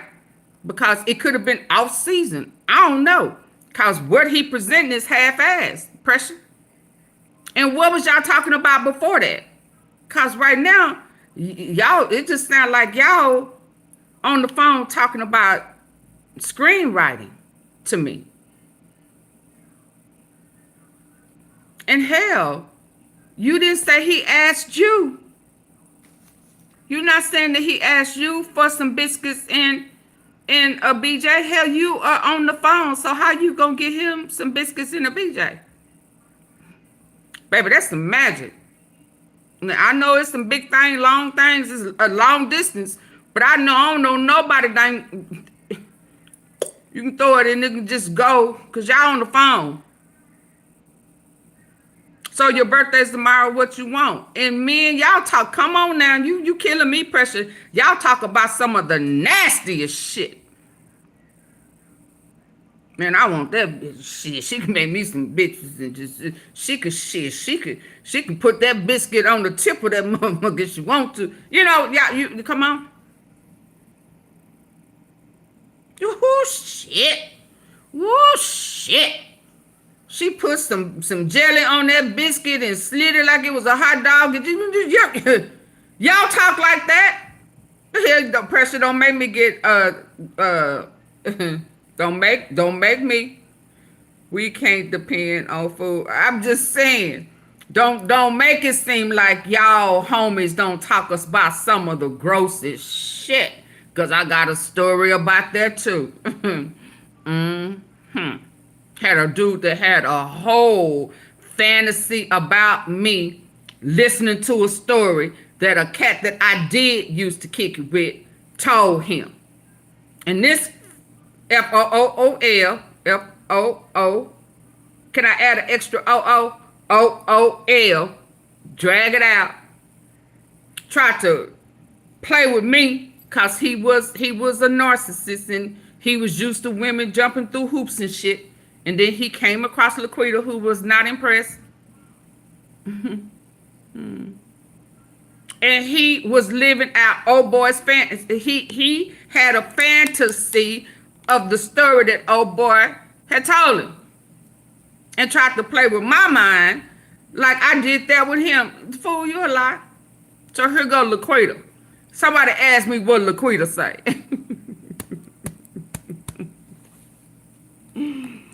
Ask me what Laquita say.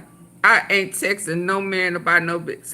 I just got out of a relationship with a woman who was a narcissist. Okay. Cause somebody asked me what Laquita said. When he tried to convince me like I didn't remember what he was talking about. Somebody just said, what Laquita say? Can somebody say what Laquita say? Ask me. If you don't ask me, I ain't gonna tell you. Them all get offed. May need to shoot the shootout early. He then claimed his time They talking about a script. had been set. He talking about a script. He talking about a script. Love taking out people in a show that no one expects. He claims that he was referring to taking out the characters in the Oval played by the actors who are making Tyler Perry mad. Here's one of the messages that he includes that he says is from Tyler Perry. But I swear to you, I know how to fix this. I love taking out people in a show that no one expects. Think about the last episode. They're all off. We don't know who lives. And he said, exactly, I'm scared. They should be too. He was the one of the Then he ones. goes on to claim that Tyler Perry referenced this again in his text message. It said, I may need to shoot this shot out early. This is the other message that he added in there. They are so stupid to think that. So stupid. I'm going to have a come to Jesus moment with them. I think I'm going to off them all. All get offed. May need to shoot the shootout early. He then claimed as time went on, Tyler Perry had been setting it up to be fully reliant for Tyler Perry for his income, hope, and future aspirations. Tyler Perry made it clear to him that Derek did not want to disclose their relationship to anyone. He said that he was aware that Tyler Perry would kick him off the show for good by ending his character in the show. During the filming of The Oval in 2020, Tyler Perry allegedly... Okay. So, Tony got him the job. From what I'm listening to this, I haven't heard anyone else. I'm listening to this. I listened to the one last night on my upload. I put it in the link for y'all to go watch it because I gave my assessment 2 o'clock in the morning of it. And something about it last night made me feel like he was a writer, like he was a script writer. Okay, and then this one is the only other one I've listened to with y'all. So for right now, it's sounding, I'm not saying that he didn't come on to him. It's just really sounding like to me, other than the turning over, but I don't know what part of it is a script or not. See, this is why I don't like that, those plays, running plays, scripts and stuff like that. I don't know if y'all know about the Mo 3 sector boo, but it took me almost 2 years to realize that some of this stuff that they was running around in them YouTube streets doing was scripts. And I'd be like, ooh, mad, going up there, scratching folk and going ham, stepping all out of AunTeaFee character. And became that, ain't it, for real? Now, I ain't trying to act like she ain't really in there in real life, because she in there. She in there for real. Okay? But it took me a while to realize, y'all, this is, they playing. I ain't got time for that. I ain't got time for that. I'm still like that today. And some of that feels like this. Cause you don't know if somebody's acting, playing. You don't know how somebody read off into what they're doing. You just don't know. And then on top of that, how they play with receipts, text messages and emails and stuff. Now pressure, you can act like I ain't lying, but you know the truth.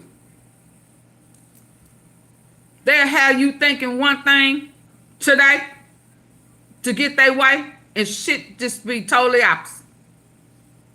And it's the play. They all cool behind the scenes.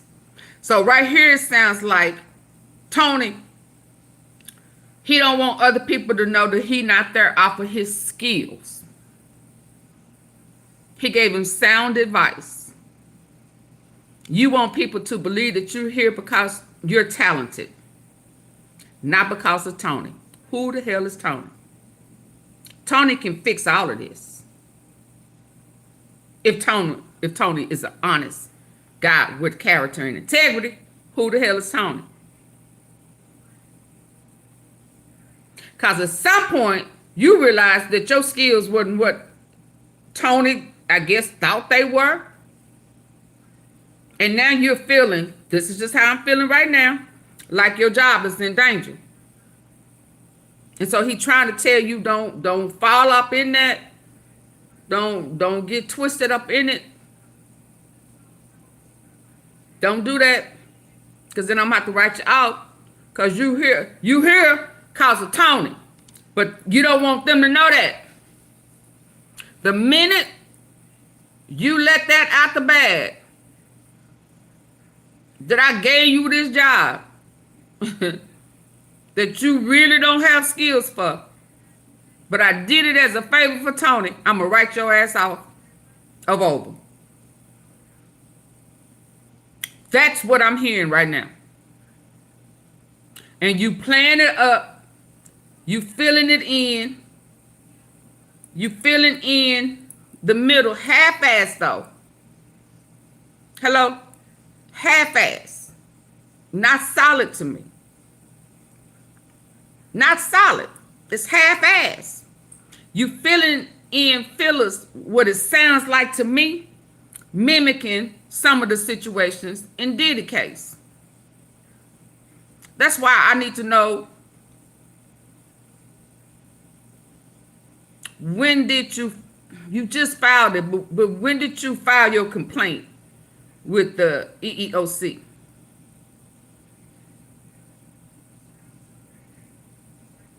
See, you got to hit rewind. Mayor Trapping 777. You understand what I'm saying? That's what I'm hearing.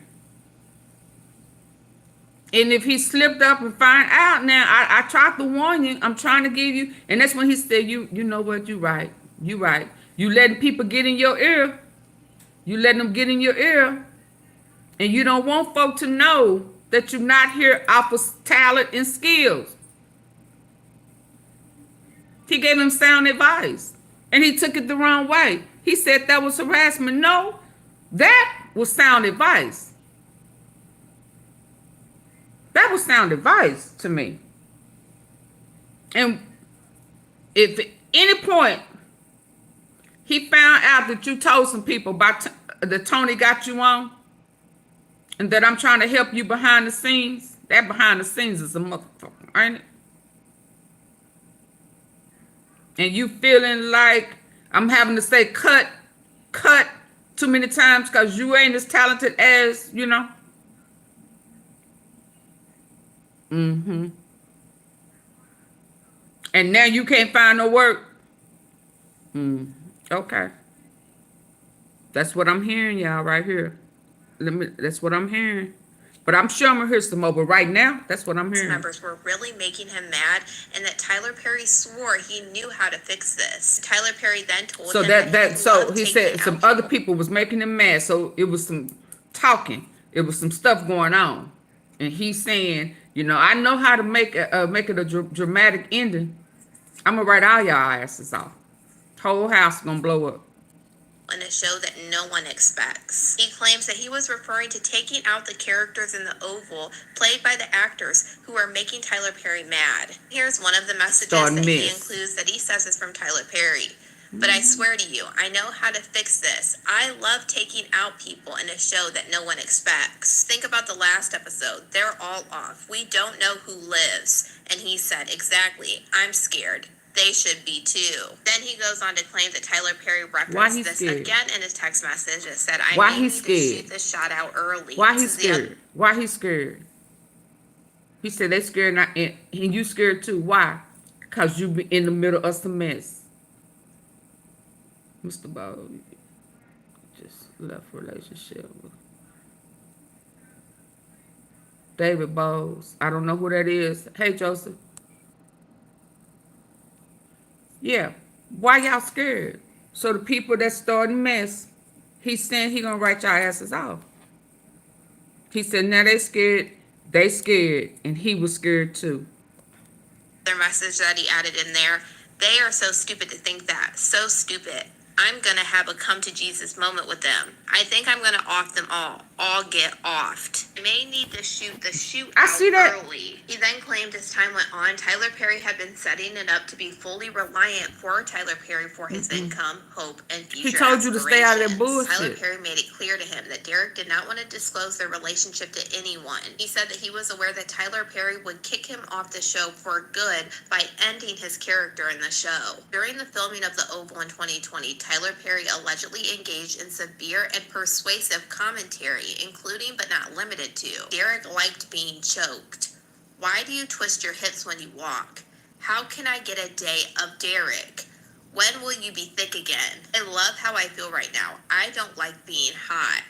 I feel so sorry for the first person who flirts with me. I've been trying to put my energy somewhere else, but everything is making me hot on this stuff. That snake across the table made me think of Nicki Minaj from the music video Anaconda. I will gladly choke you right now. He claimed that Tyler Perry told him that he should get braces behind his teeth. He told him he would have to give up BJ's and it could be dangerous for him and his partner. He claims he said things like, so Tyler Perry knew he was gay. Fun Derek, I mean, hey. Derek, before COVID Derek, I miss him, just without a butt. So TP knew that he was A. Because he was saying that you're going to have to give up a BJ's if you get the braces. He wasn't talking about him. He was talking about his partner. Didn't he say his partner? You're going to have to give it up with your partner?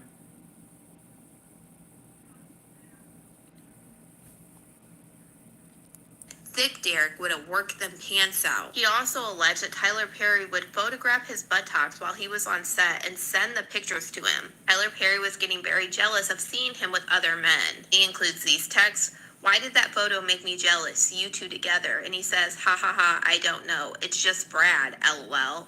LOL. Just wanted to go for a quick walk to get his steps in, and now I'm walking to Chipotle by myself. Thick Derek. Get that Chipotle. Haha, can you tell from that photo? No, I can't. Only from your jeans. Went on to claim that Tyler Perry would call him things like so beautiful, and he added this text message. I feel sorry for the person that you choose. He responds, and I won't even take an aspirin from someone anymore. Haha, I would cry if that wasn't so funny. Why? And he said, what I mean by that is, you're so beautiful. When you finally are able to unlock your mind, you are going to make that person crazy. Eric then went on to claim that Tyler Perry would share intimate details about his personal life. He claims that some of the things that Tyler Perry would allegedly say is that he had not had good physical relations since he became rich. That there were times that he hadn't been touched in months. And he added, it sounds to me, I may be wrong, I'm not trying to be biased, but it sounds like some of this, he talking about Derek being with his partner and with another in a relationship, right? I mean, this stuff he's saying it's not making it be about TP and Derek. He's acknowledging this text message. I don't have any contact. What are you talking about? I haven't been touched. See, let me tell you the difference. So you mean touching? Let me tell you the difference. Let me tell you the difference. Because it's clear that TP knows that he is into men. It's clear. He's talking about his partner.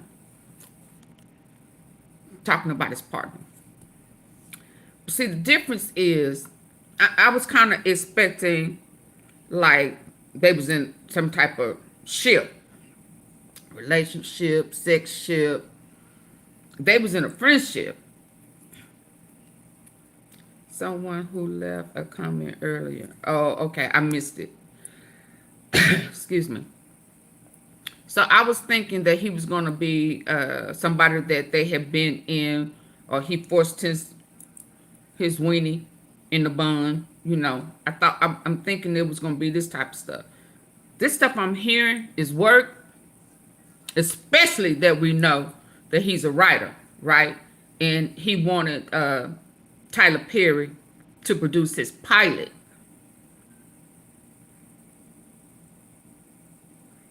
That rings, so that's a whole nother ring. That's a whole nother bell ring for me.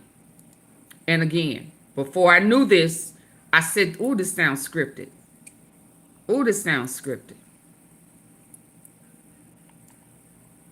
Hi, Mona Tough. Hello. Hi.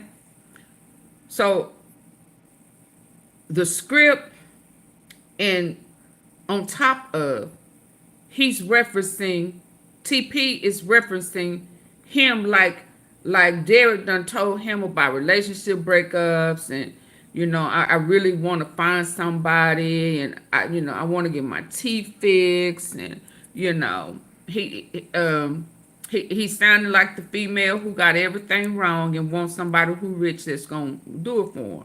And so he's talking about complaining, and they having guy talk. I just need somebody to talk to, and just guy talk, you know.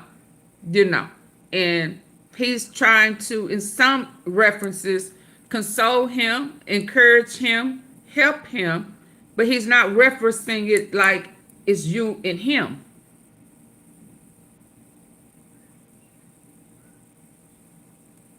He's not referencing it like he's saying, "I want you so bad, and you know, I love you, and you are you know." Not yet. I'm not saying it ain't coming, but so far in this transcript, it just ain't came out. But he's saying he's jealous, you know, but you know, he got a partner.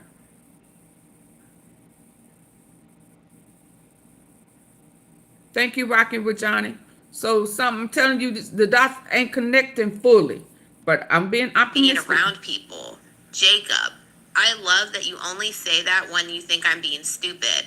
I guess Jacob's the dumb version of me. Not dumb, but blonde. Derek then went on to allege on the second to last day of shooting for the Oval, he filmed an episode where his character was pow-powed 4 times, indicating to him that seemed to be the end of his role and his termination from his job. Then he claimed the following day Tyler Perry knew his character's fate was to be decided, and then Tyler Perry invited him to his trailer for drinks. Derek said that he knew refusing could mean the end of his career, so he accepted. I thought he shot it up. That day, Tyler Perry allegedly dialed up the harassment to a new.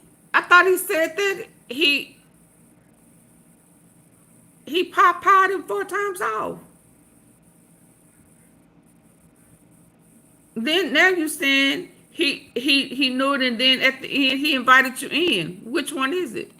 Did he write you off?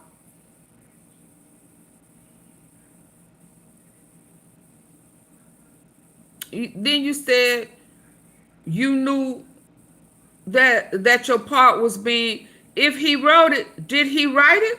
Or did somebody else write you off? And Tyler Perry knew that you was going to be wrote off. Which one is it? Did he know? If he wrote it, then of course he knew you was going to be wrote off because he wrote you out. But then now you're saying, I'm listening with my good ear, I told y'all. Now you're saying that he knew that you was going to be wrote off. But then he's trying to seduce you. Well, hell, who wrote you out? That means that he didn't write you out. Somebody else wrote you out. And he didn't tell you. Because he told you to stop bumping your guns and allowing these people to pull you in stuff. because you only here because of Tony. He told you that. So he didn't write you out. Somebody else wrote you out. He just knew that you was going to be wrote off. Ain't that is that what y'all just heard? Did y'all hear that with y'all good ear? Baby, this is the beginnings, y'all, so we got to listen with our good ear. In months. And he added this text message. Months. I don't have any contact. What are you talking about? I haven't been touched in months. Oh, you mean touching? I thought you meant being around people. Jacob, I love that you only say that when you think I'm being stupid. I guess Jacob's the dumb version of me. Not dumb, but blonde. Derek then went on to allege on the second to last day of shooting for the Oval, he filmed second to the last day of shooting. So they're in shooting. Second to the last day of shooting. Okay. Was pow-powed 4 times, indicating to him that seemed to be the end of his role and his termination from his job. Then he claimed the following day Tyler Perry knew his character's fate was to be decided, and then Tyler Perry invited him to his trailer for drinks. Derek said that he knew refusing could mean... Hold on. So the day before the last, physical relations since he became rich, that there were times that he hadn't been touched in months. And he added this text message, I don't have any contact. What are you talking about? I haven't been touched in months. So you mean touching? So they haven't been being around people. So they haven't, there's no intimacy. There's no intimacy. Right? Because he, and Derek didn't know that. Okay, let's go. Jacob, I love that you only say that when you think I'm being stupid. I guess Jacob's the dumb version of me. Not dumb, but blonde. Derek then went on to allege on the second to last day of shooting for the Oval, he filmed an episode where his character was pow-powed 4 times, indicating to him that seemed to be the end of his role and his termination from his job. Day before the last. Then he claimed the following day Tyler Perry knew his character's fate was to be decided, and then Tyler Perry invited him to his trailer for drinks. Derek said that he knew refusing could mean the end of his career, so he accepted. And he said on that day, well, hold Tyler on. Perry, Hold on.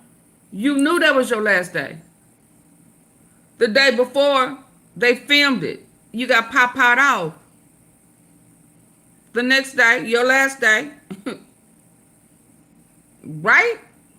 Am I tripping?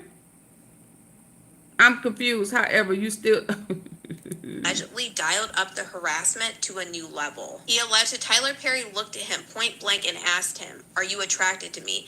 and demanded him to answer. Derek claims that he pushed off that question like he always had and said that he wasn't looking for anything and he wasn't like that. Tyler Perry continued to talk about how good looking he was and that he was wasting his looks by not being free and having physical relations. Derek claimed that after a while he got up and the two exchanged goodbyes, and as he was leaving Tyler Perry's trailer, Tyler Perry got up and allegedly pinned him against the wall. Tyler Perry allegedly began...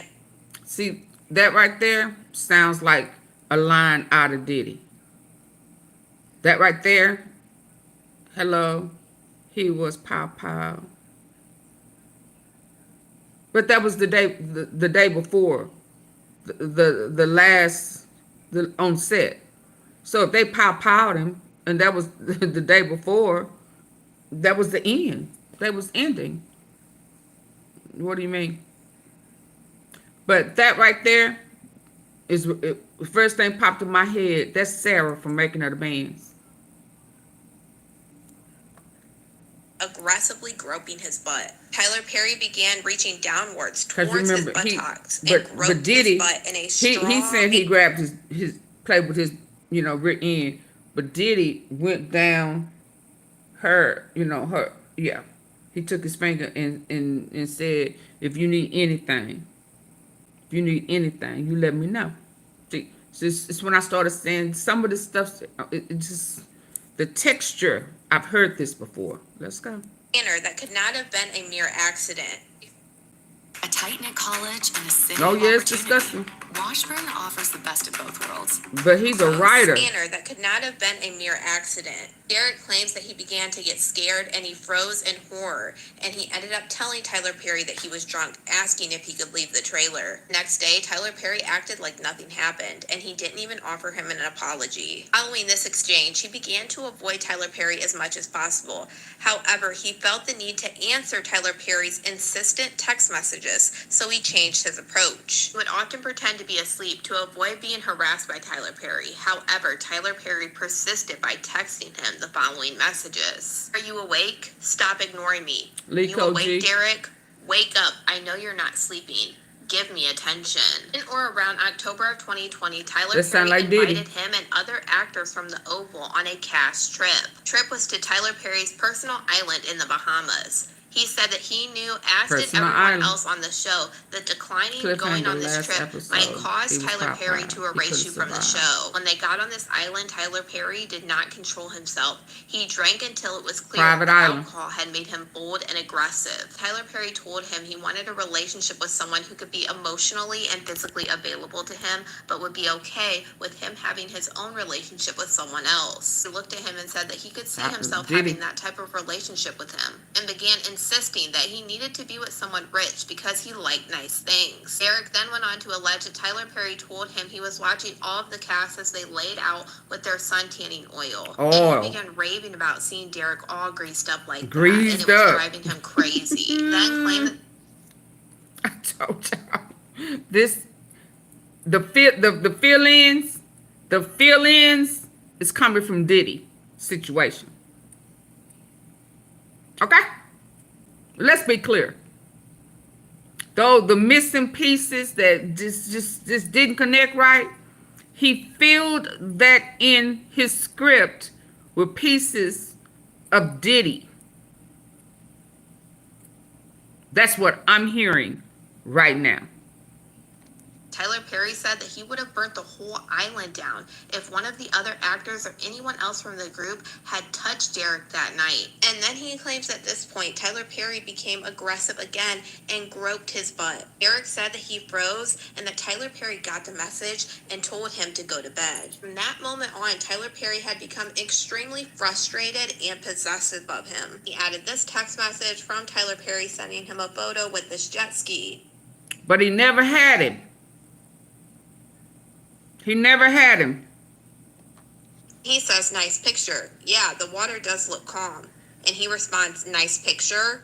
Great, amazing, awesome picture. You don't see that stud in that nice picture? Rude. LOL, that's a stud. A-hole. On or around October 18th of 2020, the following day that he returned from the Bahamas, Tyler Perry told him that he was jealous that he was giving too much attention to other men. He claimed that Tyler Perry stated that he was being too much. Diddy. Again, I'm saying, all his little fillers are situations that we've just heard from Diddy. Of a social butterfly, and that he would first, second, third, fourth week. Claims that Tyler Perry continued to wield his position as his boss, demanding attention in exchange for his continued employment. These text messages were followed by others. Like, Derek, don't you dare ignore me. I deserve better. I deserve attention all of the time. Out of fear of the unknown future of his career, he continued to give Tyler Perry the social attention he demanded, even though he was... Didn't we just hear last week, before he sent this lawsuit in, when he was saying, baby girl, I don't know who you think you trying to ignore me. Are y'all still here? Are y'all still with me? Did it go off? Am I buffing? Can y'all hear me? Can y'all hear me? Give me a 1 if y'all can hear me. I'm finna go. How long I've been on here? What time is it?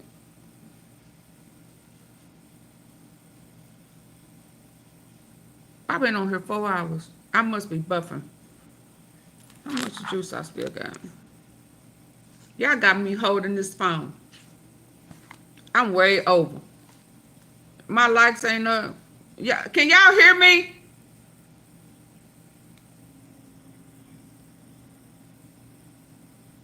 Oh, okay. Didn't we just hear when Diddy was telling you doing absolutely fine. I can hear you. Thank you, Mrs. Tom. Didn't we just hear the week, that Monday or Tuesday before he filed on Friday? Same story. He said, baby girl, I don't know. You just gonna be da-da-da-da-da-da-da. Same story. But the difference is, can I tell y'all the difference? There's two things that I've heard. One, he's a playwright. And he wanted Tyler Perry to do wrote this. Now, I'm not saying Tyler Perry ain't or is or what have you. I'm just telling you that his story ain't adding up. Not right now. So he's a screenwriter, right? And Tony got him on.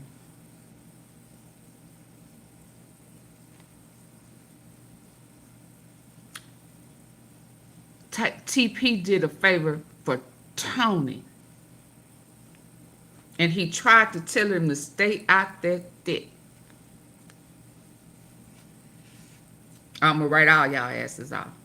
He said them. But he was talking about you too. And that's why you say they scared. They knew they went too far. And now you scared. Because you know you there on favor. Not for skills. Not from experience. You there by name of Tony.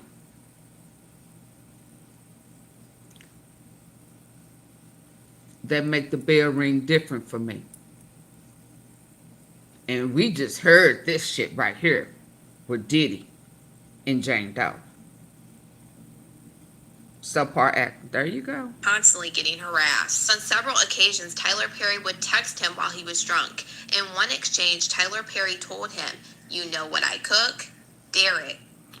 And so right now, it sounds like he's using alcohol because he's had cocktails with Tyler. So he know Tyler drinks. He can't use PILLS because obviously they ain't done PILS together. But Tyler will get a little tipsy. Everybody in the club getting tipsy. Yeah. So that's what he's using instead of what's that, you know, Molly's and Dolly's and shit. Stay woke. Spaghetti, cake, you. I'm drunk, just talking. December of 2020, he began feeling depleted due to Tyler Perry's continued pattern of harassment that started affecting his physical health. Y'all get the likes up. up. No one to turn to. Went to Support the doctor, platform. I'm way past my hour. And I'm holding this bad time. And the food I tried to eat wasn't good. And low cortisol levels due to the harassment. He claims this harassment continued through the beginning of 2021. Tyler Perry continued sending unsolicited photos of Derek's body on set from the Oval, saying things like, "Oh my gosh, look at that Derek, thick. The weight difference, I do see it. Thick Derek, okay, good. Nope, I can't deal with thick Derek. What is it going to take for you to have guiltless physical relations? Have you found it yet in therapy? You home? I don't want to go out with your friends drinking." And then he talks about this message. "I need to smell the roses more. You are the rose. But you're so blocked that you refuse So Tyler to knew you smell was or getting open. therapy? Have you been intimate What with you getting someone? therapy? Why did that photo of you and another cast member make me jealous? You two together. Eric is there to make men swoon. What I mean by that is you're beautiful. When you're finally able to unlock your mind, you're gonna make that person crazy. Crazy in a good way." Derek claimed that he responded to this message by saying, "As long as my face doesn't get messed up, as long as it doesn't leave a mark." And Tyler Perry responded, "What will leave a mark, Derek? Say it. On your neck? What do you mean? You've been intimate with someone, text message said, I can't wait to get that phone call from you when you tell me you let go and you love every minute of it. No straight man would be going on walks with you or cooking dinner. He not talking about a relationship with him.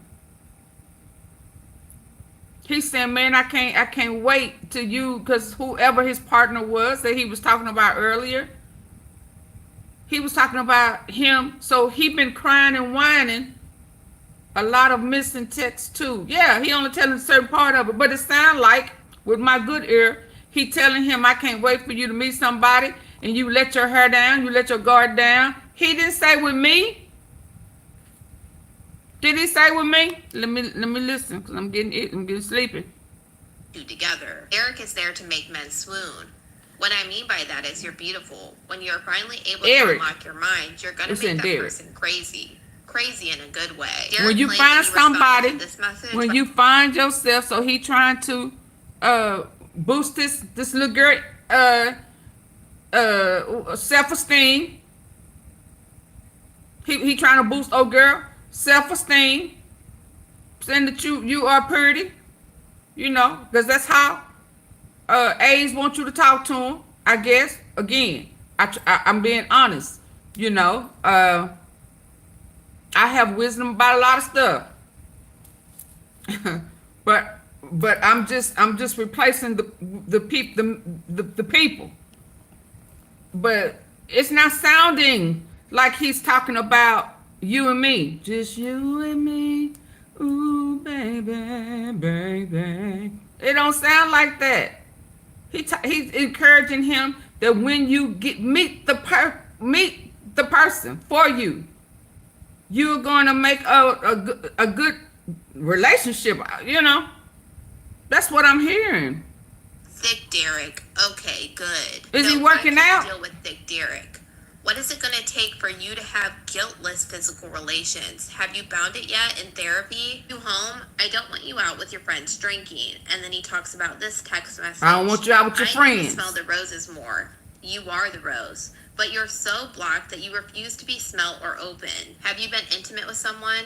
Why did that photo of you and another cast member make me jealous? You two together. Derek is there to make men swoon. What I mean by that is you're beautiful. When you're finally able to unlock your mind, you're going to make that person crazy. Gonna make that person. Derek claimed that he was... That person. That's like a therapist telling you, or a friend saying, girl, when you let your guards down, when you come up off that damn pedestal and let somebody in, get you some, you know what I mean? Shit. You are going, because you are a beautiful person. You are a beautiful person. But you're so damn guarded. Just go have some fun, let your hair down. Screw a little. You know, that's what I'm saying. He not saying with him, not yet. I ain't heard that. He's encouraging him to go out and meet somebody. And when you meet the right person, you're going to be great or awesome or whatever he said. But he's saying somebody. He didn't say me. Did he? No, this responded to this message by saying, as long as my face doesn't get messed up, as long as it doesn't leave a mark. And Tyler Perry responded, what will leave a mark, Derek? He don't even know what he's talking about. On your neck? What do you mean? You've been intimate with someone? Text message said, I can't wait to get that phone call from you when you tell me you let go and you love every minute of it. No straight man would be going on walks with you or cooking dinner for you. Derek then went on to claim after... Did y'all hear that? Did y'all hear that? He talking to his friend, A or not, right? He coasting his friend alone. Y'all working out together and y'all doing whatever together. And this guy is, I guess, supposed to be straight. It just like Pressure was saying, oh, no. Guys don't talk about what they want to do with a girl and what they want for their birthday. You a lie. Yes, I do. Oh, you a lie.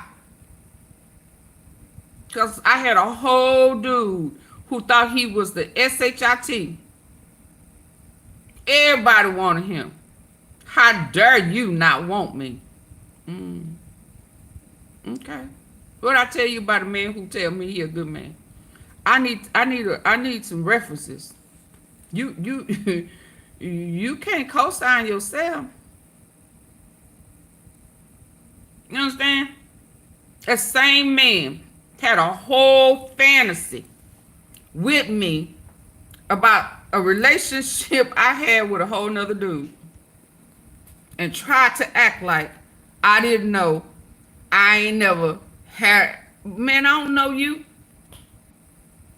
This man tried to make me believe we used to date.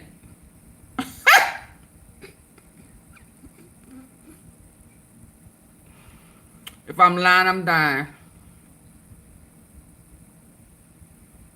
The one with the really, really good memory. He tried to make me think that these things that he was mentioning to me happened between me and him. I need for somebody that, oh Lord. And this went on for months. And me, I ain't gonna lie, I entertained it. I entertained it because I wanted to see how far this shit was gonna go. Like I was, and I know why. I know why he even played on like I didn't remember him. I know why he even did that. I know why. But again, it wasn't him. So you done wrote this whole script up in your head. Hello. That's a situation that did happen. Because I did. So I wind up having to tell him, listen, Laquita though, not AunTeaFee. This is Laquita. Laquita had to tell him, hello, hey, sugar, hey, ooh, I hope you ain't who I'm talking about in real life.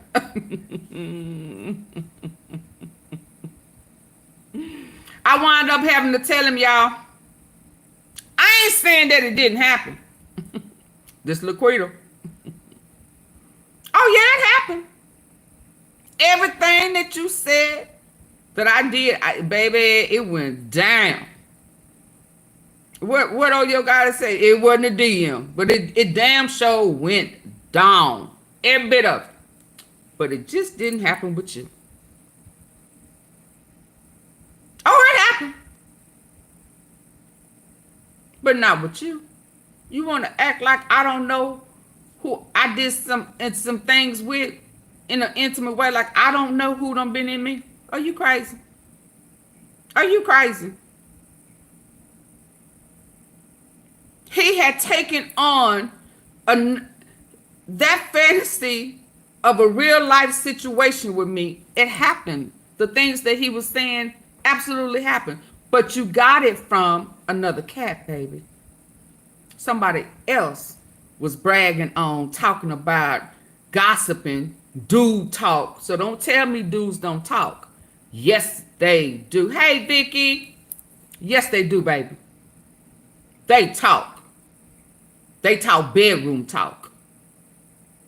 Details.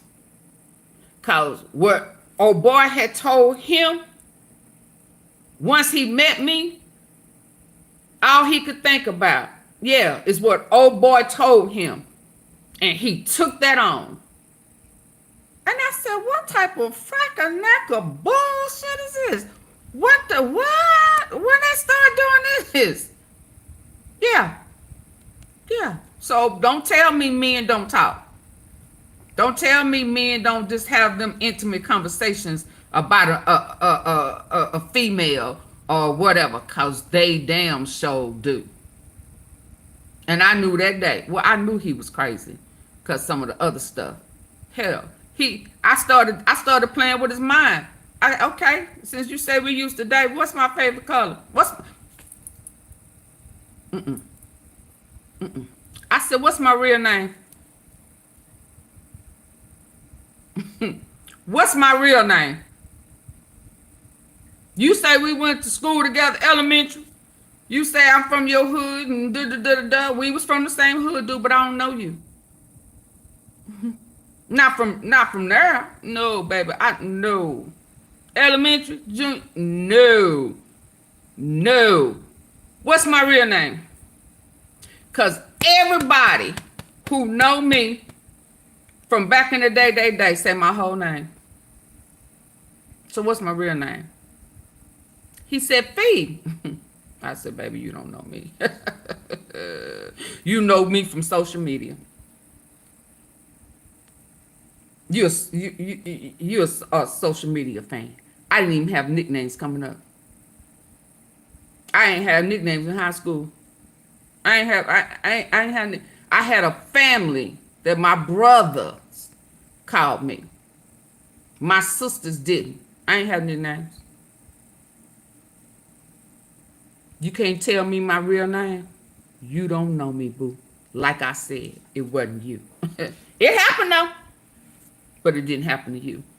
It's Fee. No, it's not, baby. That is not my name. And only way somebody from back in the day would call me that is because they my social media friends. I didn't have no nickname. Did I get him, y'all? You in love with another nigga's fantasy. So don't tell me you love me. You love what I did with somebody else I was kicking with. That was After several weeks of these demands for attention, Tyler Perry finally lashed out on him. On set of the Oval, I ain't believing Tyler all of Perry this. asked him if he needed to punch him in the stomach for him to act the way he envisioned in the scene. Tyler Perry's reaction stunned several of the cast. So this is a scene. Did I tell y'all this is scripted shit? This is scripted stuff. That he done made it like a reality. He's sick in the head. Didn't he say therapy? Didn't he say therapy? That he was his therapist? This is some mental shit. Hey, William. Didn't I just say that?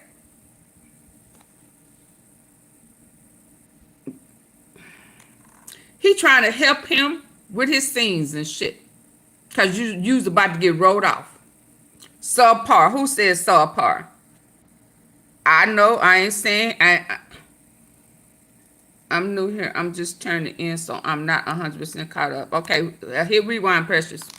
Because we at the When end. you're finally able to unlock your mind, you're going to make that person crazy. Crazy in a good way. Derek claimed that he responded to this message by saying, as long as my face doesn't get messed up, as long as it doesn't leave a mark. Film. And Tyler Perry responded, what will leave Work. a mark, Derek? Say it. On your neck? What do you mean? You've been intimate with someone? Text message said, I can't wait to get that phone call from you. When you tell me you let go and you love every minute of it. No straight man would be going on walks with you or cooking dinner for you. Derek then went on to claim after several weeks of these demands for attention, Tyler Perry finally lashed out on him. On set of the Oval, and Tyler Perry asked him if he needed to punch him in the stomach for him to act the way he envisioned in the scene. Tyler Perry's reaction stunned several of the cast members. Claims that he felt like Tyler Perry was lashing out due to his frustration at the lack of attention that he was getting from him. On June 4th of 2021, Tyler Perry invited him to his house to spend time together and discuss the pilot of losing it. Even though he was hesitant, he feared of the consequences. And during this visit, Tyler Perry allegedly made several alcoholic beverages for himself and demanded to know why Derek was not having physical relationships with anyone. The night went on. Tyler Perry was insisting that the two were becoming increasingly drunk and it was time to end the night. Tyler Perry then led Derek to the guest house where a guest bedroom was. Claimed in the guest bedroom, Tyler Perry motioned him to see a weight monitor that he had. And he said for the monitor to work, First baby mama. Step on the monitor Used to wearing date 50. only his underwear. That Tyler Perry was pushing him to try it. He said he tried to avoid the uncomfortable situation, but decided it was better to comply and then hurry to bed than wait for the alternative at that point. After weighing himself, he walked into the guest bedroom and Tyler Perry followed him and he feared of the consequences. And during this visit, Tyler Perry allegedly made several alcoholic beverages for himself and demanded to know why Derek was not having physical relationships with anyone. The night went on. Tyler Perry was insisting that the two were becoming increasingly drunk and it was time to end the night. Tyler Perry then led Derek to the guest house where a guest bedroom was. Claimed in the guest bedroom, Tyler Perry motioned him to see a weight monitor that he had. And he said for the monitor to work, he would need to step on the monitor wearing only his underwear. That Tyler Perry was pushing him to try it. He said he tried to avoid the uncomfortable situation, but decided it was better to comply and then hurry to bed than wait for the alternative at that point. After weighing himself, he walked into the guest bedroom and Tyler Perry followed him and asked him for a goodnight hug. Claimed at that point, Tyler Perry reached out and yanked down his underwear from behind and allegedly began to grab, grope, and play with his butt. Derek said that he told Tyler Perry he did not want his underwear down and that he didn't want to be undressed, and he didn't want this. He reacted quickly and pulled his underwear back up, but as soon as he did, Tyler Perry grabbed his arm with a tight grip and held fast. He claimed that Tyler Perry told him just to relax and just to let it happen, and that he wasn't going to hurt him. Tyler Perry continued to grope his butt. Said that his anxiety rapidly escalated because he thought he soon might be SA'd, and he wasn't sure what to do because he was being groped by a large, drunk, and frustrated 6'5" man who had him in his clutches. He claims that he was so desperate for a way out he couldn't think of anything, but he said he was so hungry and attempted to change the conversation and asked him, "Is there any food up there?" which he alleged prompted Tyler. Okay, y'all, I'm just not buying it. I'm sorry, I'm not buying it. He's a big 8, big black guy, 6'5", drunk out of his mind. He ain't grabbing that thing. He ain't rubbing on that thing, right? He grabbing his butt. Okay. And he yank his pants down. This sounds like me is a Mia. This sounds like the Mia. This is the Mia of his storyline. That's what it sounds like to me. When she was in the bathroom, didn't she go into the bathroom? He came in the bathroom with her. Didn't that happen? Nola, you still here? Anybody still here know what I'm talking about? The girl Mia, the first girl who wanted to remain, all he can think to do is ask for something to eat. Exactly. And this big old 8, this big 8, you know, hi, just a fearful guy, yanking shit, taking shit, grabbing butt cheeks. He ain't rubbed that meat though. He wanted him so bad. He ain't rubbed that meat though. Okay? And then you can de-escalate him. This is a very aggressive guy by saying, "Oh, I'm hungry." And he said, "Okay, well, let's go up there. You gonna make me some what he asked for?" So is this the biscuits and BJ's? I mean, but so, and he just says, "Okay, let's go." And y'all walk to the kitchen.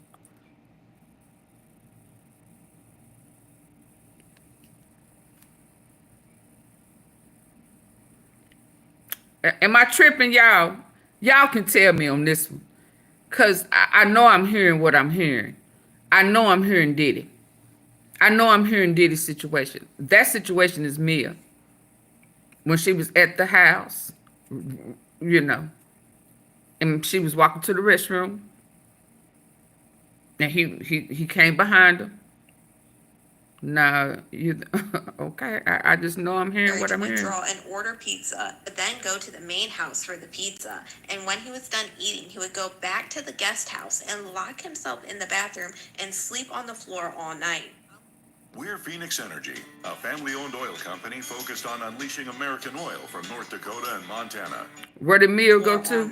She went to the restroom. Morning, he realized that he left his car keys in the main house, and upon going to retrieve them, he encountered Tyler Perry, who told him last night's incident is why the two shouldn't drink together. Tyler Perry told him the incident shouldn't have happened, and he responded, "Oh, so you're saying that was my fault?" And he said Tyler Perry I didn't replied watch the saying, Oval. Did it I'm happen not in the saying Oval? that. I'm Girl, just please saying don't that tell the me. shipment Oh, happened. Lord, I drank no. too much. I talked to Tyler Perry Did for they months happen after in the this. play I was in the trying movie? to ignore him, In the show? and he was getting flooded with messages asking him to call him or answer his calls. For a while of doing this, he finally answered, at which point Tyler Perry began to apologize, blaming the testosterone supplements that he had been taking at the time. Tyler Perry had confided in him in the Are you past telling about me? taking these supplements, and he decided to Nola, girl. Nola, darling. Are you telling me that this was something similar to the part in he played that scary, fearful character? Y'all see why my senses go off the way they do? Y'all see why I just don't buy into shit? Y'all see why I just don't jump on bandwagons? I need to hear it with my good ear. I need to hear it with my good ear. I just need to hear it with my good ear. It got to make sense. This is why AunTeaFee collect dots and park them when again, this is what I'm getting right now based on what I'm hearing. I just, he just came off a straw. You got these black women on here, black women getting paid what you thought you should have gotten paid. Ooh, AunTeaFee, I thought you said you weren't going to say that.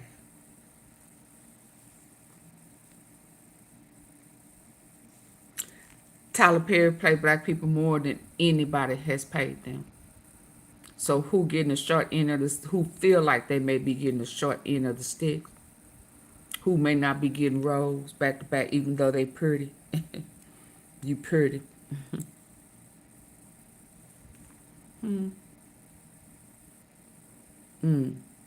So is this the reversal? Are you feeling the reverse?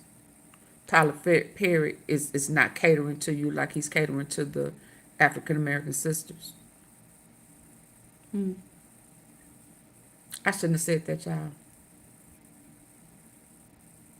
Now, I'm not saying he ain't been with a man. I'm not saying that. I'm just telling you what I'm seeing right now. Baby, and he has gotten rave reviews over straw, and then you pop out. Why? After you just filled in out the scripts, you are a movie writer, screen actor skill. And the only reason why you're there, not because you're pretty, not because he chose you. Ain't that what you said earlier, though? Ain't that what you said earlier?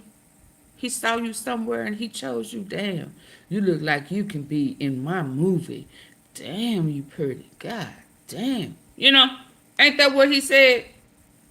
All to find out later on when you was cutting up, feeling entitled to some shit, starting some shit, and he tried to tell you, listen, these people don't need to know I know you through Tony. Don't let them pull you into it, because I'll cut all this shit out. I know how to do. He warned him. You thought you was in. You thought you was one up on folk. Cause Tony. Who in the hell is Tony? Tony, come out wherever you are, baby. I need to know who Tony is. Because what he was saying in the beginning and what has come out in these half-ass messages, because I need to know what the whole conversation was about. Because it sounded like he was trying to help you with some scripts. Scripts, I'm saying, not shrimps. Scripts. Yeah. That y'all been working on. That you wasn't doing so good at. That's what it sounded like. That was spin a block and they're saying 50 Cent used to date Mr. Hilton before Diddy started fooling with Daphne Joy. Tony's supposedly the agent that got modeling and acting gig. So Tyler cool with Tony. Cause he said, you hear cause Tony. Tony put in a good word for you. Now I'm trying to be true to my boy. That's what I'm hearing. I don't know how far this is gonna go. Let me hear this real quick, y'all. It's just not what y'all think it is. It's not. No, it's really not. It's not like, just put it this way. Puffy was the first one to sleep with someone's baby mother. Oh. And we can leave it at. So, okay, that's 50 Cent baby mama saying that 50 Cent was fooling with me, so, and that's why Puffy wouldn't start messing with Daphne Joy. Baby, when I tell you, baby, when a woman is scorned, we sure can cut up, can't we? Used them as a scapegoat for his actions. Derek claims that he told Tyler Perry he was not okay with what happened and that he never asked Tyler Perry for anything, to which Tyler Perry replied, "I know, that's why I like you." He included these text messages that say, "I love how I feel right now, but I don't like being hot. Testosterone. Oh yeah, from the doctor, but it's making you feel better. I feel so good, but I just don't like being hot. I feel sorry for the first person that flirts with me. LOL. You don't even understand." Tyler Perry further attempted to rectify his misconduct. So again, they talking about, so he took men talk, cause he's saying, I'm so hot and bothered. Somebody flirt with me, it's on and popping, boo. I don't know about you. I know you trying to hold on. I know you trying to be a good guy, good girl, whatever you are. Well, baby, I'm so hot and heated. First person, somebody, not him. So it ain't that he flirting with it, right? Because he said the first person that flirts with him. So that means that there is no intimate something going on right there, right? Am I tripping? He's saying the first person who flirted me, shit, it's gonna be on. So he not talking about Derek. He not talking about Derek. Am I tripping, y'all? He just said the first person. He talking to Derek. He's saying, ooh, all this testosterone. Ooh, the first person flirt with me. Gonna get it. Shit. It's been a minute. Didn't he say earlier he ain't been touched in months? Don't play. Don't play. That's what he's saying. Inviting him on a yacht trip and telling him that he was for sure going to make his show a pilot. Derek said that he refused to go on the yacht and that Tyler Perry would not text him for 5 months. Once throughout this, Tyler Perry did call him to update him that he was looking for a director for the pilot for his show. Derek claims that during the 5 months Tyler Perry didn't speak with him, he began speaking out about his essay and was assessing his rights. He then went on to claim as soon as Tyler Perry realized that he was done talking. So Tyler didn't talk to him for months about his pilot. He started the process of feeling neglected. Right? Tyler just out the blue saying he was trying to find somebody to what he said, let me get the words right. Tyler Perry he was not okay with what happened and that he never asked Tyler Perry for anything. Yes, you did. To which Tyler Perry you asked him to do your pilot. I know, that's why I like you. He included these text messages that say, "I love how I feel right now, but I don't like being hot. Testosterone. Oh yeah, from the doctor, but it's making you feel better. I feel so good, but I just don't like being hot. I feel sorry for the first person that flirts with me. LOL. You don't even understand." Tyler Perry further attempted to rectify his misconduct by inviting him on a yacht trip and telling him that he was for sure going to make his show a pilot. Derek said that he refused to go on the yacht and then Tyler Perry would not text him for 5 months. Once throughout this, Tyler Perry did call him to update him that he was looking for a director for the... So because he was busy and didn't reach out to him, you know, he felt some type of way. But he called and to give him an update. Not because of nothing, right? He calls him during that hiatus. And, you know, for whatever reason, he may have been on to something else, filming something else. He act like a female. Like he his only worker.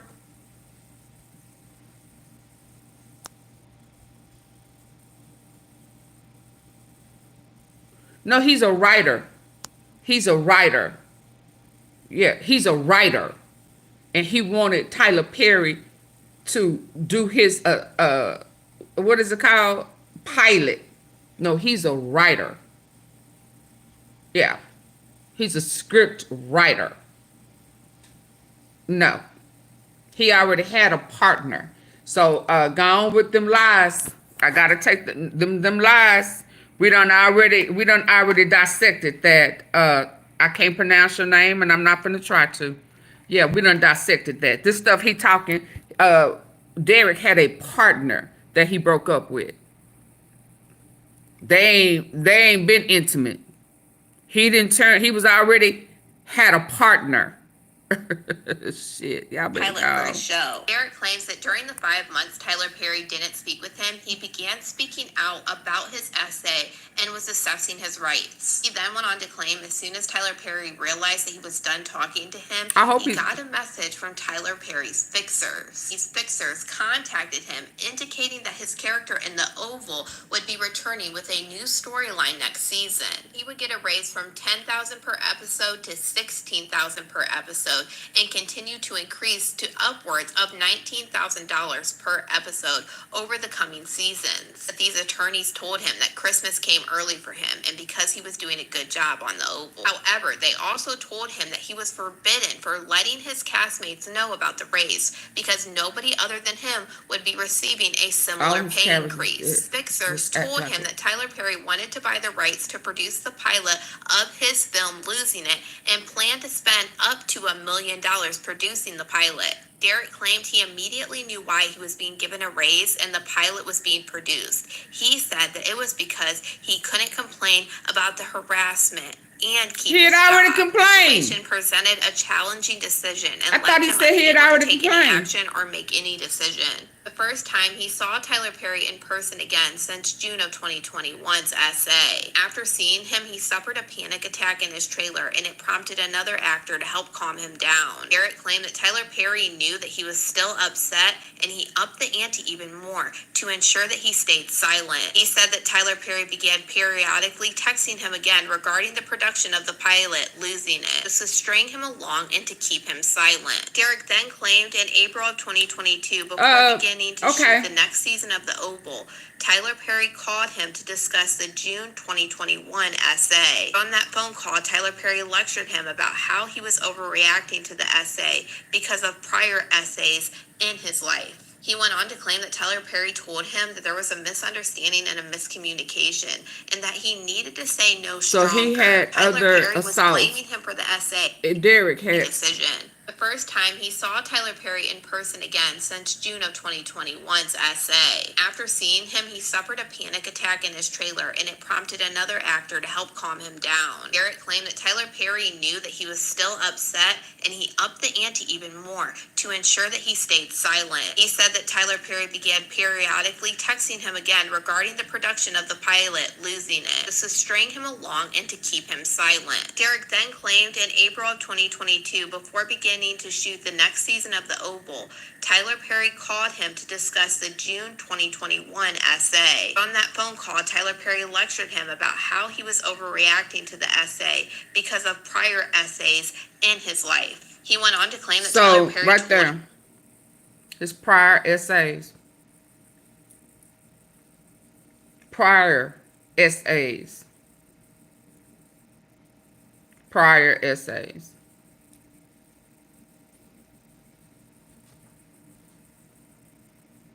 Him that there was a misunderstanding and a miscommunication. So those prior essays,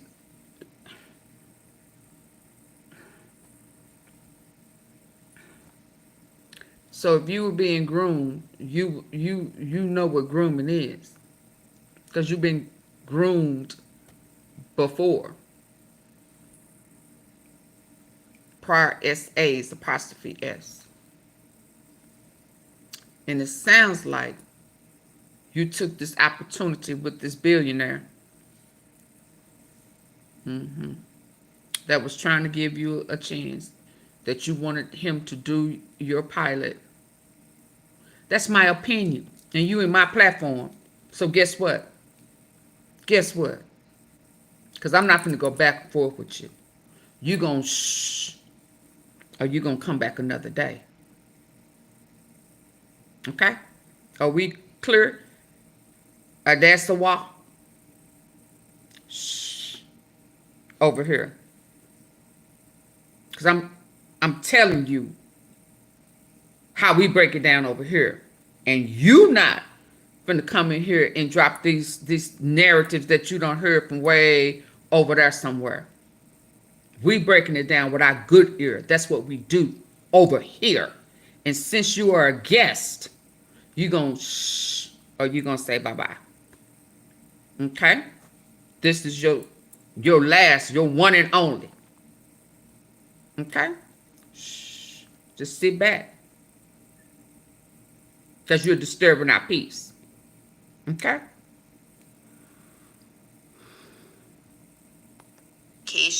And that he needed to. Yeah, so he's been there before. Prior essays. Prior essays. Yeah. And again, he all over the place with his timeline. He all over the place with his storyline. And he's filling in. He's using Diddy's story in his situation to fill in. To make it be a trigger to the people and say, oh, here we go. It's the same thing. It's the same thing. And all he did was add Mia. I done heard Mia. I done heard Jane Doe. And I heard Cassie. Tyler gonna have all those missing texts. I bet. Oh yes, he is. Let me show you. Hold on. He's got the whole world in his hands. Got the whole world in his hands. Hey, I'm just sitting here on my porch, just looking. What am I looking at? I'm looking to the hills from whence cometh my help. For my help, some of y'all know the rest. Coming from the Lord. I just want to come on and just tell everybody, just be as calm as you can. He's got the whole world in his hands. Got the whole world in his hands. Hey, I'm just sitting here on my porch, just looking. What am I looking at? I'm looking to the hills from whence cometh my help. For my help, coming from the Lord. I just want to come on and just tell everybody.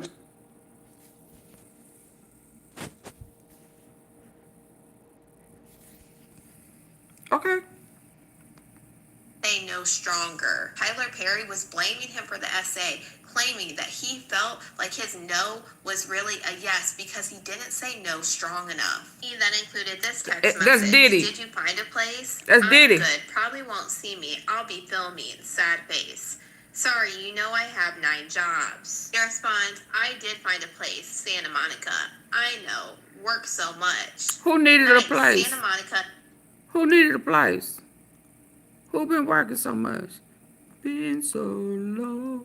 Missing you, baby. He suffered a panic attack in his trailer, and it prompted another actor to help calm him down. Garrett claimed that Tyler Perry knew that he was still upset, and he upped the ante even more to ensure that he stayed silent. He said that Tyler Perry began periodically texting him again regarding the production of the pilot, losing it. This was string him along and to keep him silent. I've been on here too long. Garrett then claimed in April of 2022, before beginning to shoot the next season of The Oval, Tyler Perry called him to discuss the June 2021 essay. On that phone call, Tyler Perry lectured him about how he was overreacting to the essay because of prior essays in his life. He went on to claim what did I Tyler tell Perry you, sir? told him that there was a misunderstanding and a what did I tell you?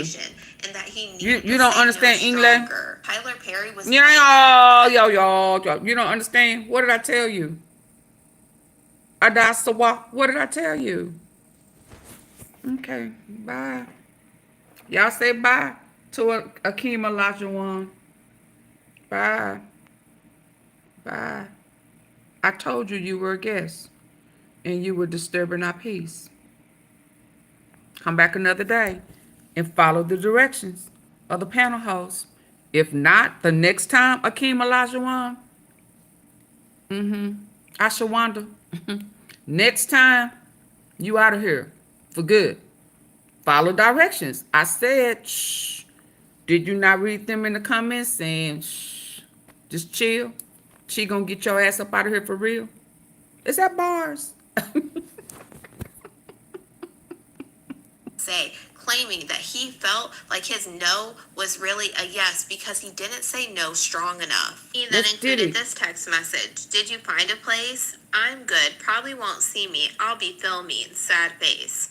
Sorry, you know I have 9 jobs. He responds, I did find a place, Santa Monica. I know. Work so much. Nice. Santa Monica is nice. I'm glad you're going out there. How was your no? Is it stronger? Have you gotten a stronger no? Derek went on to allege, even when he moved out to California, the attempts to cover up the essay by promising a show continued. Tyler Perry would still call him, and these conversations would... Y'all just popped up in here when I put old boy out, but my likes didn't go up. Can y'all hit the like buttons for me, please? Rhodey and Purple Flower, the like didn't go up. Can you double tap my screen? If you don't mind. Thank you, one. Come on. Whichever other one that didn't hit the like button. Double tap my screen. It'll hit the like button, or I'm gonna thank you, that guy. Thank you, Purple Flower. Roddy and Hill. Did you double tap the screen? Thank you, precious. Often be about work and the men's business relationship, and then transition to further conversations about his physical relations. Derek claims that he was trying to justify the essay that had happened. He said sometimes Tyler Perry would allegedly say, you'll understand when you have a hit show. He would refer to the essay by saying, I'm so glad we're past that. Went on to reference Christian Keys in his lawsuit, another actor who worked for Tyler Perry prior to Derek's employment. And when he posted a video to his social media platforms detailing his abusive experience with an anonymous Black Hollywood billionaire, Derek said he pieced it together and he really believes that this is Tyler Perry. He said he heard Key's account and he saw that Tyler Perry had been engaging in the same conduct with other actors. Around the time that Christian Keys came out, Tyler Perry called him, indicating that he really wanted to find a home for his television series again. He felt like Tyler Perry was doing this to keep his SA allegations quiet. In January of 2024, Tyler Perry told him to begin working on a pitch deck for the investors for the pilot of his show. Despite having 8 episodes written, Tyler Perry only produced one, do a pilot for claiming him. that the president of his company, Michelle Sneed, conveniently misplaced $1 million that was going to be used for the show. He claimed in March of 2024, Tyler Perry indicated to him that the individual who was meant to pitch the pilot became depressed and could no longer pitch the show. And he said this was another excuse for the fact that Tyler Perry never liked the show and he never intended to sell it. That's Derek his choice. To claim around June of That's his 2024, choice. Tyler Perry was sensing that he was getting frustrated about his show not getting off the ground, and he was still concerned. Do y'all hear about what the this really is essay about? being made public. Tyler Perry offered. Can y'all hear what this really is about? What y'all good here?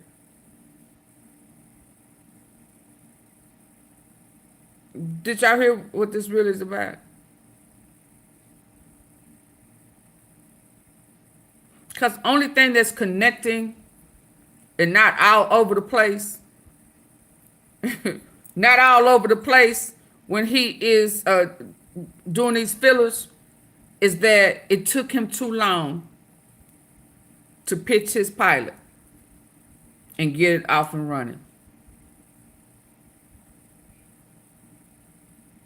Because he said he had 9 other jobs.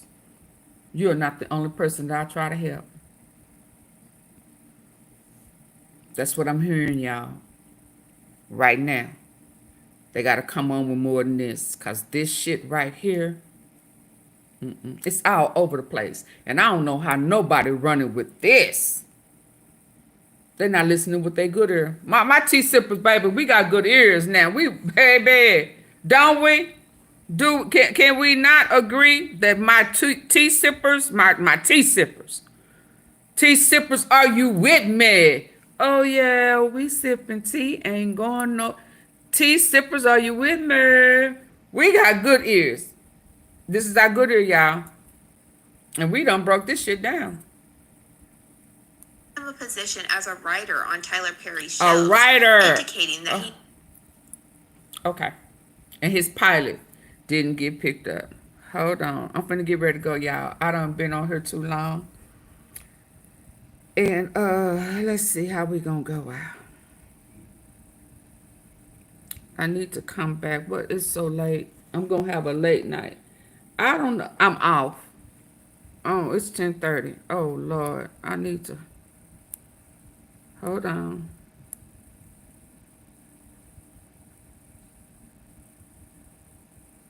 And as far as Christian Keys, I saw that. I just didn't touch on it. I saw it. Yeah, I've been knowing about him. And I like his acting. I do. But we ain't seen him since whatever, you know. All he had to do is go back to Hollywood, right? Oh, Hollywood never had him. He came up on the Tyler Perry. Hollywood was surely your skills will get on it. Hollywood, baby, I don't know what happened over here, but if you think it's bad, baby, I don't know though. I don't know. I'm trying to get us something to go out with on a good note, y'all. Can we go old school? Jesus! Can we go old school, old school? Can we go old school, old school? Let's go out old school. Hi, Auntie. Hey, Jelani.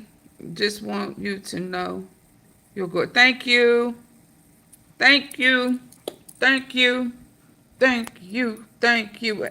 Bye, y'all. Can we go out? Duckman. Bye, Duckman. Who is Duckman? Oh, okay. I need to get Duckman. Yeah.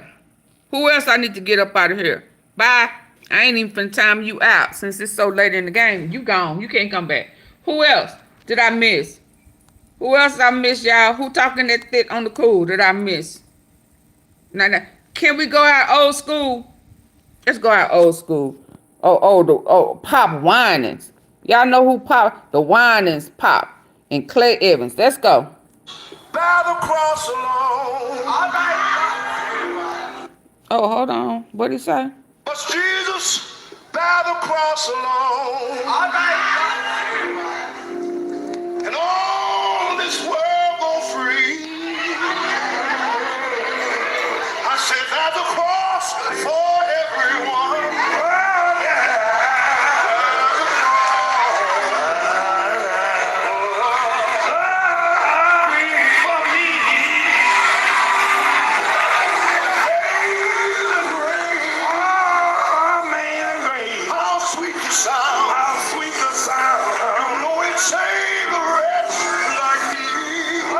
Yeah.